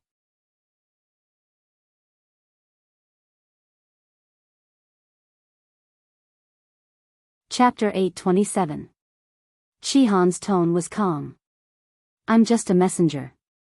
I've never interacted with you before. However, I've been in Shilin City for many years and have indeed seen you a few times. I didn't expect you to still remember me. Jian Fengqi was the tyrant of Shilin. Many people had seen him before. Even if they hadn't seen him personally, they must have heard many rumors about him. Especially his icy blue eyes. They were the symbol of the Jian family of Dragon Teeth Mountain. Who didn't know that? Jian Fengqi narrowed his eyes and smiled. That's not what I meant. Please forgive my stupidity. I don't know what you mean. If there's anything, please enlighten me. Shihan had already vaguely guessed something, but he didn't show any panic on his face. He just asked with a calm expression. They were the 13 Yu guards after all. If they couldn't even handle this, they would be too useless. Jian Fengqi crossed his arms and touched his chin with one hand. He seemed to be deep in thought, and his smile deepened. I don't know why, but I feel that you're very familiar when I see you. We seem to know each other. You must be joking, young Master Jian. My status is lowly. How could I have the chance to know you? Yes, I've never needed to send messages outside heaven's canopy. I've never interacted with you before. You look very similar to an old friend of mine. Jian Fengqi raised his brows. There's also a Qi in his name. Don't you think it's a coincidence? Shihan's pupils constricted. He had already changed his appearance. Even if Jiang Yuqing was standing here, he wouldn't be able to recognize him. However, Jian Fengqi could. Because Jian Fengqi was more familiar with the 13 Yu guards than Jiang Yuqing. Especially Shihan. Jian Fengqi always had a bone to pick with Shangguanyu in the past. He liked to find trouble with them whenever he had nothing to do. Every time this happened, Shihan would rush up to him and compete with him. Shihan's cultivation level was higher than Jian Fengqi's. However, Jian Fengqi was a celestial physician and would occasionally give him medicine. Both of them had their victories and defeats, so it was basically a draw. As a result, they naturally understood each other better. Although Shihan's face was always cold, he was loyal to Shangguanyu. Every time he encountered something related to Shangguanyu, he would not hold back. His courage and hot-bloodedness were all dedicated to the one person he was following. It was also because of this temperament that when they rushed back to the West Hill and saw the fire burning in the royal family's ancestral hall, he ignored everyone's obstruction and rushed in, finally burning his face.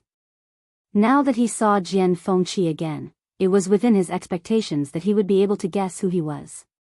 However, this was not a good time to reveal his identity. What is young Master Jian trying to say? Shihan frowned.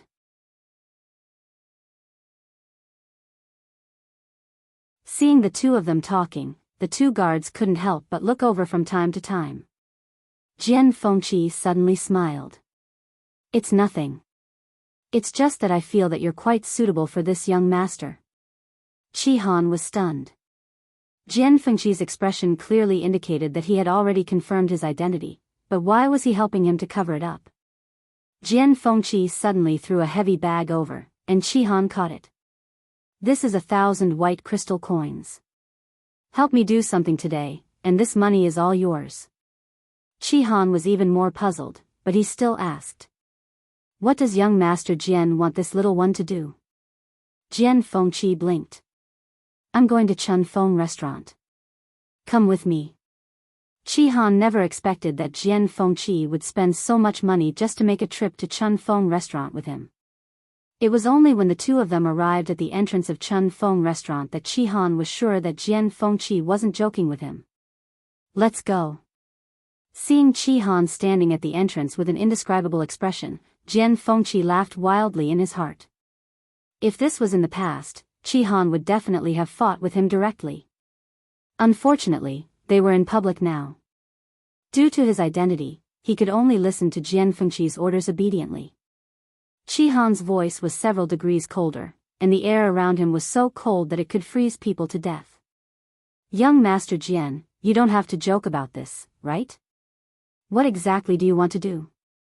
Just tell me. Jian Fengqi saw that Shihan's feet seemed to be nailed to the ground, and he refused to take a step forward no matter what. He almost laughed out loud. Chun Feng Restaurant is a place that countless men in West Hill yearn for. Why do you seem to be avoiding it like it's a snake or a scorpion? You'll know what you want when you follow me in. Shihan's face was tense. If not for the fact that he was worried that Jian Fengqi would reveal his identity, he definitely wouldn't have tolerated his impudence. However, to let him enter this kind of place was indeed akin to torture. At this moment, Madame Zhang had already seen Jian Fengqi's figure from inside the restaurant. She hurriedly came out to welcome him, shaking with laughter. "Oh, isn't this young Master Jian? You haven't been here for a while. The girls have been missing you." A trace of disdain appeared on Shihan's face. In West Hill City, who didn't know that Chun Feng Restaurant was Jian Fengqi's second home? He had lived here longer than he had in Dragon Teeth Mountain. However, Jian Fengqi didn't find it shameful. Instead, he was proud of it. He was cheerful every day, as if he was enjoying himself in a drunken stupor. Jian Fengqi didn't need to turn around to know what kind of expression Shihan was using to look at him. Swish, he opened his folding fan, and a carefree smile appeared on his face. "A day without little Lu, feels like 3 years. Aren't I here now?" Madame Zhang was a discerning person. When she was inside, she saw Jian Fengqi talking to the young man behind him, and they seemed to be quite familiar with each other. Therefore, after greeting Jian Fengqi, Madame Zhang immediately walked towards Shihan with an eager smile. "Oh, this young master is really handsome. How come I haven't seen you before? Is this your first time here at Chun Feng Restaurant?" Shihan quickly avoided Madame Zhang's actions, and the aura around him became even colder. Madame Zhang's action missed, and she felt a little awkward. She subconsciously looked at Jian Fengqi. "Huh, Madame Zhang, this is my friend. However, he came with me today. I'm here, so you don't have to worry. Go and invite little Lu over. You don't have to wait on anything else." Madame Zhang saw that Jian Fengqi was so protective of this young man, and her attitude became even more courteous. Yes. Please come in." With that, she immediately ran to find Shui Lu. Shihan's eyes flickered when he heard Shui Lu's name. Jian Fengqi raised his chin. "Let's go." Shihan paused for a moment, and finally followed her in. The two of them arrived at Jian Fengqi's private room. It was daytime, and there weren't many people in Chun Feng Restaurant. Moreover, it was very common for Jian Fengqi to come here, so they didn't attract much attention. Besides, perhaps because Jian Fengqi had already told them to stay away, no one came to disturb them after that. Inside the room, it was quiet. Jian Fengqi leaned lazily on the small couch, and his lips curled into a wicked smile. "Long time no see, Shihan. The best reading experience came from the Love Network."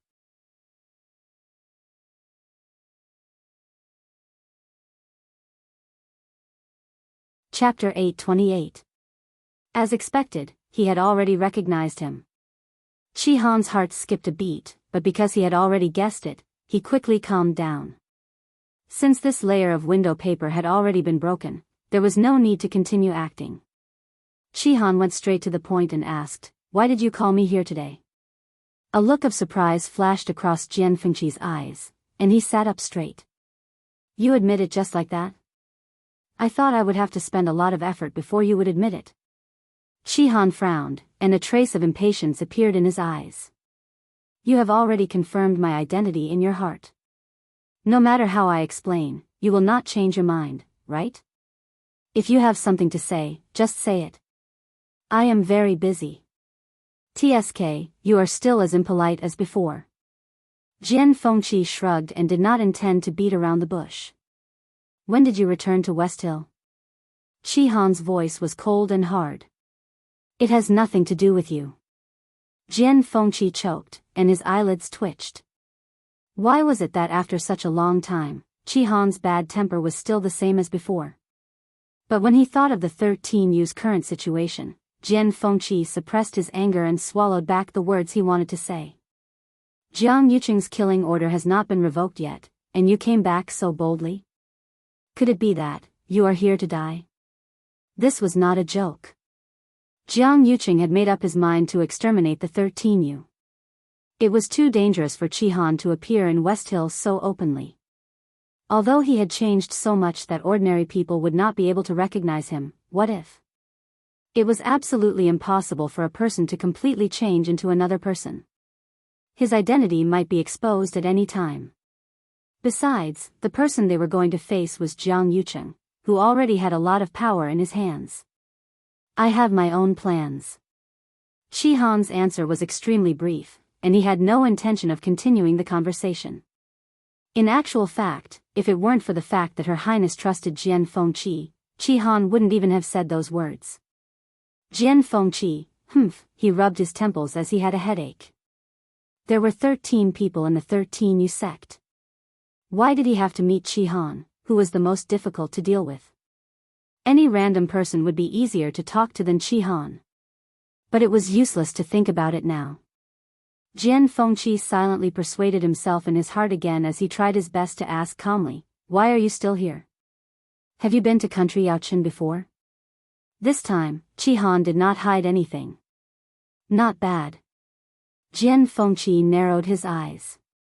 It was possible that the 13 Yu guards had escaped from Heaven's Canopy and gone to various places. It wasn't strange that Qihan had been to Yaochen. However, there was something wrong with the time and place of his appearance.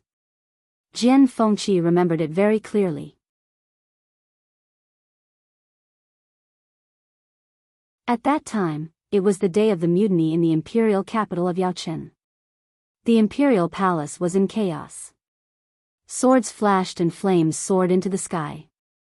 Why did Qihan go there to join in the fun? Thinking of the previous letter, Jian Fengqi asked tentatively, you know Chu Luiyue? If they did not know each other, given Qihan's personality, he would definitely not have said those words. Even if he was using Qin Chi's identity now, he would not care so much about a letter from a stranger's home. Qihan nodded calmly. Jian Fengqi was a smart person, and they knew each other very well. There was no need to lie. Does she know your identity? Jian Fengqi's expression became more serious. Of course she doesn't know, Qihan said calmly. We met by chance when we were at Yaochen. She only knows that I'm here to replace Qin Chi's identity, but she doesn't know anything else.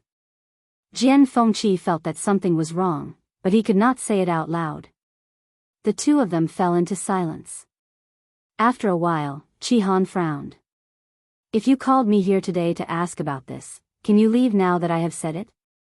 Before Jian Fengqi could speak, a sweet and gentle female voice suddenly sounded from the side. No. Qihan's eyes flickered when he heard this, and he turned to look. Shui Lu happened to walk in. She was wearing a green dress today and a white jade hairpin in her hair. She looked elegant and refined. Her every move was more like a young lady raised by an aristocratic family. She walked toward the two of them and stood beside Qihan. Her lips curled into a smile, and a hint of natural charm appeared in her eyes. Qihan, why are you leaving so soon? We haven't had the time to have a good chat. Qihan pursed his lips slightly. He did not have any ill intentions toward Shui Lu. I'm in a hurry. If you have any other questions, feel free to ask. Shui Lu sighed. Tell me first. Was the person at Jianghu residence a few days ago you? Qihan paused and did not speak. Shui Lu smiled helplessly. If you don't trust the two of us, we'll tell you first. The expression on her face was much more restrained as she said seriously, I can tell you that I went to Jianghu residence a few days ago. Speaking of which, I have to thank you for luring Jianghu Rong and the others away that day. You saved me a lot of trouble. Qihan glanced at Shui Lu. The two of them looked at each other. Shui Lu said frankly, you're right. You are right. The 9 Clouds Yuan recovery pill is with me now. Da Huang Swamp. The sky was bright. Chu Luiyue and the others ran all the way from the mystic forest and finally reached the border connected to Mirror Lake. The weather was clear and there were no clouds for thousands of miles. Mirror Lake was calm. Occasionally, the wind would blow and create ripples. All the scenery was reflected in the Mirror Lake, like a beautiful painting. Chu Luiyue immediately saw the dancing lotus swaying gently in the center of the lake. The pinkish-white translucent petals looked like high-quality jade under the sunlight. There was even a thin layer of crystal-clear light. Chu Luiyue patted Dumpling's head gently and was about to go over. Yi Ranran quickly said, "Lu Yu, wait." Chu Luiyue looked at her and saw a hint of worry on Yi Ranran's face. "Lu Yu, the dancing lotus is a top-grade heavenly treasure. Won't it be unsafe to take it rashly?" She was also a celestial physician. It was impossible for her not to desire the dancing lotus. After all, some people might not even see it once in their lifetime. However, it was also because of this that Yi Ranran was even more worried. Chu Luiyue chuckled. "Don't worry. I know how to take it." Yi Ranran was relieved when he saw her confident expression. "Then be careful." Chu Luiyue nodded. "I'll be back soon." Then, Dumpling spread her wings and flew up. She was extremely fast. Soon, she reached the center of Mirror Lake and hovered above the dancing lotus. Chu Luiyue glanced at the dancing lotus and bit her index finger. A dark red bead of blood immediately gushed out. Then, Dumpling bent down. Chu Luiyue stretched out her hand and reached for the dancing lotus. Crack. A crisp sound was heard. Digression: everyone should know that the recent review has been very strict. I've done a second self-review today. A small part of the content at the beginning has been modified, but it won't affect the reading. I'm now writing while changing the text. Please forgive me. At about 7 p.m., mobile phone users, please browse for a better reading experience from Love Network.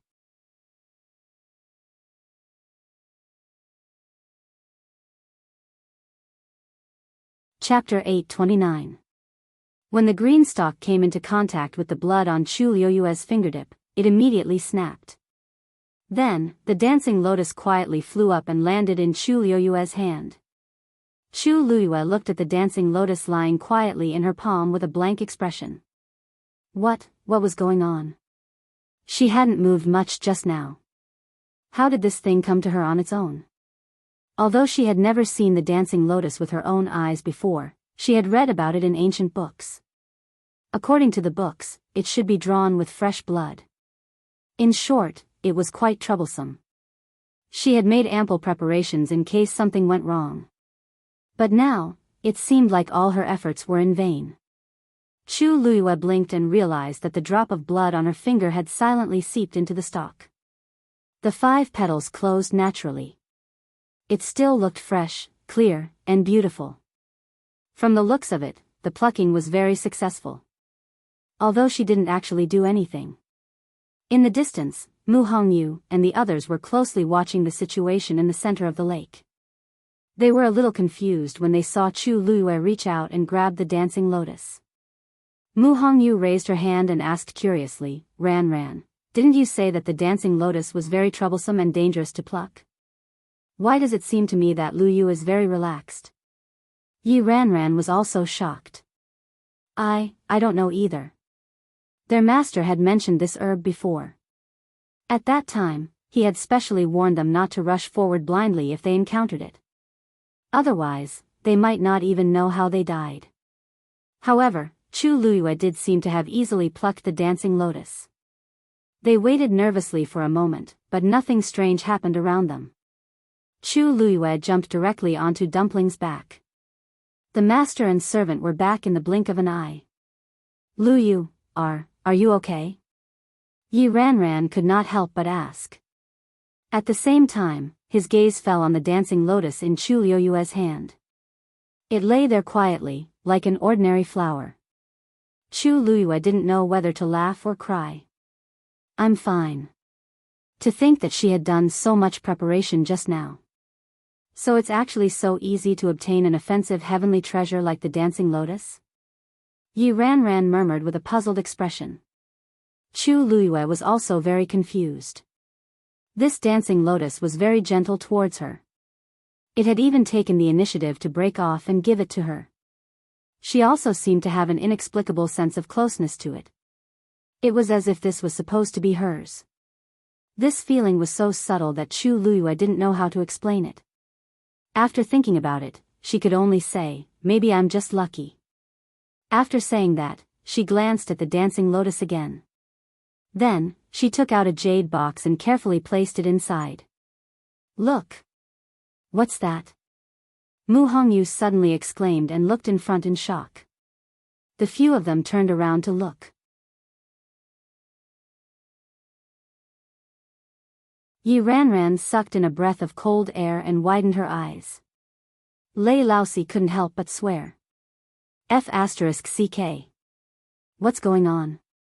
Even the usually calm Qin Yi squinted his eyes slightly. Chang Wanzhou seemed to have thought of something and frowned. Chu Luiyue also turned around to look. This glance directly stunned her on the spot. She saw another dancing lotus slowly growing on the vast surface of the water. It was beautiful and moving, swaying gracefully. It was already extremely rare to see one dancing lotus. Who would have thought that after Chu Luiyue plucked one, another one would pop out from the mirror lake? Even Chu Luiyue was stunned when she saw this scene. What's going on? Could it be that there were originally two dancing lotuses here? It's just that only one came out previously, and this one just came out? However, the moment Chu Luiyue said that, the few of them saw another dancing lotus slowly appearing beside the first one. Including the one in Chu Luiyue's hands, this was already the third one. However, this wasn't the end. In the next hour, dozens of dancing lotuses actually started growing in the mirror lake one after another. The sun shone down, the water rippled, and the pinkish-white flowers swayed with the wind. It was tranquil and moving. Anyone who saw this scene would have to sigh in admiration. However, at this moment, the few of them were no longer in the mood to admire this scene. They were only filled with shock. As the dancing lotuses gradually appeared, the few of them gradually fell silent. The surroundings were silent. Chu Luiyue stared at the swaying dancing lotus, and something suddenly flashed across her mind. She was dazed for a moment. This scene, I seem to have seen it before. And for some reason, when she saw so many dancing lotuses appearing together, although she was very surprised when she saw it, she wasn't shocked in the depths of her heart. It seemed that she had seen more before. She closed her eyes, trying to recall the scene that had appeared in her mind just now, but she couldn't remember it. However, that familiar feeling was getting stronger and stronger. After a while, Chu Luiyue opened her eyes and stared at the scene in front of her with a complicated look in her eyes. If this feeling wasn't an illusion, then, what exactly had she experienced in the past to see so many dancing lotuses and to be so accustomed to it? They said that she had forgotten some things, then, what exactly had she forgotten? Digression, change the text to autistic. Tomorrow at 12 o'clock, Woo mobile phone users, please browse and read. A better reading experience comes from Love Network. You're tuning into the Biyao's Wuxia Chronicles YouTube channel. Don't forget to subscribe and join us on this journey to catch the most captivating stories.